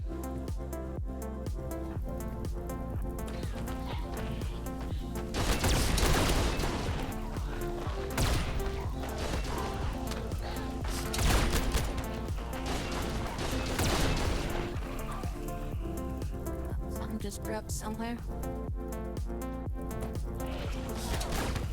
There's a wall somewhere or something. Maybe it's just these things are exploding.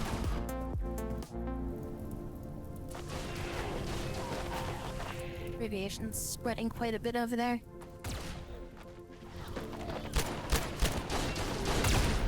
Are you guys just missing, or are you guys just dumbasses?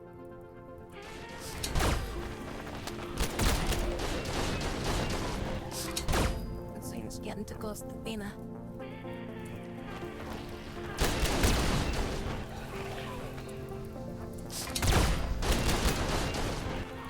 Acid burns. We exploded in acid.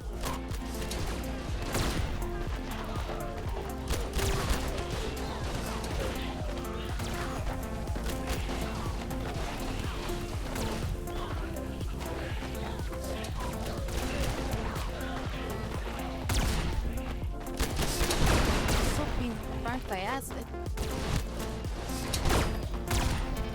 Ooh, acid work. Maybe I get some acid weapons here. Hey, do you need to be like breathe it?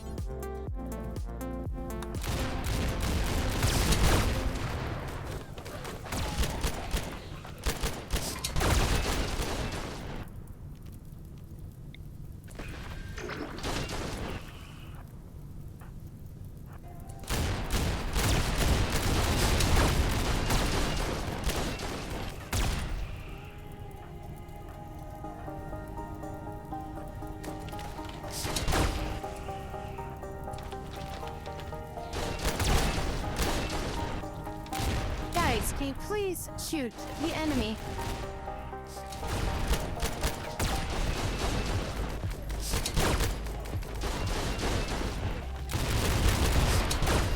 That's for a long time.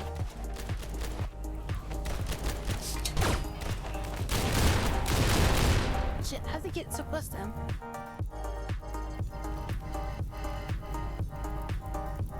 Oh, they broke the wall there, that's how.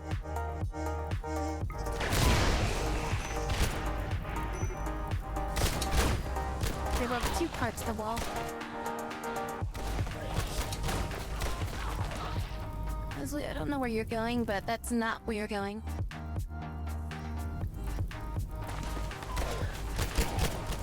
Not going there in the middle of the frickin' battle. Now then repair the wall while we're in the middle of a siege.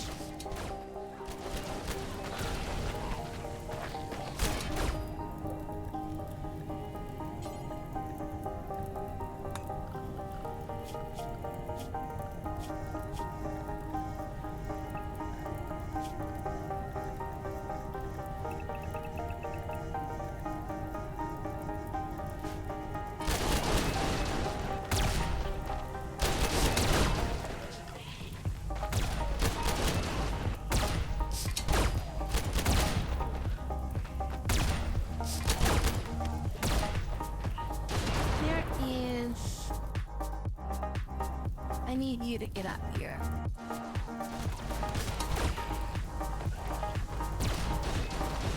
Gee, put out some of this fire out here.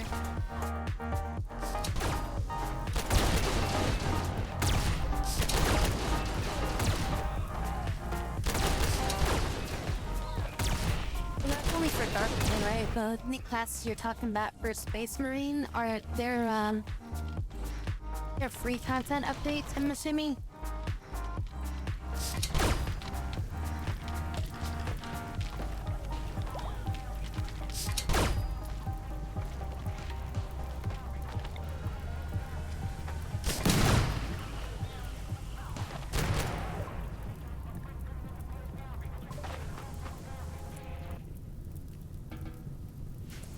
Tech Marine is free update. Okay.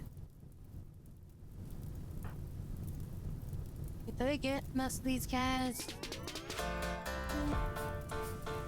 We can finally. Still a few of them out here. You know, Christine can take them out.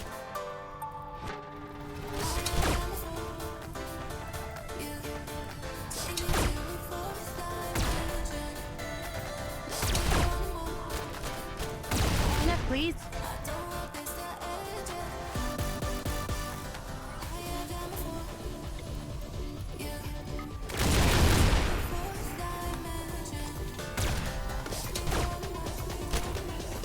Jesus. Come on, Tina.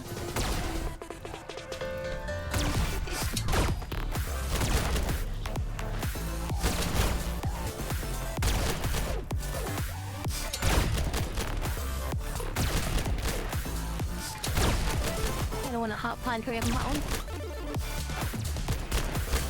I can't break.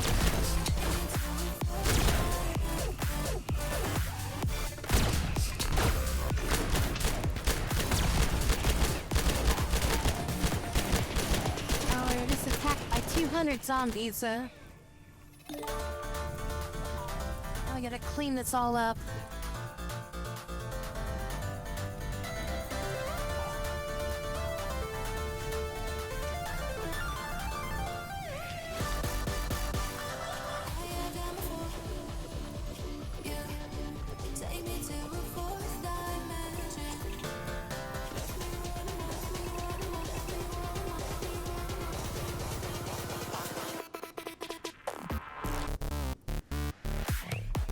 And our played are kind of met anyways.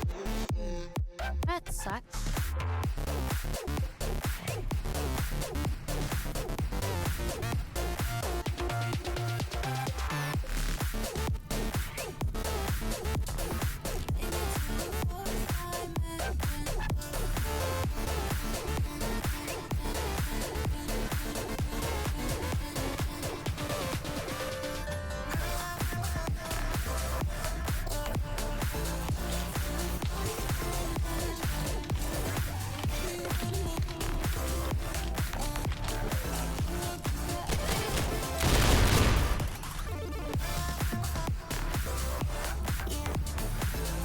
back up. Stop trying to beat out the fire, go eat.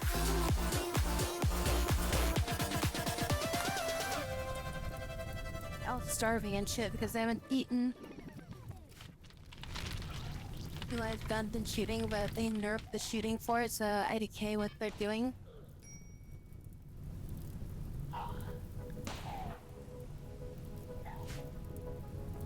Yes, I mean, it definitely feels like Darktide is, you know, like a Left 4 Dead game, which Left 4 Dead benefits a lot from shooting. But then it's like the game is supposed to be more melee focused. Which, like, you know, Rwmod was like a really melee focused game, but yeah, I mean, like, Darktide universe feels more like you should be shooting, you know?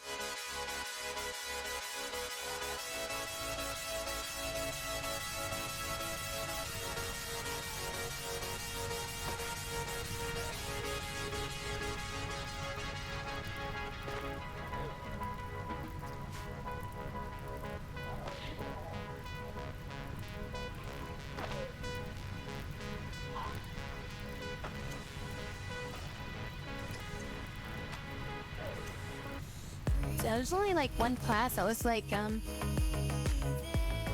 gun specialist in that game. Hey Jade. There were other classes that could use guns and stuff, but then it was like, yeah, there's only like one class that was like supposed to be for guns, but it's like they didn't ever have like enough ammo ever, it felt like. Like, ammo was always so scarce in that game. You had to, like, make sure prioritize giving, like, ammo to, like, the ammo people and shit. Like, the best weapons you could use are, like, weapons that are just, like, short range, like, area effect burst. And not necessarily, like, single shot target stuff. If you didn't have piercing damage on it, it was kind of worthless.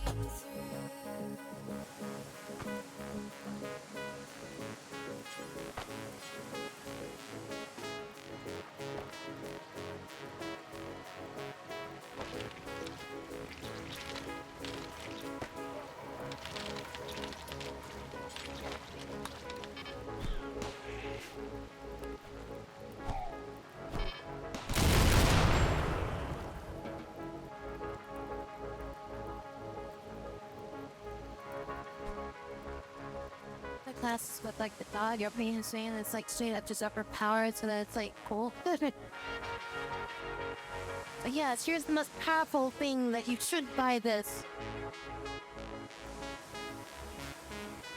You don't have at least 2 of these in your squad when you play, you'll never finish the content.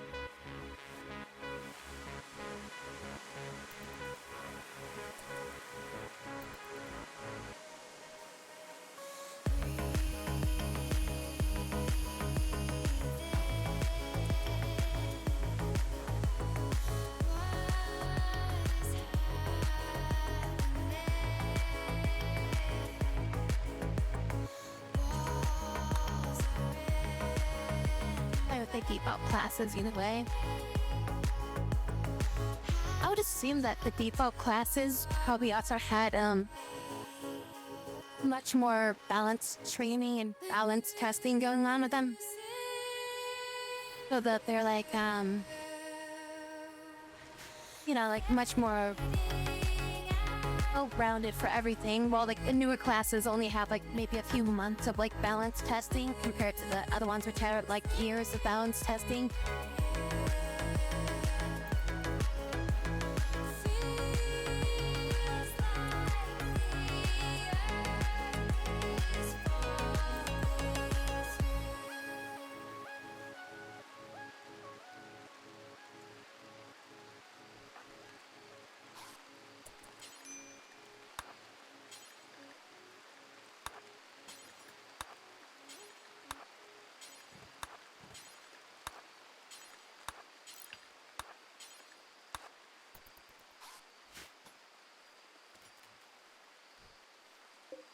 Start cleaning that up.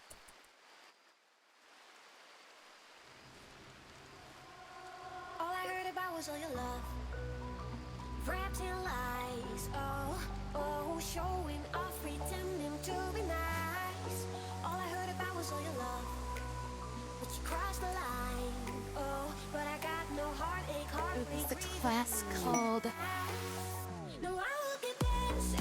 Hype Scum. Keep dancing till the sun comes up and I'm running out of luck. I'm going out till dawn. I will keep dancing. The Akimbo class. Akimbo guns. And I'm all the way I nerfed the character to have like to use like melee, so it was like advertised as like a gun focus. So we like people aren't happy about that. What was that one game? But did that one game come out after? Like, was that a promotion for like that one like Hive Beast, like whatever 40K game that came out? Like it was like a turn-based game or something like that. Like, it was sort of like what was that like Mortrium game or something like that? Like, it was like similar to like Mortrium.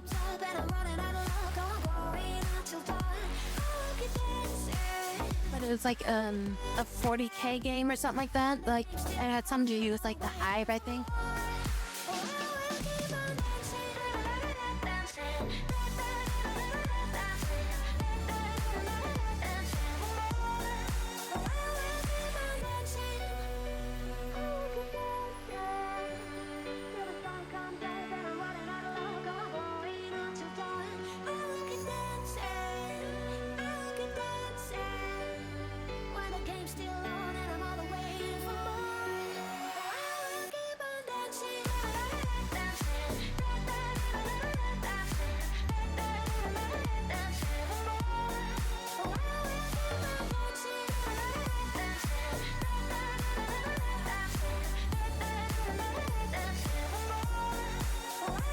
Was that it? Necromunda?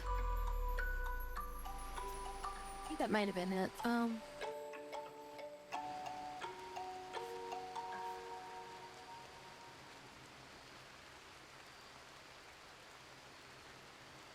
No, not Necromunda. Oh.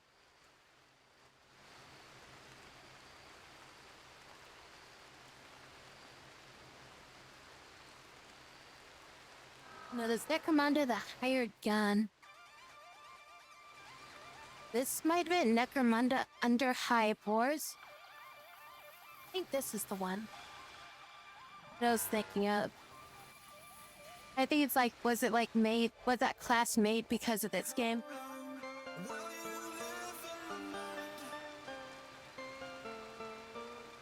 It seemed like a cool idea of a game, but I don't think it was like well received.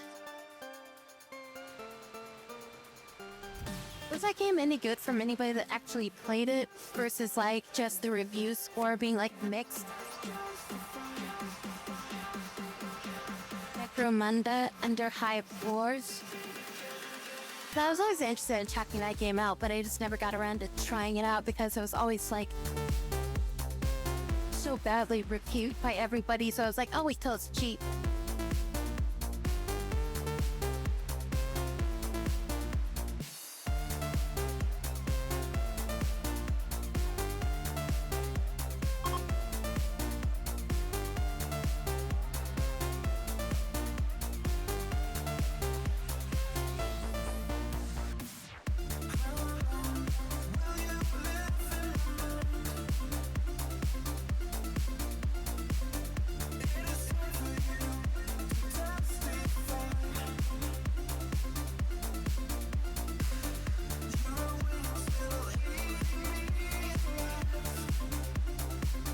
They've got, was it that Warhammer bolt gun game? They have like number 2 of that coming out.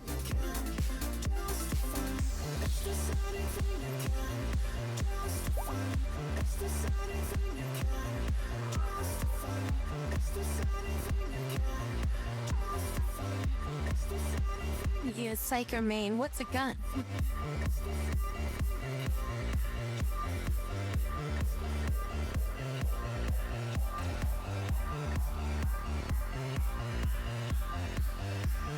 played what's the name of that class?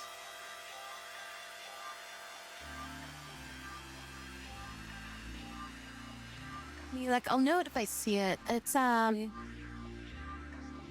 class that had the that ability where like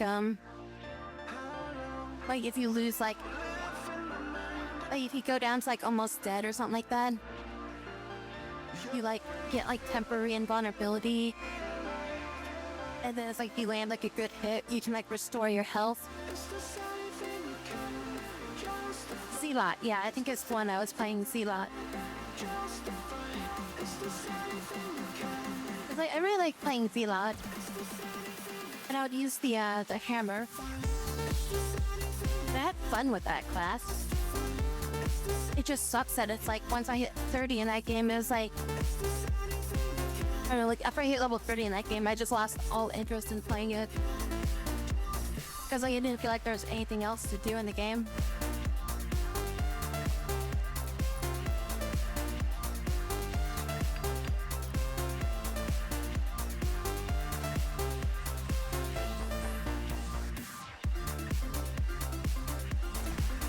Where are you guys bringing these corpses? It feels like most of these corpses just disappeared. I guess a lot of them were burnt.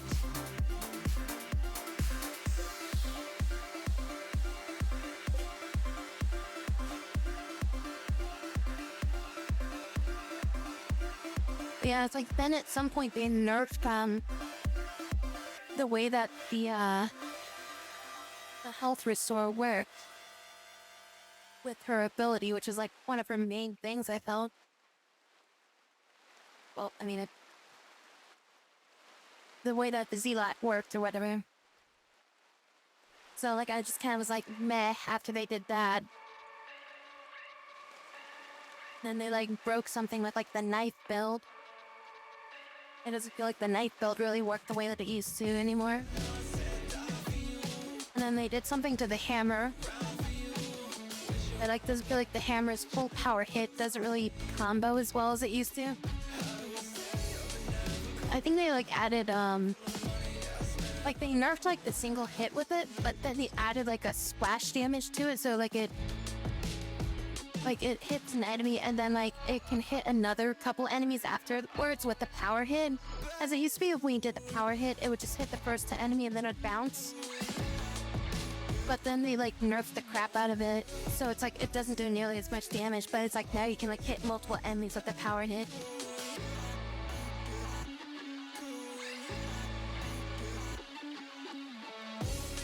Expeditions or whatever they're called in the end game, where it's like the different modifiers to missions. You just like once you get like hit 30 and then you have like nothing decaying anymore. God damn it.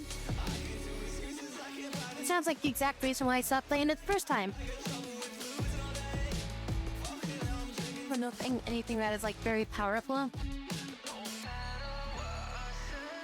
Nobody even used the freaking Warhammer either. Like every time I went into like any match, I always felt like people were using anything but the Warhammer.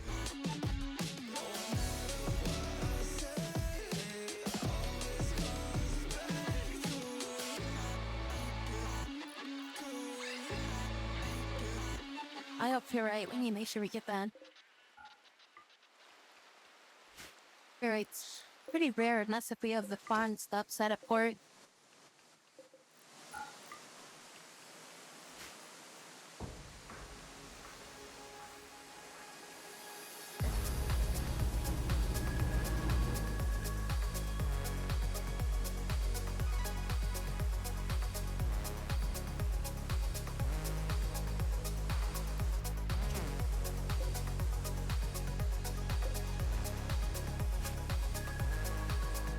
An IP that's like very dedicated.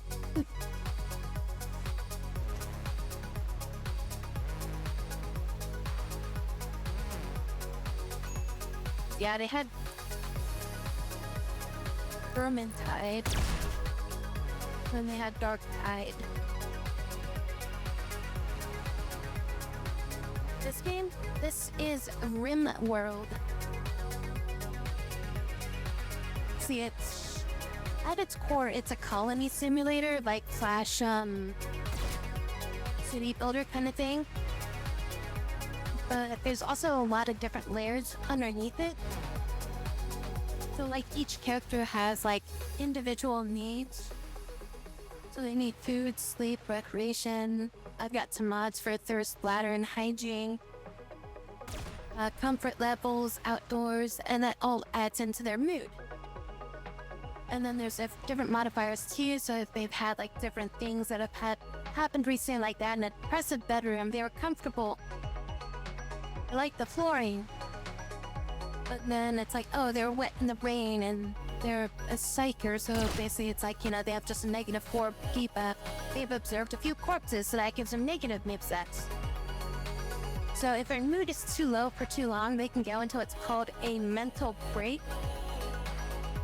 And if they go into a mental break, they just, depends on the character, will do different things. They could go on a binge and eat a bunch of food, do a bunch of drugs, start punching people in the face, go around, call people names, decide to wander around, lock themselves in a room or something like that.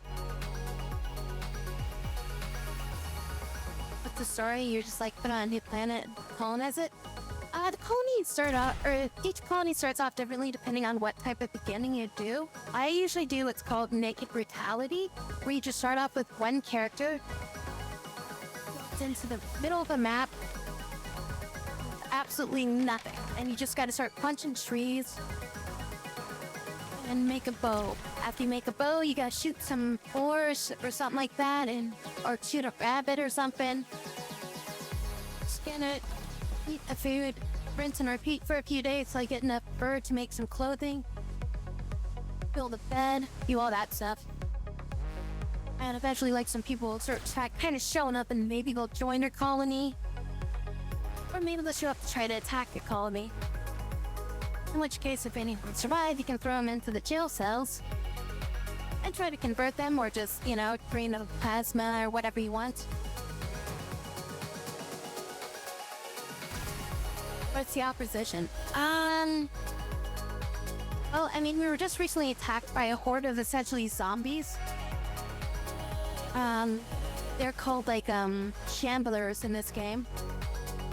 But yeah, there's like insects that can pop up, usually in caves and stuff like that. There's robots that'll come in and try to kill us. Yeah, other humans. There's an entire planet. So this is my spot here. This is where I am. This is where I live. This little south. And this is my immediate surrounding areas. There's some random locations here that I could go investigate if I wanted to. These are other settlements here. I can trade with them. I could go attack them.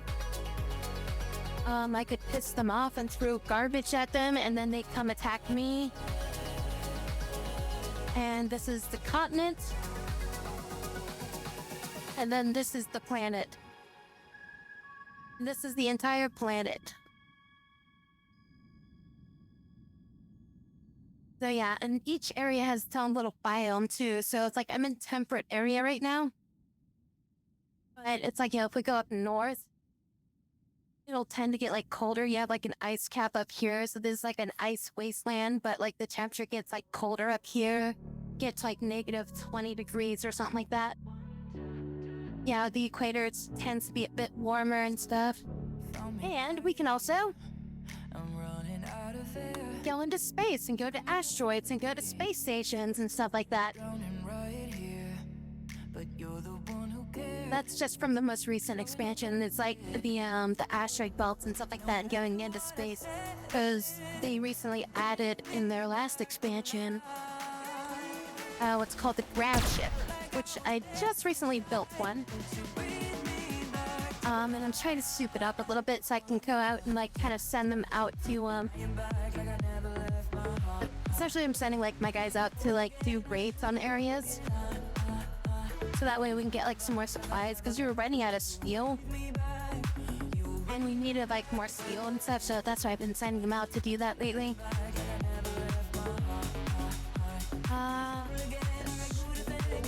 Yeah, this is another thing too. This is from the royalty expansion. Is there's Shylink powers, and I have a mod that makes it a little bit more easier to understand it a little bit. But essentially, they're like, you know, magic powers for the most part. So like this person has like specialty in like ice magic right here. And then it's like I've got somebody over here. This is like specialized in fire magic, and they're starting to learn some of the separate side skipping, which is like being able to teleport people and stuff like that. I've got somebody else that's a little bit more usable with being able to use that. So they've got the ability to teleport people. They've got the ability to use like electrical bolts. Sort of a sandbox sim. Like, it's got a lot of mixture to it. Yeah, it's a very unique game overall. Warhammer Total War, but I think it's like chaos this is because it's fantasy. Go with that. Plain Warhammer Total War. I just don't really like the fantasy side of Total War too much. Plus, the Warhammer Total War games have always been kind of expensive. It also kind of leads me to not really want them that much because of that. They're never really like on sale, you know. And then it's like they also have all their expansions for those games. So it's like there's like 1,000,001 expansions for those games.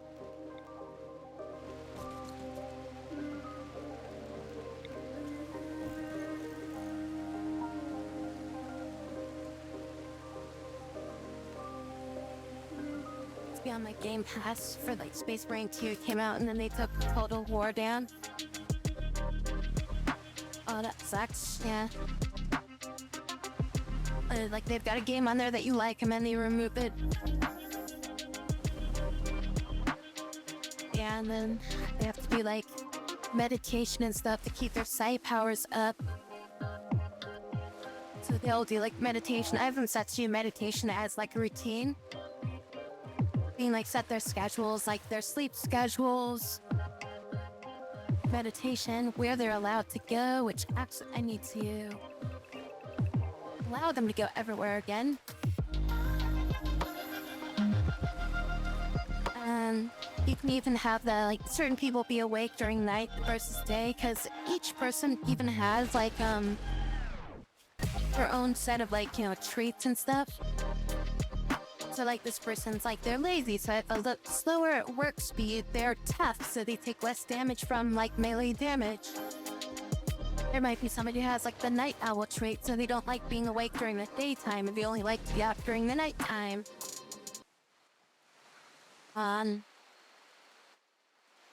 Sims with violence. Yeah, it's very close to that. This is like our battery array over here, so all of our backup batteries over here. So in case if we have like some kind of power surge or something like that, we just can't generate power for some reason. We've got all that stuff on backup. This is like one of our generators. We have solar panels, we've got windmills. This is like part of a crops there. This is like my main crop field out over here.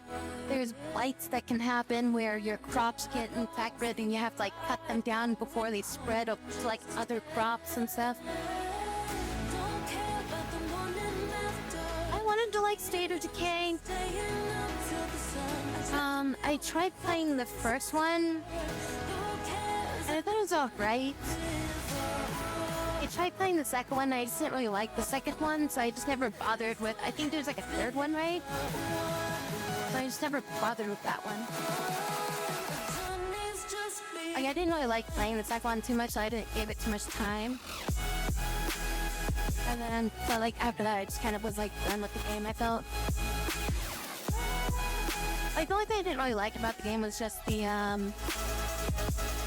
you know, like the way that you like kind of control characters. Like it's like you have to like you can only play a character for so long, and then they force you to swap that character out to be like, okay, this character's tired, you can play somebody else now. Instead of just being like, okay, just let the character rest and then play as somebody, you know, or like, yeah, have the option to rest or like play as like another character or something.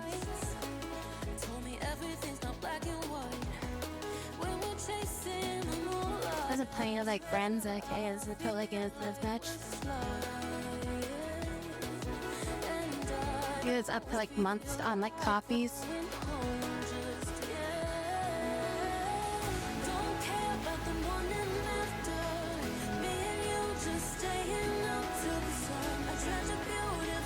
Like, I mean, one of the other games I played a lot of was like Kenshi. Yeah, Kenshi, and that was kind of similar to this, but in a different manner. And then there's like Mountain Blade. I think that's kind of what it was. It's like I played like State of Decay, and it's like kind of it's like I kind of like would look at like Mountain Blade and be like, I kind of want to play Mountain Blade, you know?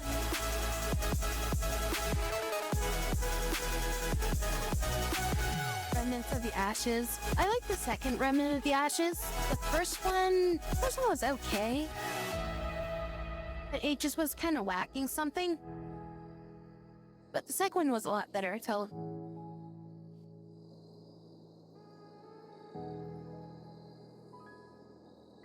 Helldivers, yeah.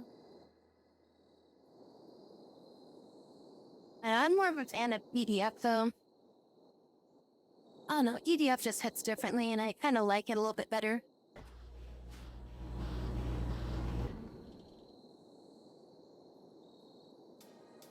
Maybe that might have been it too. Is that like because like I was trying to play Remnant with somebody?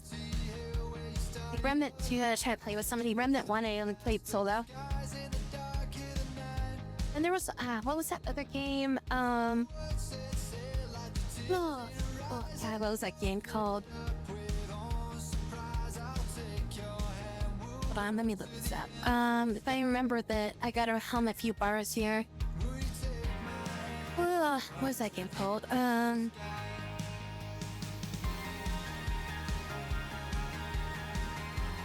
The one where it's like you play it co-op, but you can play it solo. It's like it's like a co-op Souls-like game, but it wasn't like a Souls-like. It's kind of like your survival. Jeez, what was that game called? As soon as I see the name, I'll be like, oh yes, that's right. It's been forever since I played it though. Like, I remember playing that game for a little bit, and then like I played it co-op, and it was like the most amazing game ever. Outward, there we go. Yeah, Outward was an amazing co-op game. And it's like kind of a fantasy game and stuff. I mean, it's like there are fantasy games that I do like playing, but there's also it's like, you know, I don't really like for some reason I just don't like the Warhammer fantasy that much. It's like I do much more prefer like Warhammer as like yeah, like the 40k stuff.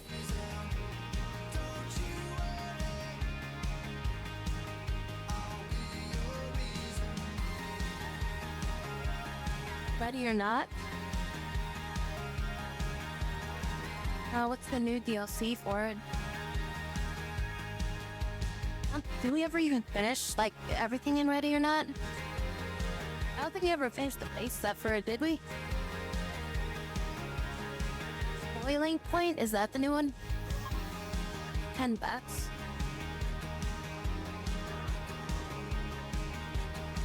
Ready or Not, Dark Waters. Ready or Not, Home Invasion.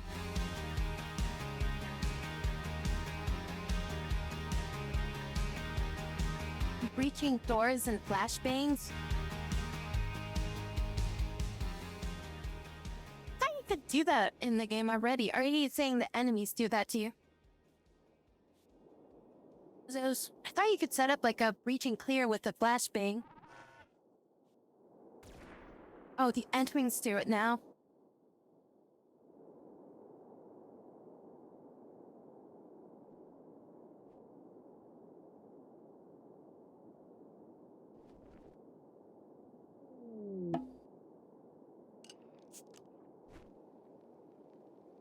Oh, this looks more like Payday at this point. Like I'm watching the thing for the promo for it, and I'm just like, this feels like Payday.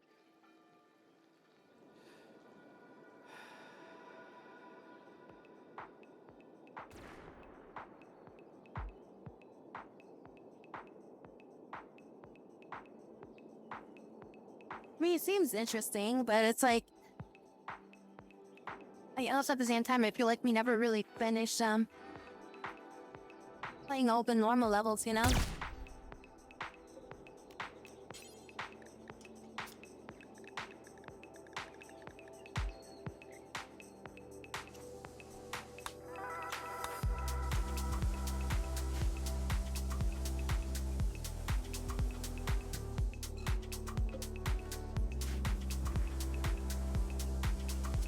I mean, it would add something new to the game itself, too. Because, yeah, it's like, we play the game, it's like, you get to a point where it's like, every level's essentially the same, just different layouts, you know, with the way that you, like, go into the areas. God, how's this stuff not deteriorated yet? I left all this stuff out here to deteriorate because I'm just like, I'm never gonna use this junk, and it's like, it's still here.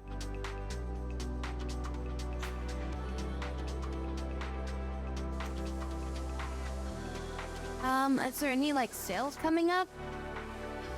Like, cause maybe we can get, like, a few of the DLCs on sale at that point.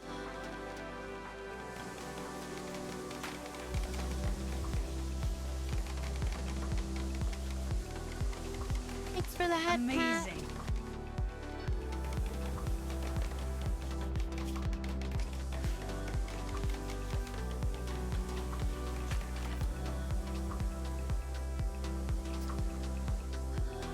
I can't remember because, like, I thought it was either you or it was Princess.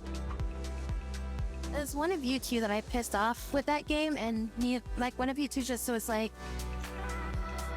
I did not want to play that game with me anymore.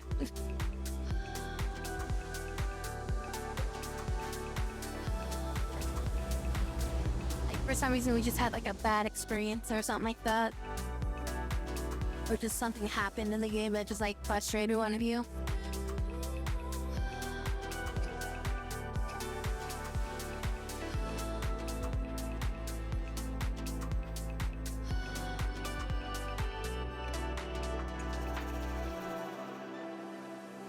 Yeah, I thought I was playing with, like, both of you or something. I just kind of stopped suggesting it because I thought you guys, like, didn't like it or something.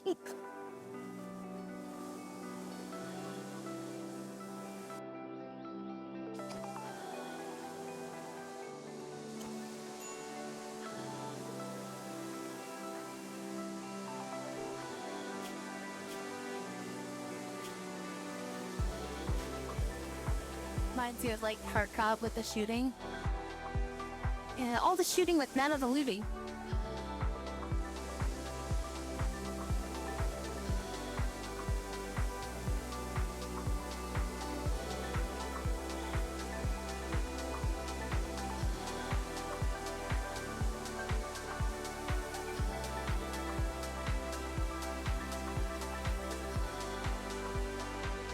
I do remember that game also was kind of stressful on my computer.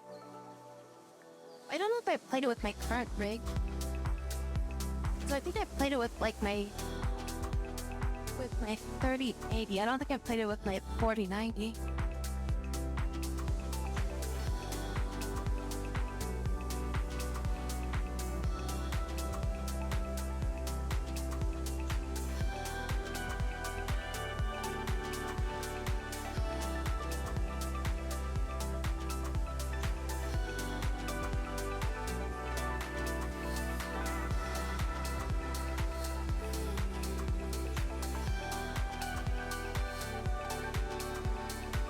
You have DLC and hosts, you don't need them. Oh, nice.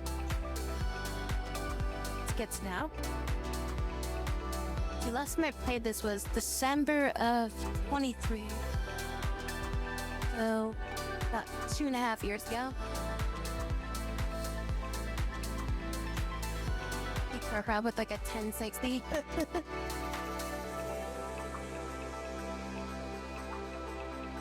That's good, so only one of us would actually have to have it.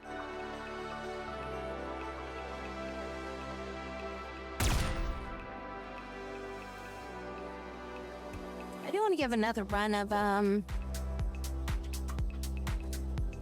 Forever Winter again. I might try to play that one again. Yeah, I played that one. Last time I played that was in November. There's been a few new patches in the game. So I don't know, like, they did some stuff with the water thieves in that game. So, like, I don't know, like, supposedly they did something where it's like, they revamped it so that the water thieves are more likely to attack you when you're low on water instead of like or like when you have a lot of water, I mean. Instead of like the way it was where it's like, they were like attacking you when you were like low on water, which is, they're just like, well, it doesn't make much sense for you to attack me when you're low on water, so we made it so they attack you when you're high on water. Or some shit like that, you know?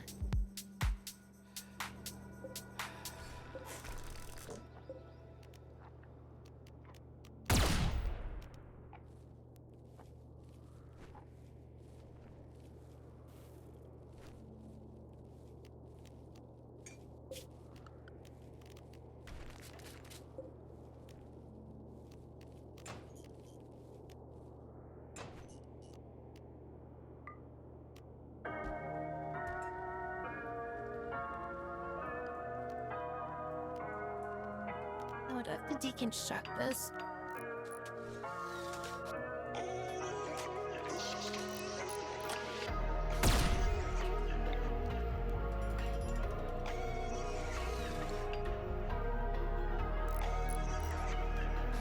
Whatever.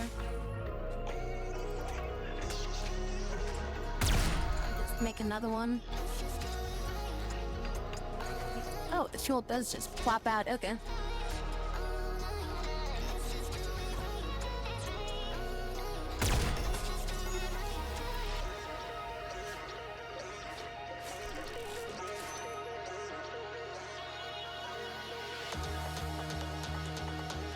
Bow whale. Rearranging this ship a little bit.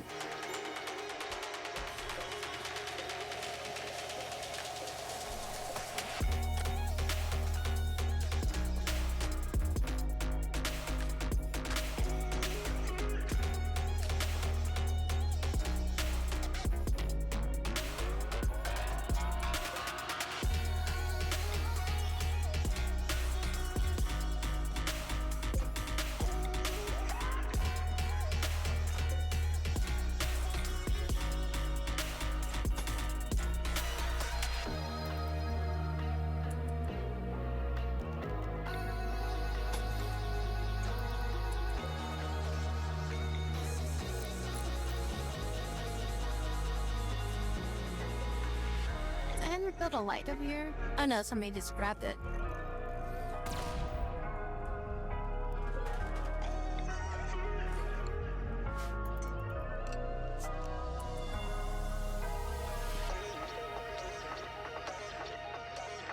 There's one shiver gem they like played for 7 hours and still didn't beat it.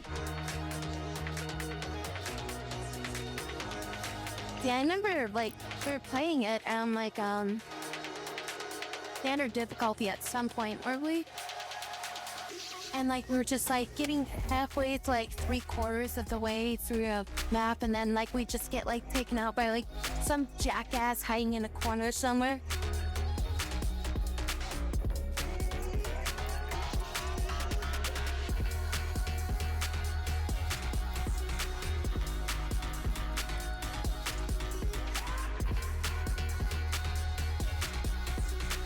I remember there's like the data center map or something like that, and we like go into like the server room and we clear the server room, and then we get to like the next room and there's like another like back server room, and there's like all those like corners and quarters that people would be hiding in and shit.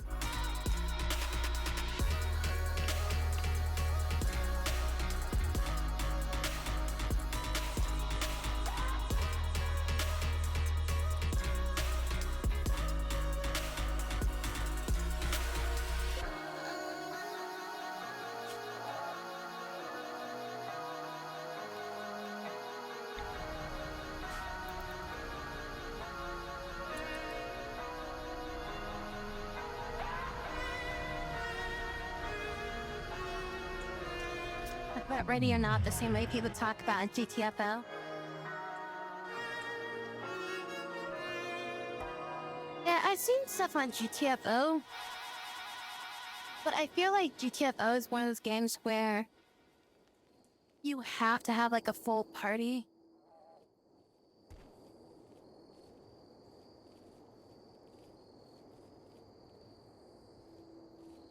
So like if you didn't have like a full party, it wasn't like really possible to do most of that stuff, which is like kind of the same issue with like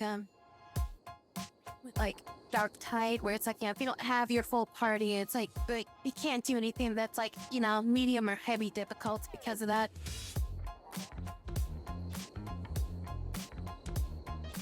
But some guys who hate it.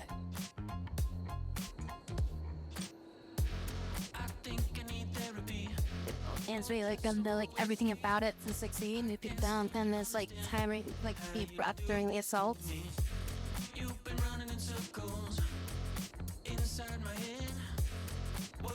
Cause I remember like GTFO was, a lot of it was like it's kind of like you had like the same 3 objectives.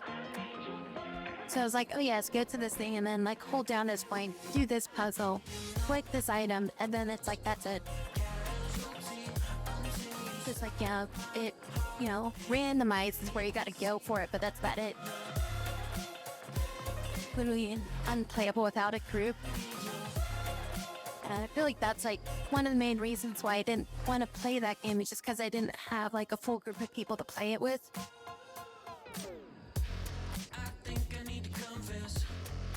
Yeah, the maps are randomized. But to me, it's like, okay, it's fun for a bit, but you run into like the Dark Tide and issue, except it's like, it's like the same thing. It's just like they randomize some elements on the map instead of it being like the entire map being randomized or whatever, but it's like you're still doing the same thing.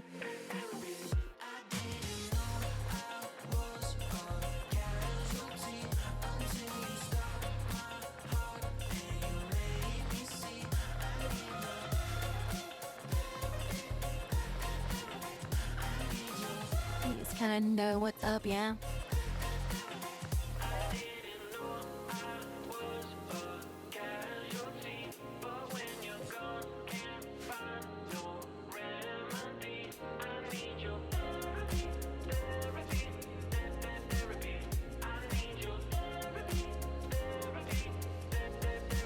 It has like skills and weapons and stuff like that.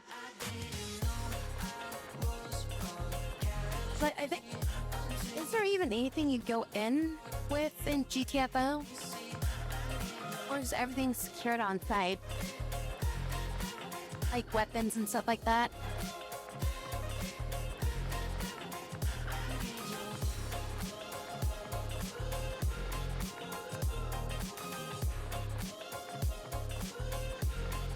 Because I know GTFO is like,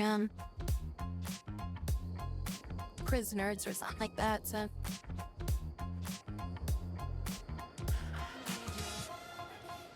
You pick a loadout, but you have everything unlocked from the start.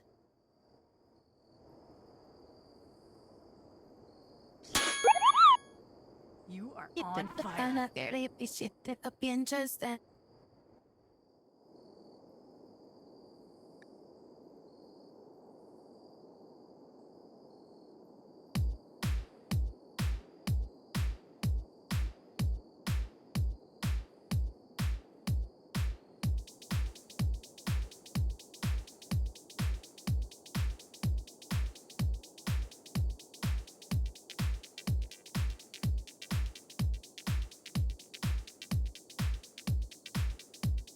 Yeah, Forever Winter has gotten hit by a lot of yeah, they make changes to the game. That's usually like people just kind of go like, why did you make that change?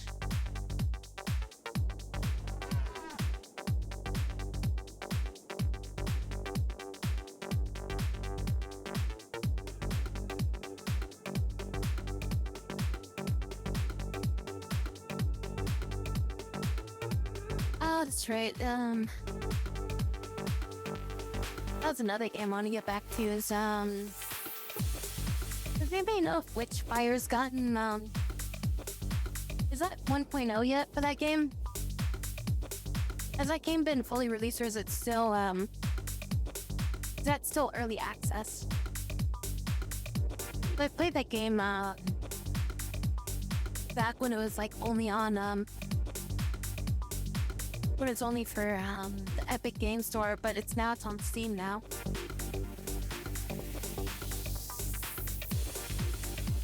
I know there's definitely new stuff from the last time I played it. I was just wondering if it's like 1.0 yet. Oh yeah, it's a fun game and it's very interesting.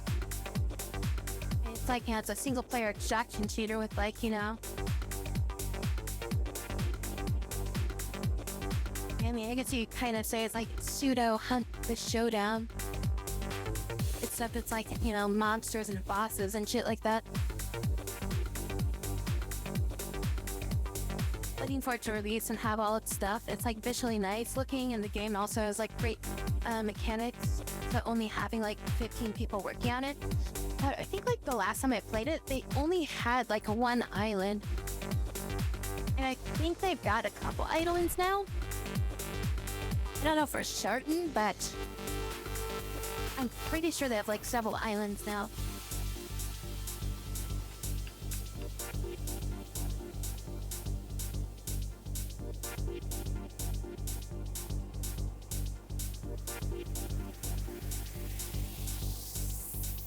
But I like the concept of extraction shooters. I just don't really like the PvP side of extraction shooters. It's because it always feels like they're always dealing with people that are just like, more about camping and extract than just simply playing the game.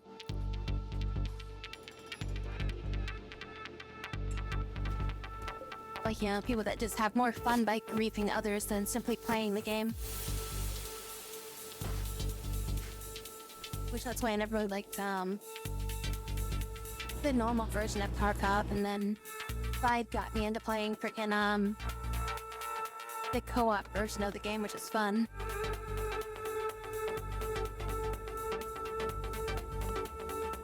And Duracell batteries.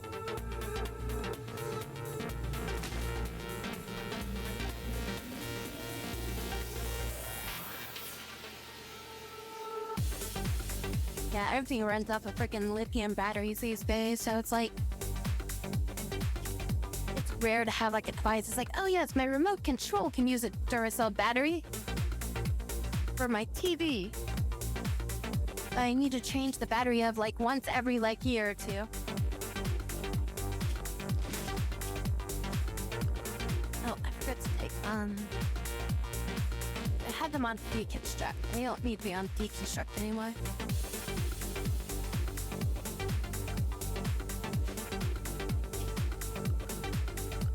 I was gonna put some more guns on my ship.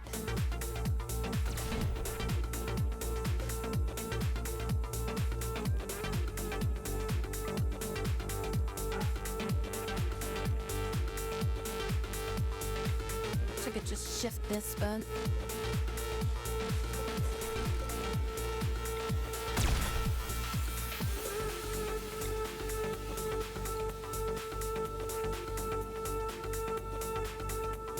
just walk through that. And it's that. That's weird.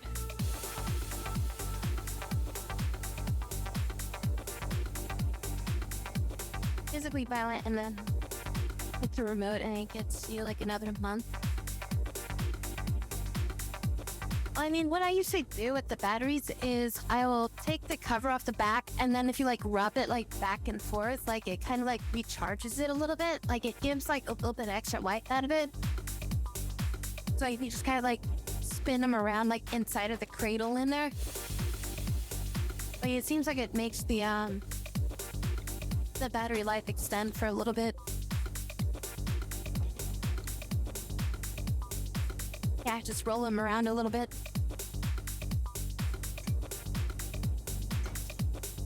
Roll it, roll it, roll it.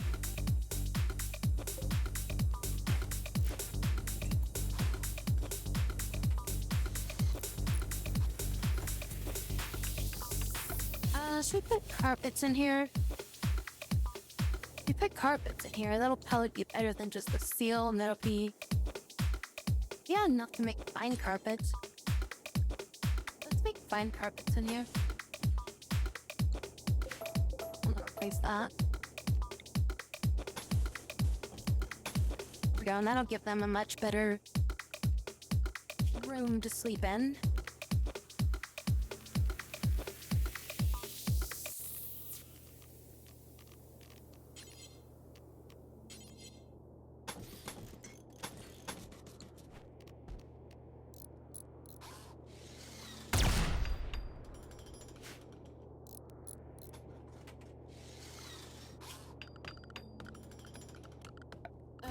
Put like a doormat in here.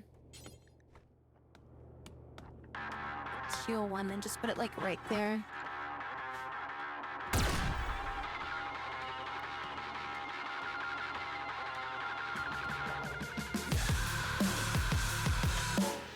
I've fun with your Helldivers. I was just thinking about that too. I'm just like, it's been a while since I played that game, but every time they've done like balancing for that game, I always feel like balancing is always built around making the game more, like all the balancing they always do in that game makes it, much more difficult, but like, enjoyable for like a squad of 4 people to play that game. It's never really like, cause like I used to play that game so much solo. But now it feels like it's just, they do everything they can to make the game less solo friendly.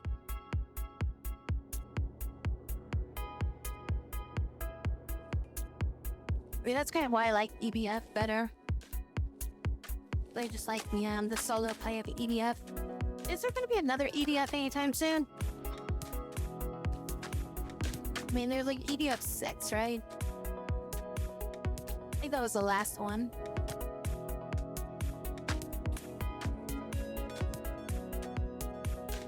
Yeah, EDF 6 was the last one. I got all the way through the main campaign. And then I got through most of the campaign on the harder setting. And then I got through like half of it on Inferno, I think. Cause like I was trying to farm up some weapons and stuff like that. Like I've got like really good ranger equipment for that game, but I was also trying to level up like what is it? The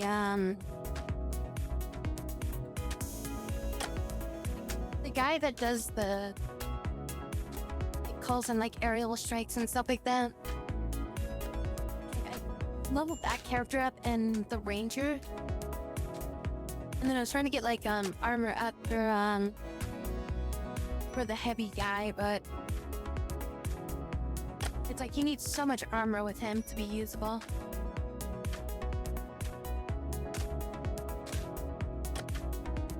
Oh, EDF, Earth Defense Force.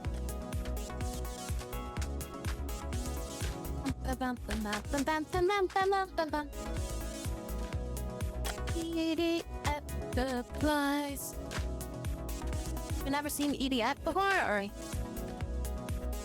It's a fairly old series.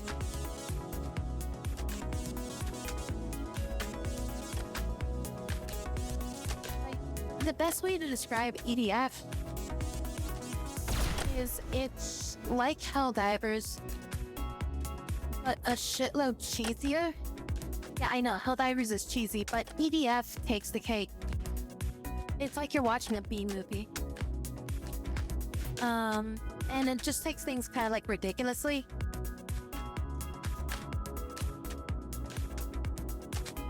Well, yeah, it was like a very, cheesy, low-budget game.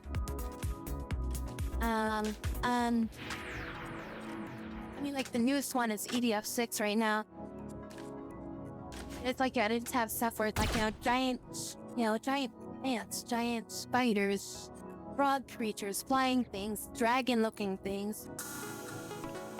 And yeah, it's like the last one that just came out has to deal with like, repeating some events that happened in like some of the other games. So it's like there's a lot of like crossover from like the other like earlier games.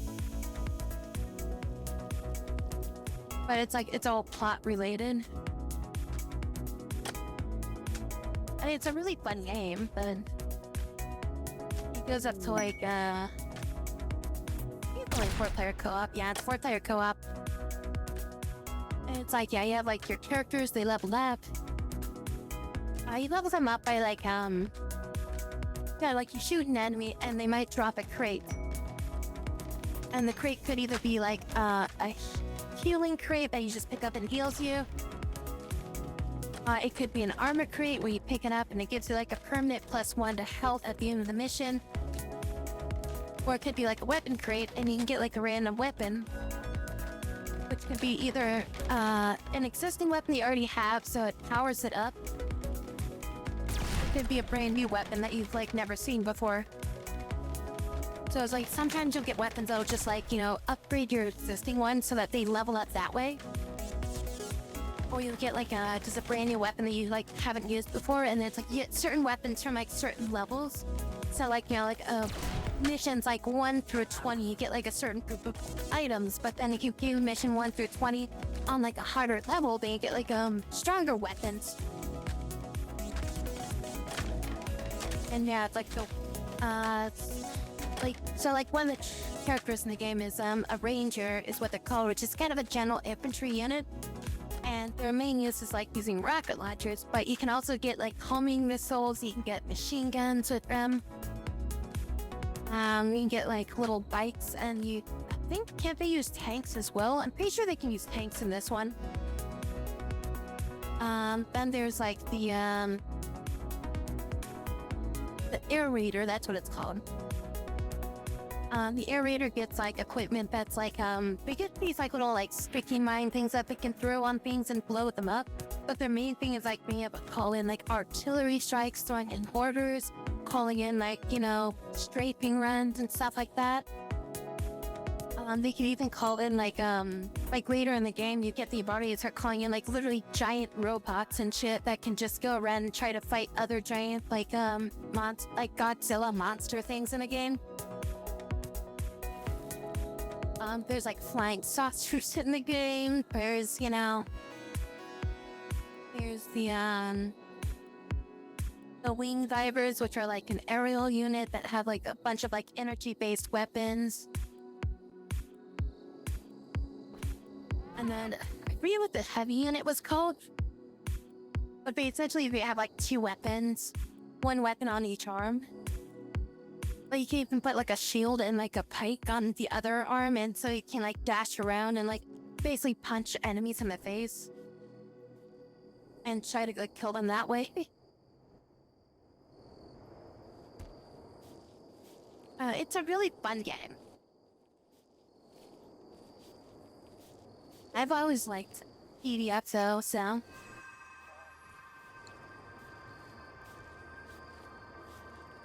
Higher player count, I'd get it, but so there, I don't like being on that one thing. Well, you can play it up to 4 players. You play it like anywhere from 1 to 4 players.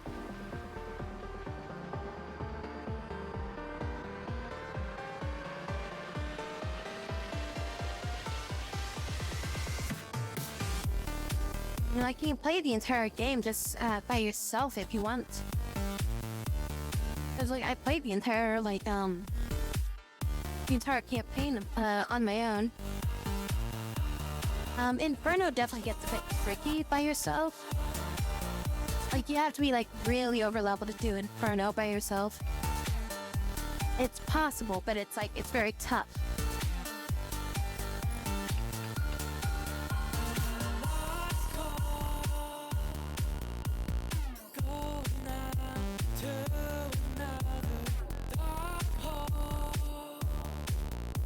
One of the roughest parts about the game too is that if you don't pick up the item boxes by the end of the map, then it's like you lose out on the items.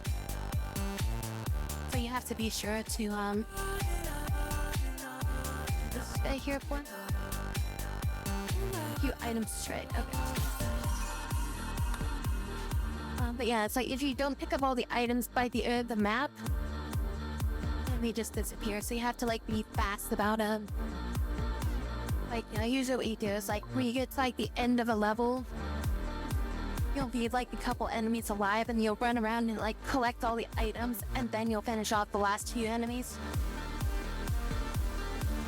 Just to be sure that you collect like more stuff by the end.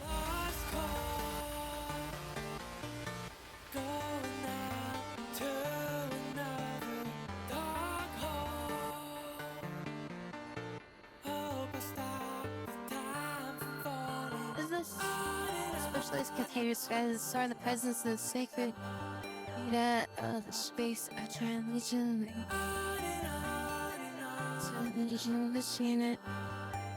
This unit holds the genetic modulation says space walls. This is genetic material? It's a gene, right? So I can give the character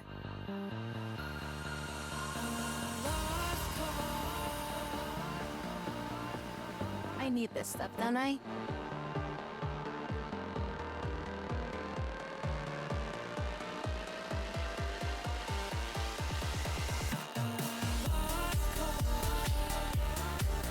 How do I use this and how do I need it?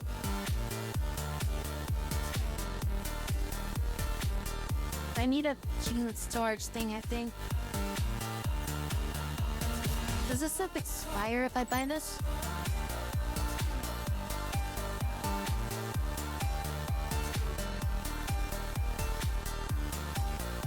Genetic mutations.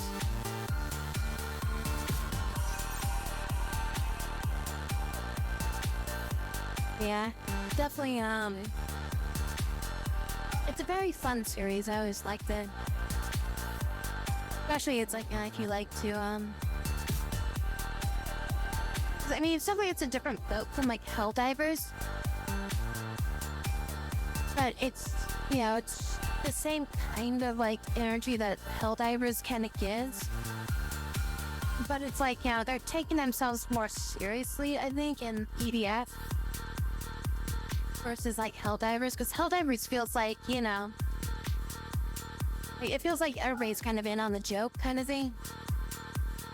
But like, you know, EDF, it's like, you know, they're defending the Earth and stuff like that. You know, it's like, it's a B movie, like I said. So like everybody's like trying to be, you know, serious about it and like trying to, you know, like protect the planet and stuff like that.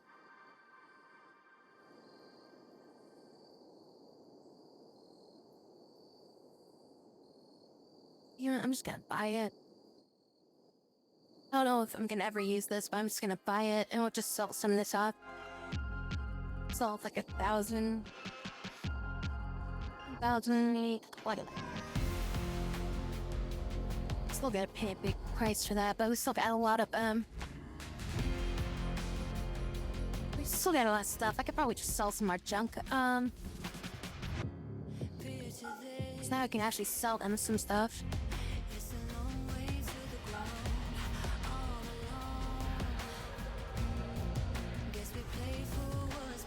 Like 50 of these. Fucking great, nah.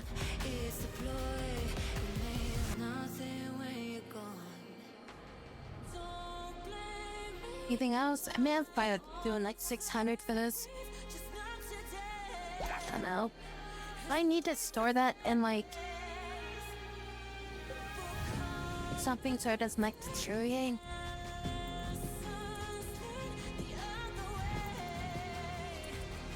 Or is it fine where it is? I mean, this looks like it's deteriorating. It doesn't say anything about it deteriorating.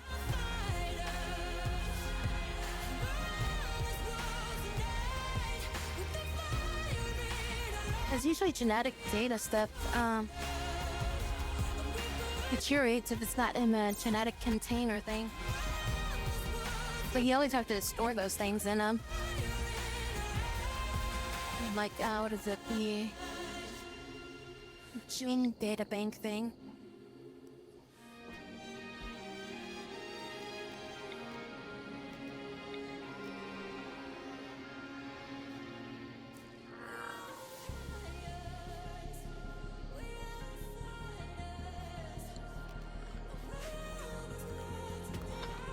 I'm gonna mine this out a little bit.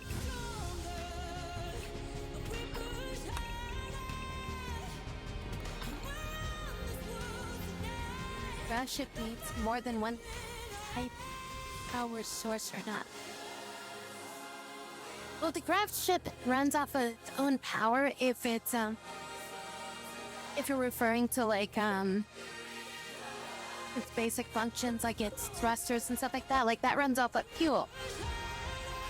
But it's like if you want to have something like wall lamps or refrigeration and stuff like that, you need power for that. So with that stuff, it's like, yeah, you need to have solar generators, fuel generators. With the grav ship extended stuff that I've got, these jump engines provide some energy. Like this provides like 62 watts of energy, so it's not that much, but it's enough to keep the lights on.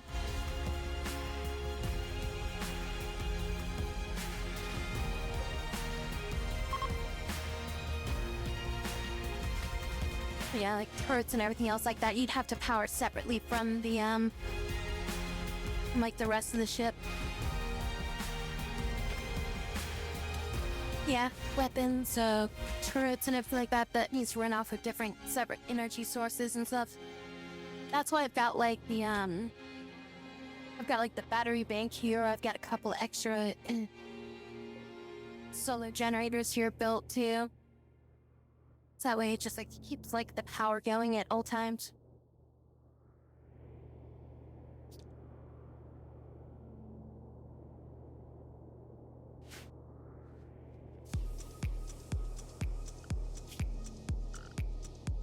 The floor should I put into the main room? And I could make it like concrete or paved or something. Stone feels like that'd be a bad idea, just because it's like, why would you make a stone floor on a ship?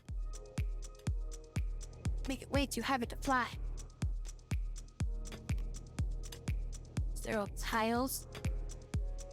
Like problem though is like paved and like steel, like paved and concrete, I think give like negative to environment. Concrete might be even, but I'm pretty sure when you pave might be even, but yeah, concrete is -1 to beauty.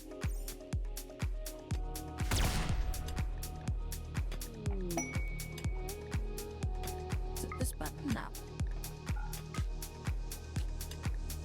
There's and like the normal default brown is just 0. I mean, this is like dirty as shit right now. It needs to be like cleaned up in here. Clean this area. Statues. Worth putting in a ship barracks, or is it like a waste of space? If you want to improve the quality of the room, then it's definitely gonna be worthwhile. It's like it gives like a massive bonus to the like the surrounding area whenever you put one of those in there, depending on the quality. And it makes like the room much more like, yeah, the bedroom much more impressive and stuff like that.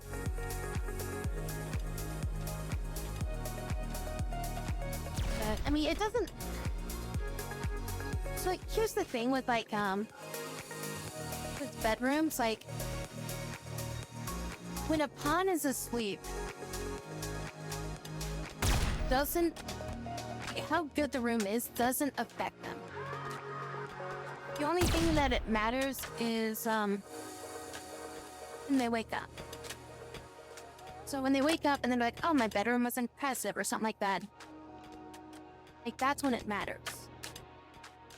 But as far as like having like, you know, like 10,000 impressiveness versus like 10 impressiveness, as long as it's positive, you're usually pretty good. But it does offset a lot of stuff if you do have maybe something that's like, you know, that's gonna like improve their mood or something like that. Like, it's definitely gonna be much more worthwhile if you have like somebody that's yeah, like has like issues with like mood and stuff like that. Like, so like this character here, like they have a pretty low set for their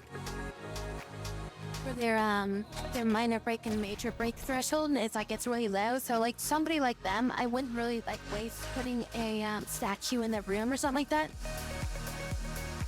Somebody like Celia, maybe.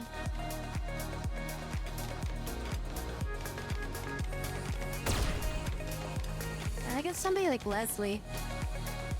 Like, she would probably benefit from it, so that way you can give her like an impressive like room or something. So that way she has like a bonus throughout the day, so she doesn't have like as many yeah, like the impressive bedroom has a +4 over her. So it just gives her a better mood set for the rest of the day that way. So like somebody like her would definitely be much more useful. I mean, you're also talking like a barracks, so it's gonna affect multiple people at that point, and they're gonna have a natural, you know, negative points for being in a barracks versus like a personal room, because barracks always gives like a negative, because like, yeah, nobody likes sleeping in a barracks. They much prefer having their own personal room. So it's like, yeah, cramming them into the barracks. You definitely want at least something to offset the barracks debuff. So like I could see that being useful for that. But if it's gonna be like, you know, it's gonna like mess up the feng shui of your ship or something like that, you know, that's your own personal choice at that point. It's like, yeah, like I'm not really doing too much for functionality, I'm doing it more for looks. So it's like I'm keeping symmetry and stuff like that. Like if I wanted to just like cram everybody into like one corner of the room or something like that, like I could fit like, you know, like 8 people into here if I wanted to. It's like I'm trying to get to be like a, you know, a habitable space for them. So it's like I might put some more shit in their rooms. Like I might give them like an end table and a dresser and stuff like that. Just to kind of give them a better room.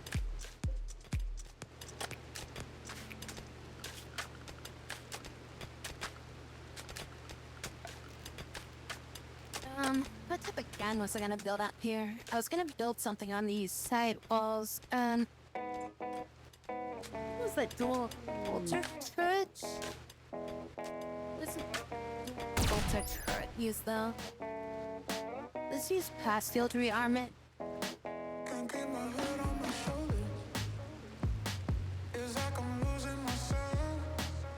Statues worth putting in that ship. Squeeze the space out. Strip plate 5, 45 damage, 12 shot count. Decent accuracy. This is a pretty good weapon. What kind of ammo does it use though? Because it uses plasteel and steel. 90 rounds before needing to be reloaded. Just gonna tell me what kind of ammo I need to reload this thing with.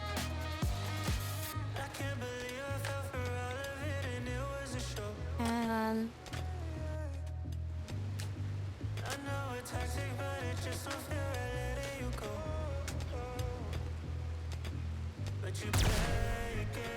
explode on damage. And cables and drawers are my choice to put in, like, but they always take up like space, which is like kind of weighing it. I need to just make them out of wood. They're cheap and easy. If you have the space for it, I feel like they're the best.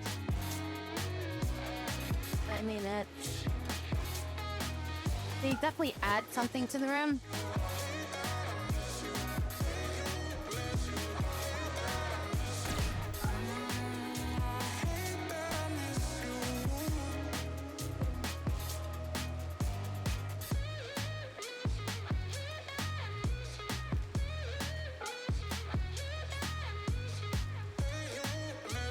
like different materials offer like slightly different bonuses, I think.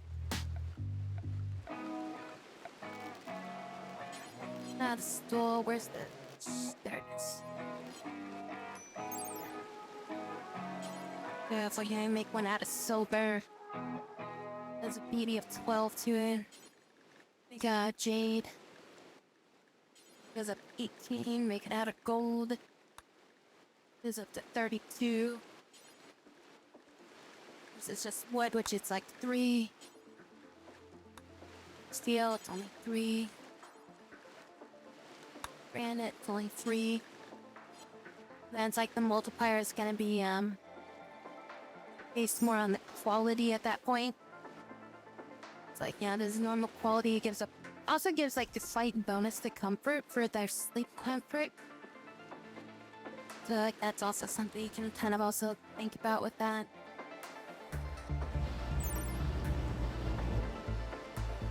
Like this is good quality and has a 200% bonus, so it changes the value from being a 5 to 10 with this.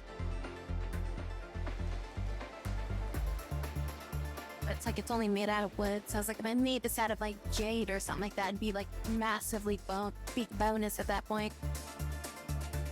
But then it's like, yeah, these don't really give qualities to anything like, you know, their sleep quality or anything like that.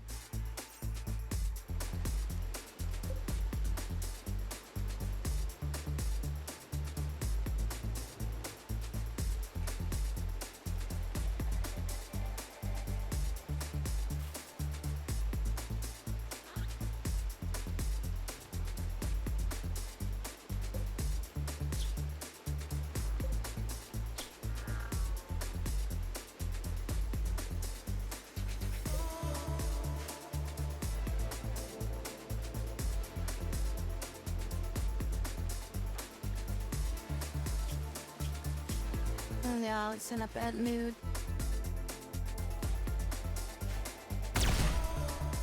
Dance party. Cool, begin.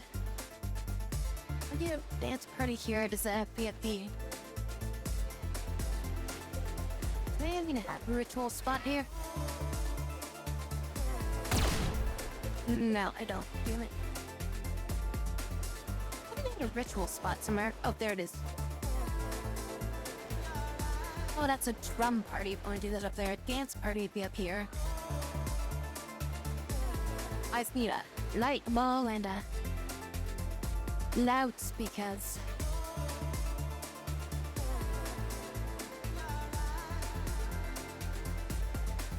Take 2 hours out of the day. And let's have dance party. Go for it, guys. Gained sky level. That way. Gaming inspiration, visitors, research. Oh, we can get 10 honor. Thousands of the insects have set up camp. With the God Emperor. General execution is guarded by 0 insects. He wants you to provide 6 soldiers to carry out the attack. Oh, that's right, there was this thing. I don't think we can make it in time now.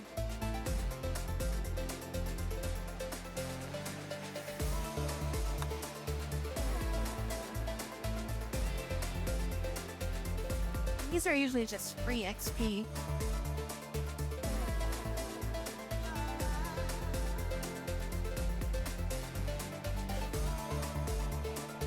Maybe just send them out after this dance party finishes. Because I gotta send 6 people. Boring dance party. Okay, debuff, or is that neutral? That's a -1.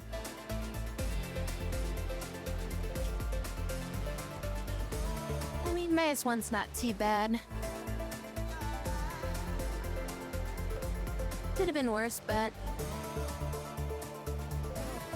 have liked it if that was a bonus, you know?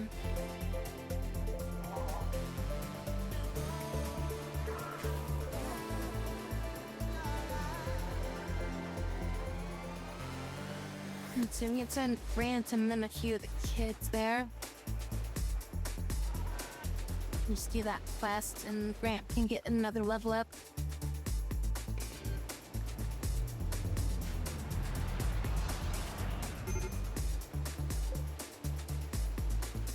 Let's load in. We'll take Grant. Now I'll just take like Christine, Gina, Rusty. We need search 4. I'll take Celine, Celia. I'm gonna leave Leslie here just because they're having like a mental breakdown. We'll just take Bucky, I guess. Bucky's fine. He should be back soon anyways.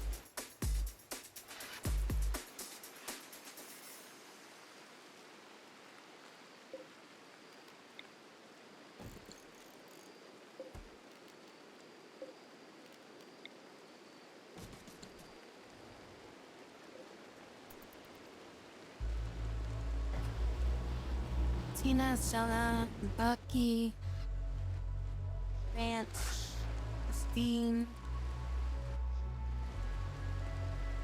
Oh, there we go. Rusty. I'm like, who am I missing?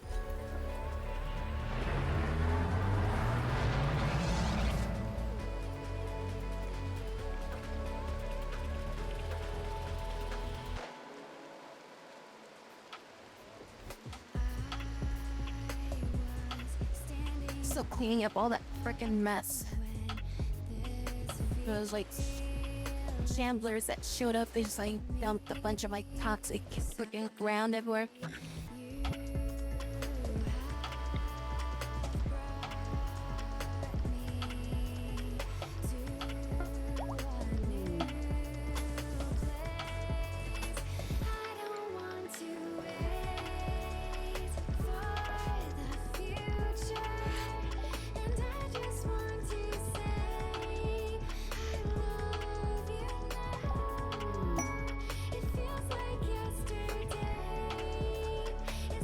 I don't feel like Tammy could be there.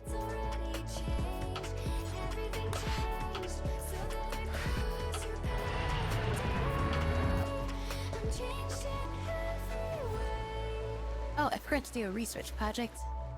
I clicked it away because I was in the middle of stuff. I never reinitiated it.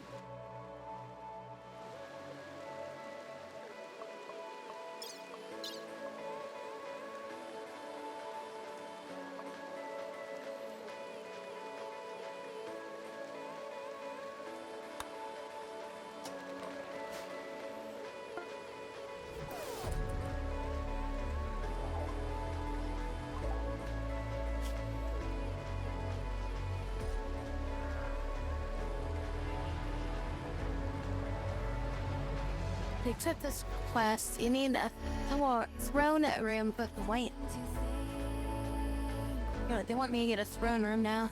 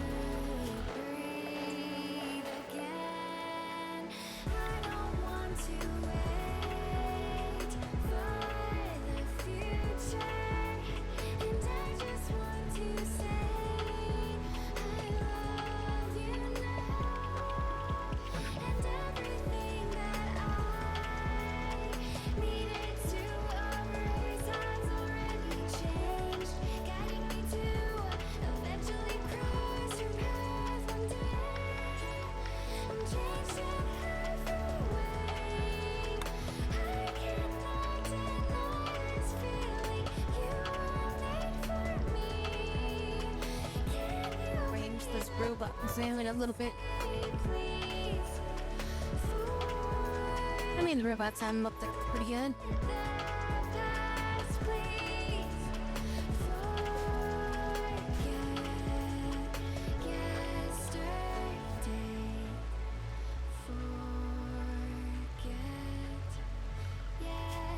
So I had to decide on the turret I'm gonna put out here. And I could just put some more miniguns out there.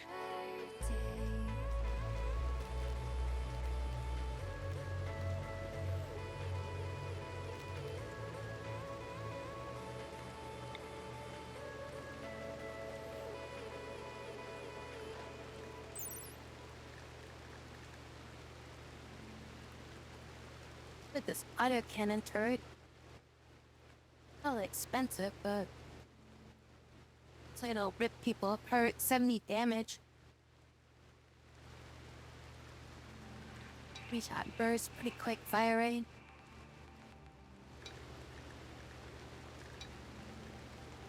Whatever range does it do? It's a pretty good range.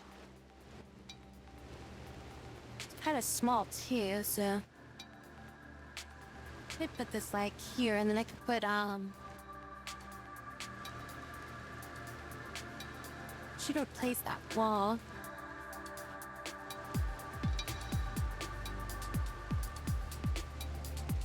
Okay, for like an armored wall or something like that, just to protect it better. Yeah, I'm gonna build these like this. And then we're gonna build the armored wall. The steel, and this will prevent it if it blows up this way. It'll prevent the damaging the wall of the shuttle, as well as prevent damage to the solar panels.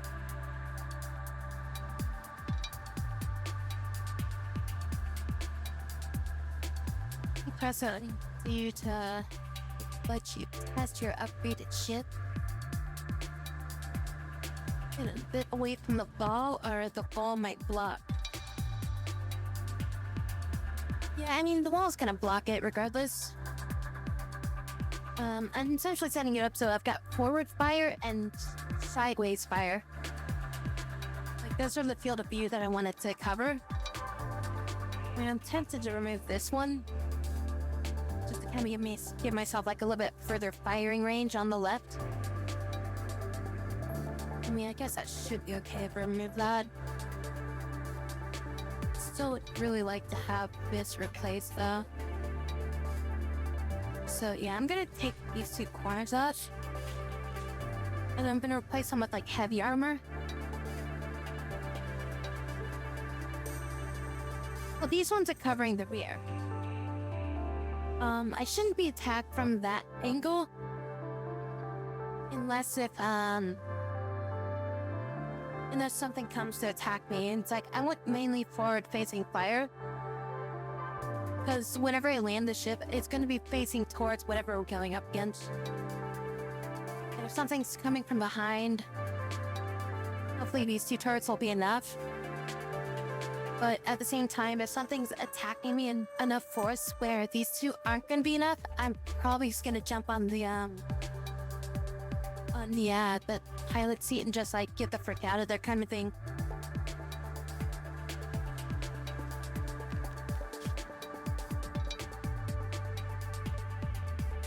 So I want to head down to these locations and see if I can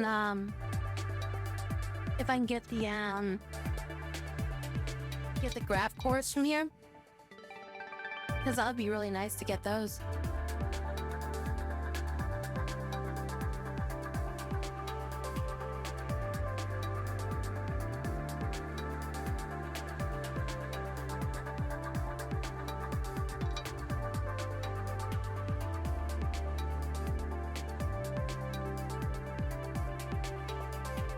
Where can I build a surround room?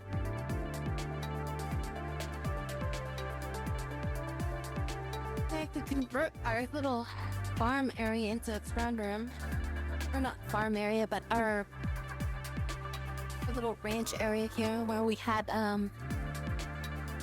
like the slime over here before. We don't really need this area. If I need to make one again later, I'll make one again later. I really don't need this stuff here. We haven't had an animal for like so long, but it's like it doesn't matter. Chuck all this up, we'll turn this into like a throne room.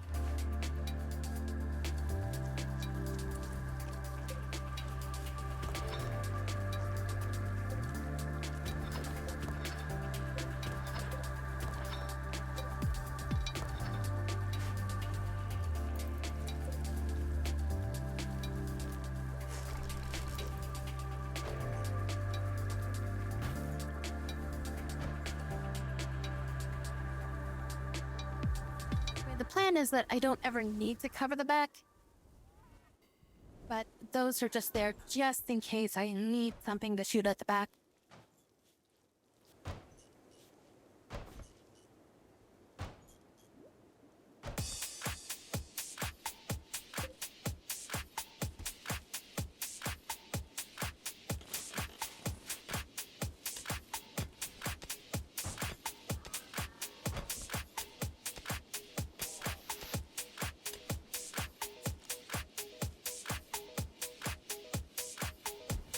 Oh, she's so happy about. Refreshed, I guess.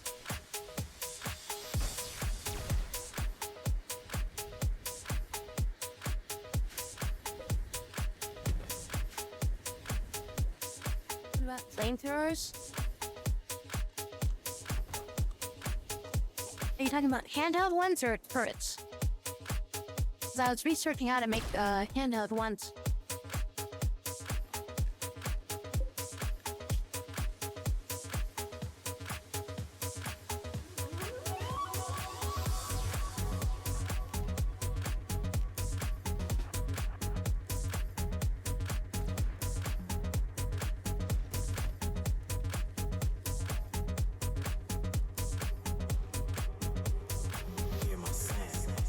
I always find flamethrowers to be very dangerous. Just for the simple fact that it's possibility that, you know, you use a flamethrower that you might accidentally hit a friendly with it. And then it quickly turns into one of those situations where you're just like, well, that character's gonna die.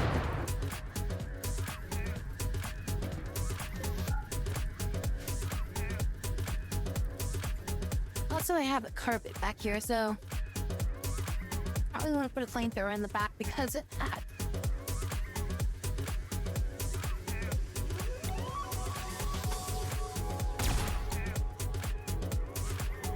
And the other problem too is that like a flamethrower is a close-range weapon, so if something comes up and attacks the flamethrower, and they destroy the flamethrower, then the flamethrower is going to explode, and explosions do double damage to structure. So it's roughly like, I want to say it's like 200 damage to a structure.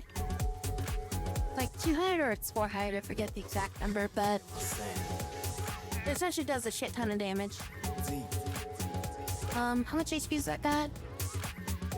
Yeah, it's gotta be roughly about 200 to 250 damage. Because I remember it's like about half the health of a granite wall, if not more. Which that's why I'm trying to reinforce this with like steel armored walls. So if this thing detonates and explodes, it hits this wall for, you know, like 400 damage or whatever. It's like 1600 health. Versus like the standard hull, which is 840 health. So like with 840 health, it'll definitely survive one explosion. But it also puts on the back foot of like, oh shit, something's, you know, gonna melee it, and now it's like already half dead. Yeah, that's why I usually like to keep them away from the walls. Or have like really heavily armored walls. Amazing. For the head pat, it's bumpy.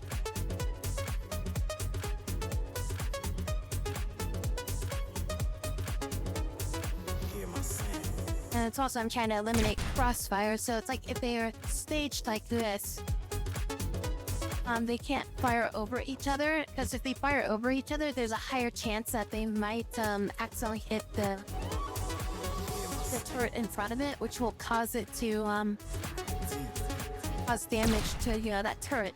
So if I had these like all lined up in a line, like, and something was coming from the back, and this guy shoots to the left, there's a chance he might hit this one.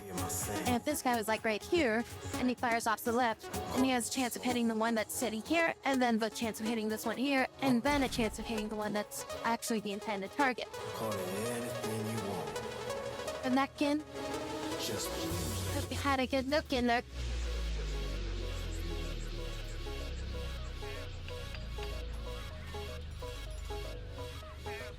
Yeah, that's like why I have like these things spaced out. As the explosion radius is like, I think, 3 squares. 3 squares in like all directions. So like everything out to here is like basically gonna get like destroyed in like this radius. So that's why I keep like my turrets spaced out like this. And then it's like I've got like these walls up here, so if they destroy this turret, it doesn't affect like our barricades back here. Is there anything raised or nah, not really. I'm Maria.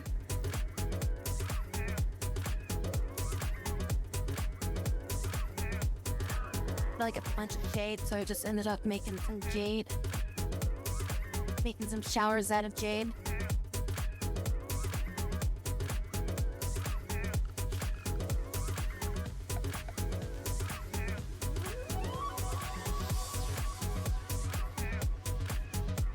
Okay, so how do I need to make all this stuff?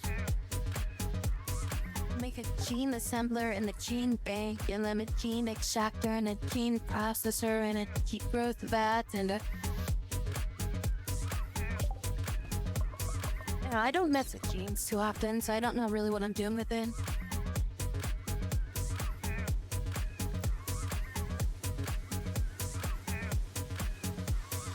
Probably get this researched. I think it's just mainly beauty, that's about it. I don't think it really does anything in terms of like materials.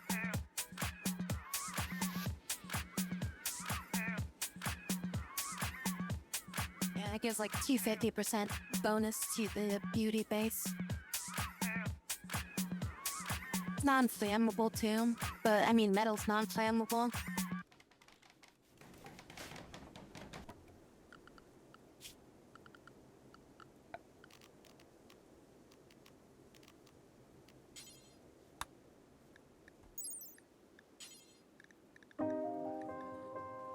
It affects how much HP it's got too. I think it lowers the HP value. It's only got 38 max HP. It's got higher max HP. Still, it's got way higher, of course. Why did that not burn?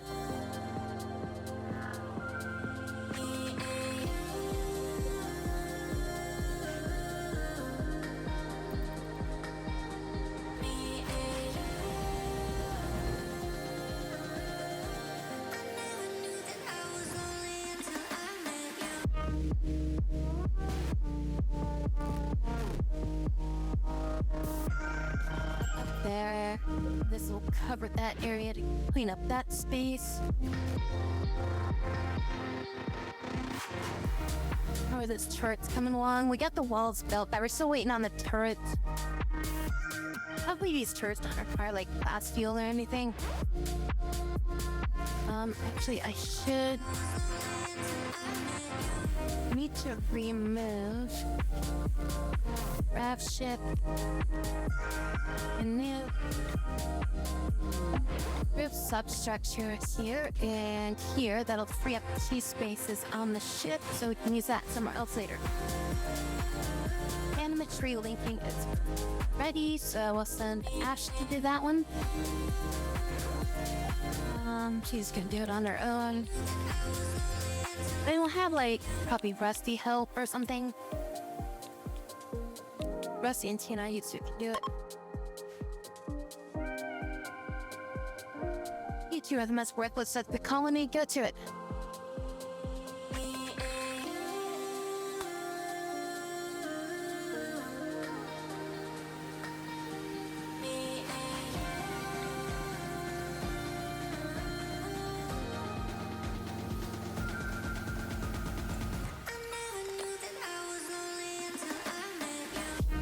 Alright, we were trying to make, biotech,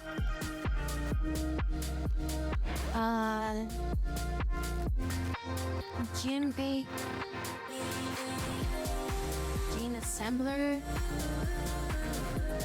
Let's build a gene assembler there. A bank there. Extractor here, I guess. I don't know.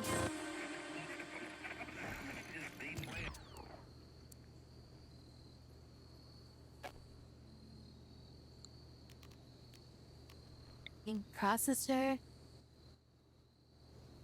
Does the gene processor link with the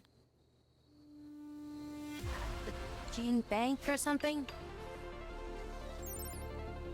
Spilling can store gene packs, may be used as a place near a gene assembler.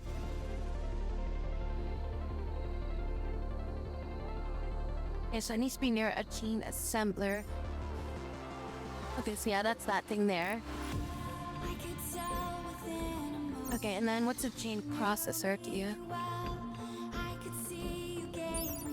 Gene processor placed near a gene assembler and increases the maximum genetic complexity of the xenograms you can assemble, building multiple genes. Okay, so you need to build a processor next to that as well. Link those up to that. That'll work like that. Okay. I'll just run this wire here so these wires can reach that.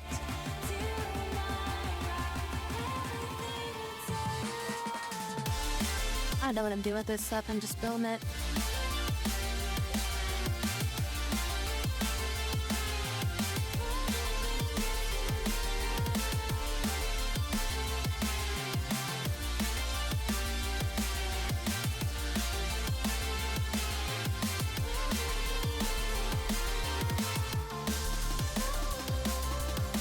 Oh, great. We need to, built this thing like eons ago. And I was also doing that. What's your issue? Why are you having major malfunctions? You're fine. What are you talking about? Somebody was rip scanned. -6. Fuck out with the rip scan. They were an evil person. Who cares about them?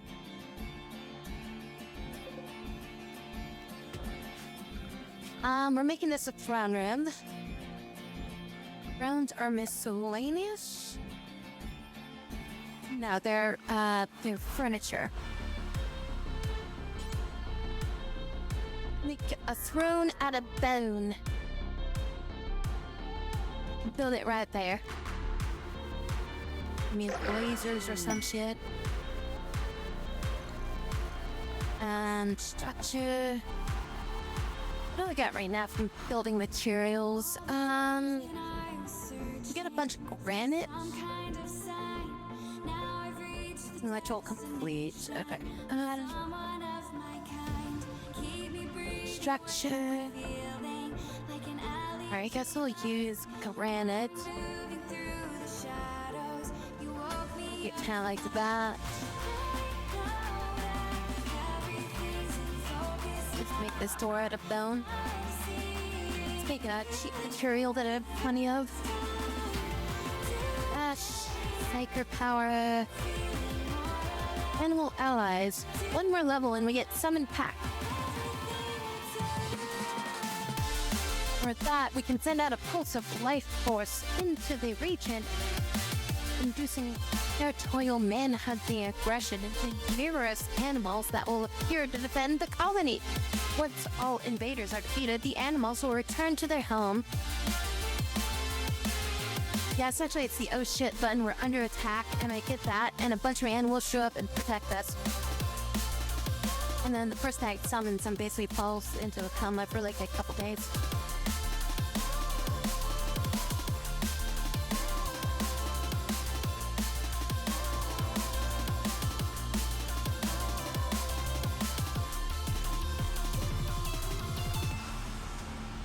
Yeah, I do not have enough energy coming in right now. I need to like windmill or something. I mean, I guess it doesn't matter because it's not upwind.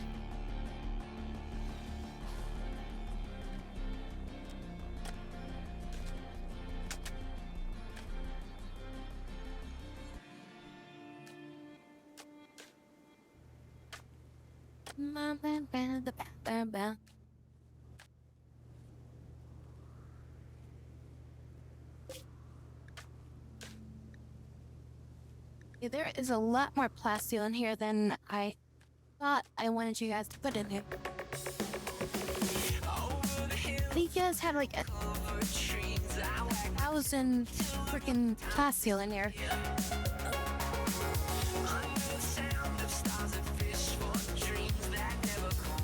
Oh, it's set to 500. I thought I set this to like 90 or something.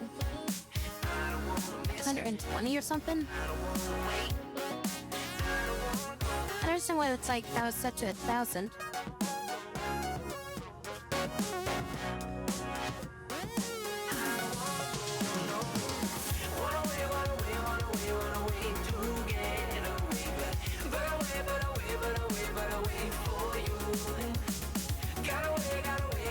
That work sounds too good for the rim.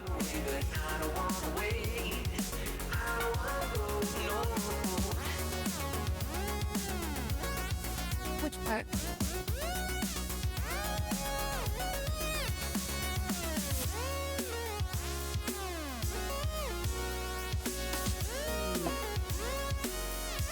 Oh, you talking about the psychic doggy call?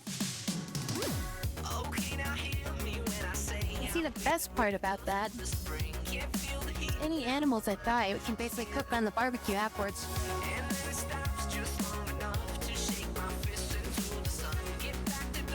It's like in tier for like the freaking for like the spells or whatever. So it's like they have to level up 1, 2, 3, 4, 5, 6, 7 times before they unlock it. And I'm sure it's probably gonna require like a massive amount of energy, so it's like I might have to level up a few more times to get them Psyker status, because it might be too high of a narrow heat limit for them to be able to even cast the spell.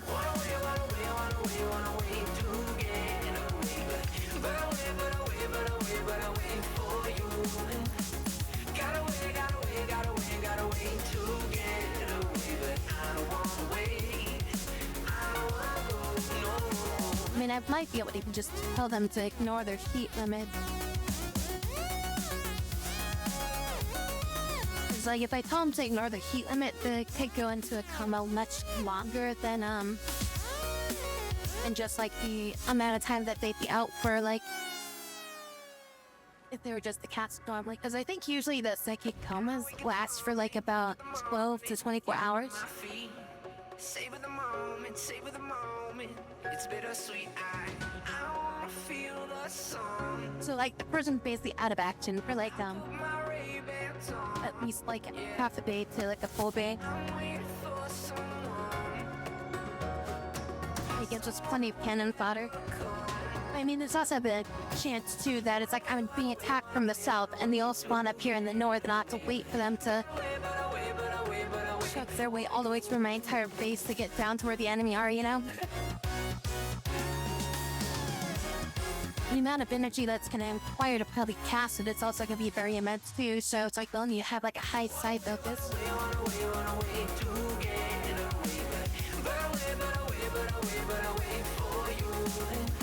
Fuck me, go club. 6 militaries, 4 ciphers, 4 tesserons, and 1 heavy shield unit. 1 heavy shield.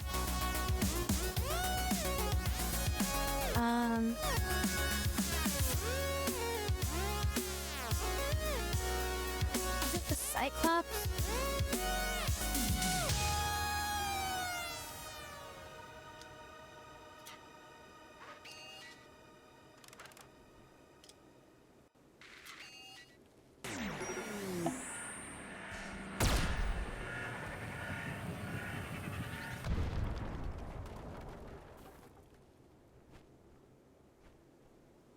No, it's this one. There's one I want to make. It's Centurion. You see, it's a mobile shield base. I want to make one of those. That way it's like I can put down like a little miniature like shield bubble around my guys. That way, like, if we get shot at, the shield bubble will basically protect them. And it's like we can shoot out of it, but they can't shoot into it. It'll protect us for a little bit, unless they're using lasers. Because I think lasers can penetrate shields.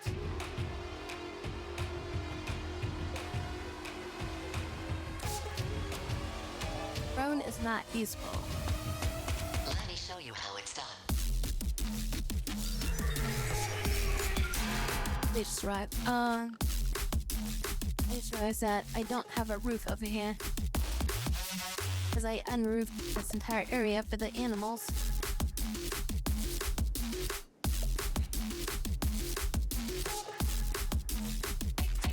They got here quick this time.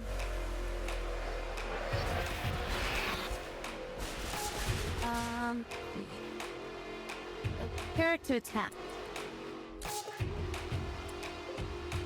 These are the biggest problem, I think, are these four. That will be an issue, but I don't think it's gonna be that much of an issue. It's these Tesseron chiefs, I think, are gonna be the biggest issue for me to deal with. But they can't be affected by radiation. It'd be nice if they could be affected by the radiation.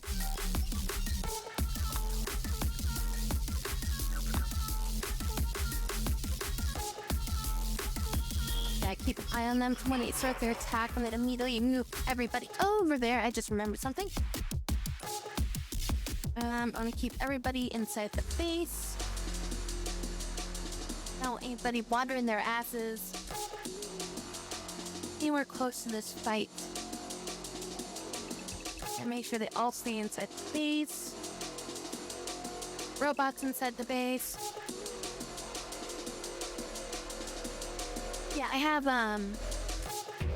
radiation overlay on. So this entire area is radiated.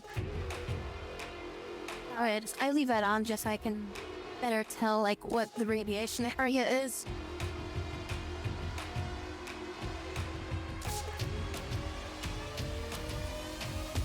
That doesn't affect mechas. I wish it did. Heat doesn't really affect them, and radiation doesn't affect them. Cold can affect them, but it has to be like an extremely heavy cold. I'm talking like freaking like sub 200 degrees, like negative 200 degrees can affect them. It's gotta be like super cold.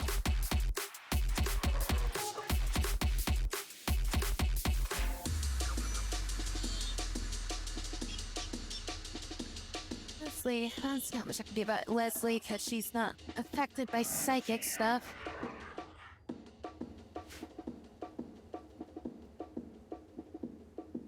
Now, our new defense perimeter should keep us good. She was any limbs lately? No, she's only got the 3 injuries. I need I can make that climate that cold. So Grant, she has like ice magic and shit. If you hit somebody with ice breath, feels like it feels like a lot of cold damage to the point of where like it almost instantly gives the person like frostbite almost.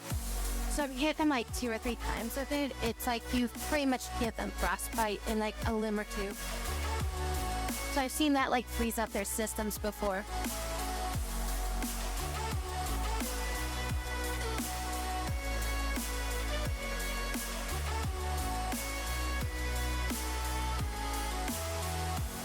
My brother Salvia died. That must have been in the last fight. Oh, that's right. They were like... how those dumbasses attacked us or whatever. Bucky, get onto this. Also, need you, shoot. You don't get involved in this. Actually, wait, don't you have, yeah, you have haywire. That should be useful here. Have you stand on the background, even though you're a non-combatant. Ewan. Julia, you're not really gonna be useful here. I need to get her a freaking thing that'll help her protect herself. And then you are gonna come up here too.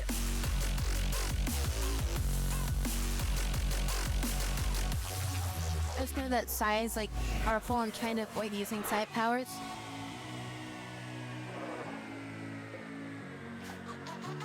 I usually use them as like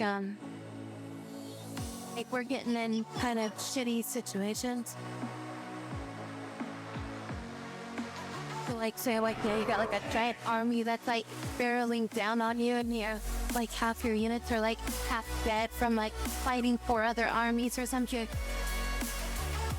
And I'm just like, all right, we're using the Psy powers.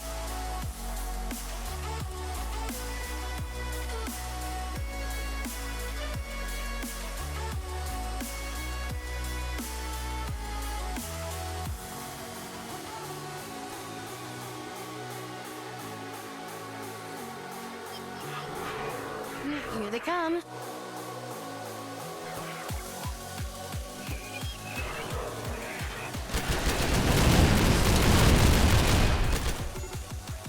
You can in the hide here. Where's Anna? Oh, what the fuck's she doing back here?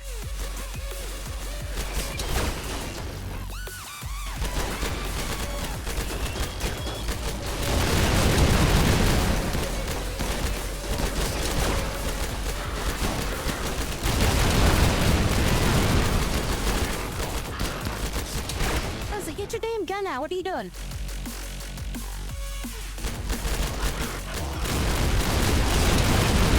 Just standing there with her sword standing behind a friggin'.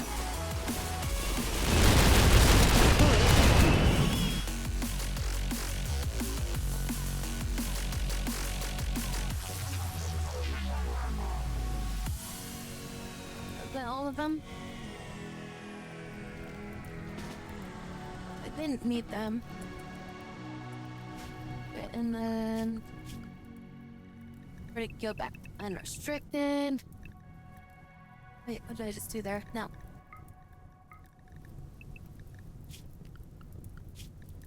Need that stuff.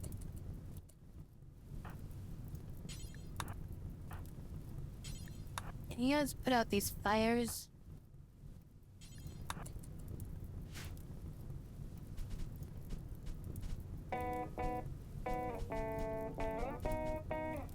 A turn explosion definitely hurt them too.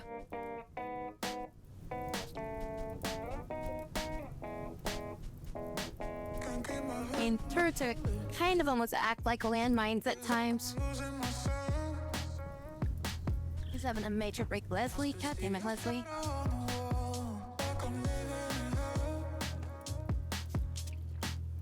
Why are you just like drop that or whatever? Go do whatever it is that you need to do.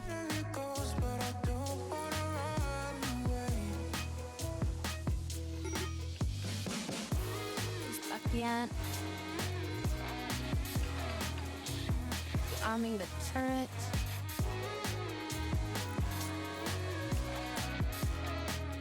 I want you to go. Not enough bandwidth. Shit.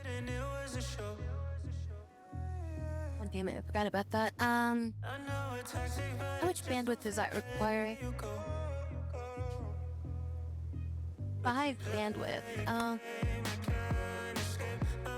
Currently have 1 bandwidth.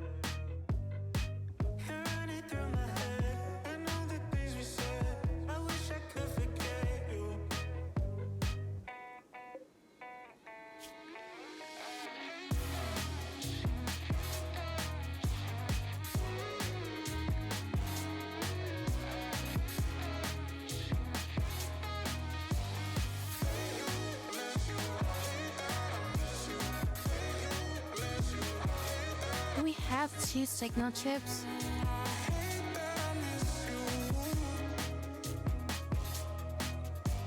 You only have 1.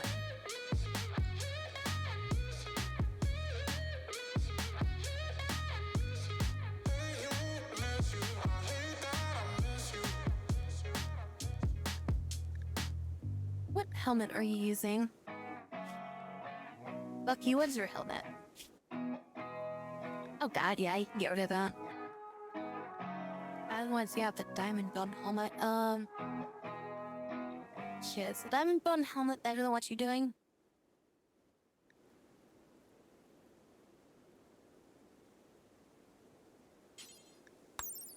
Diamond bone helmet is 70/70. How much America does the mech commander helmet give? 70/30. So they'll have the same amount of bullet resistance, but if they get hit in the head by a hammer, they're dead. Hydrate. Not using the roof trap, and it was like too much of a hassle. Collapse the roof on them.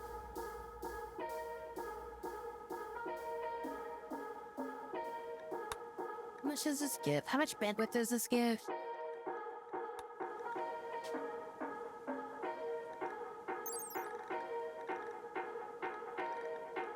Plus 6 bandwidth.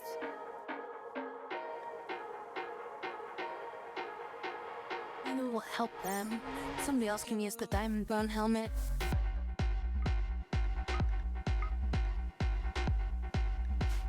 Bucky.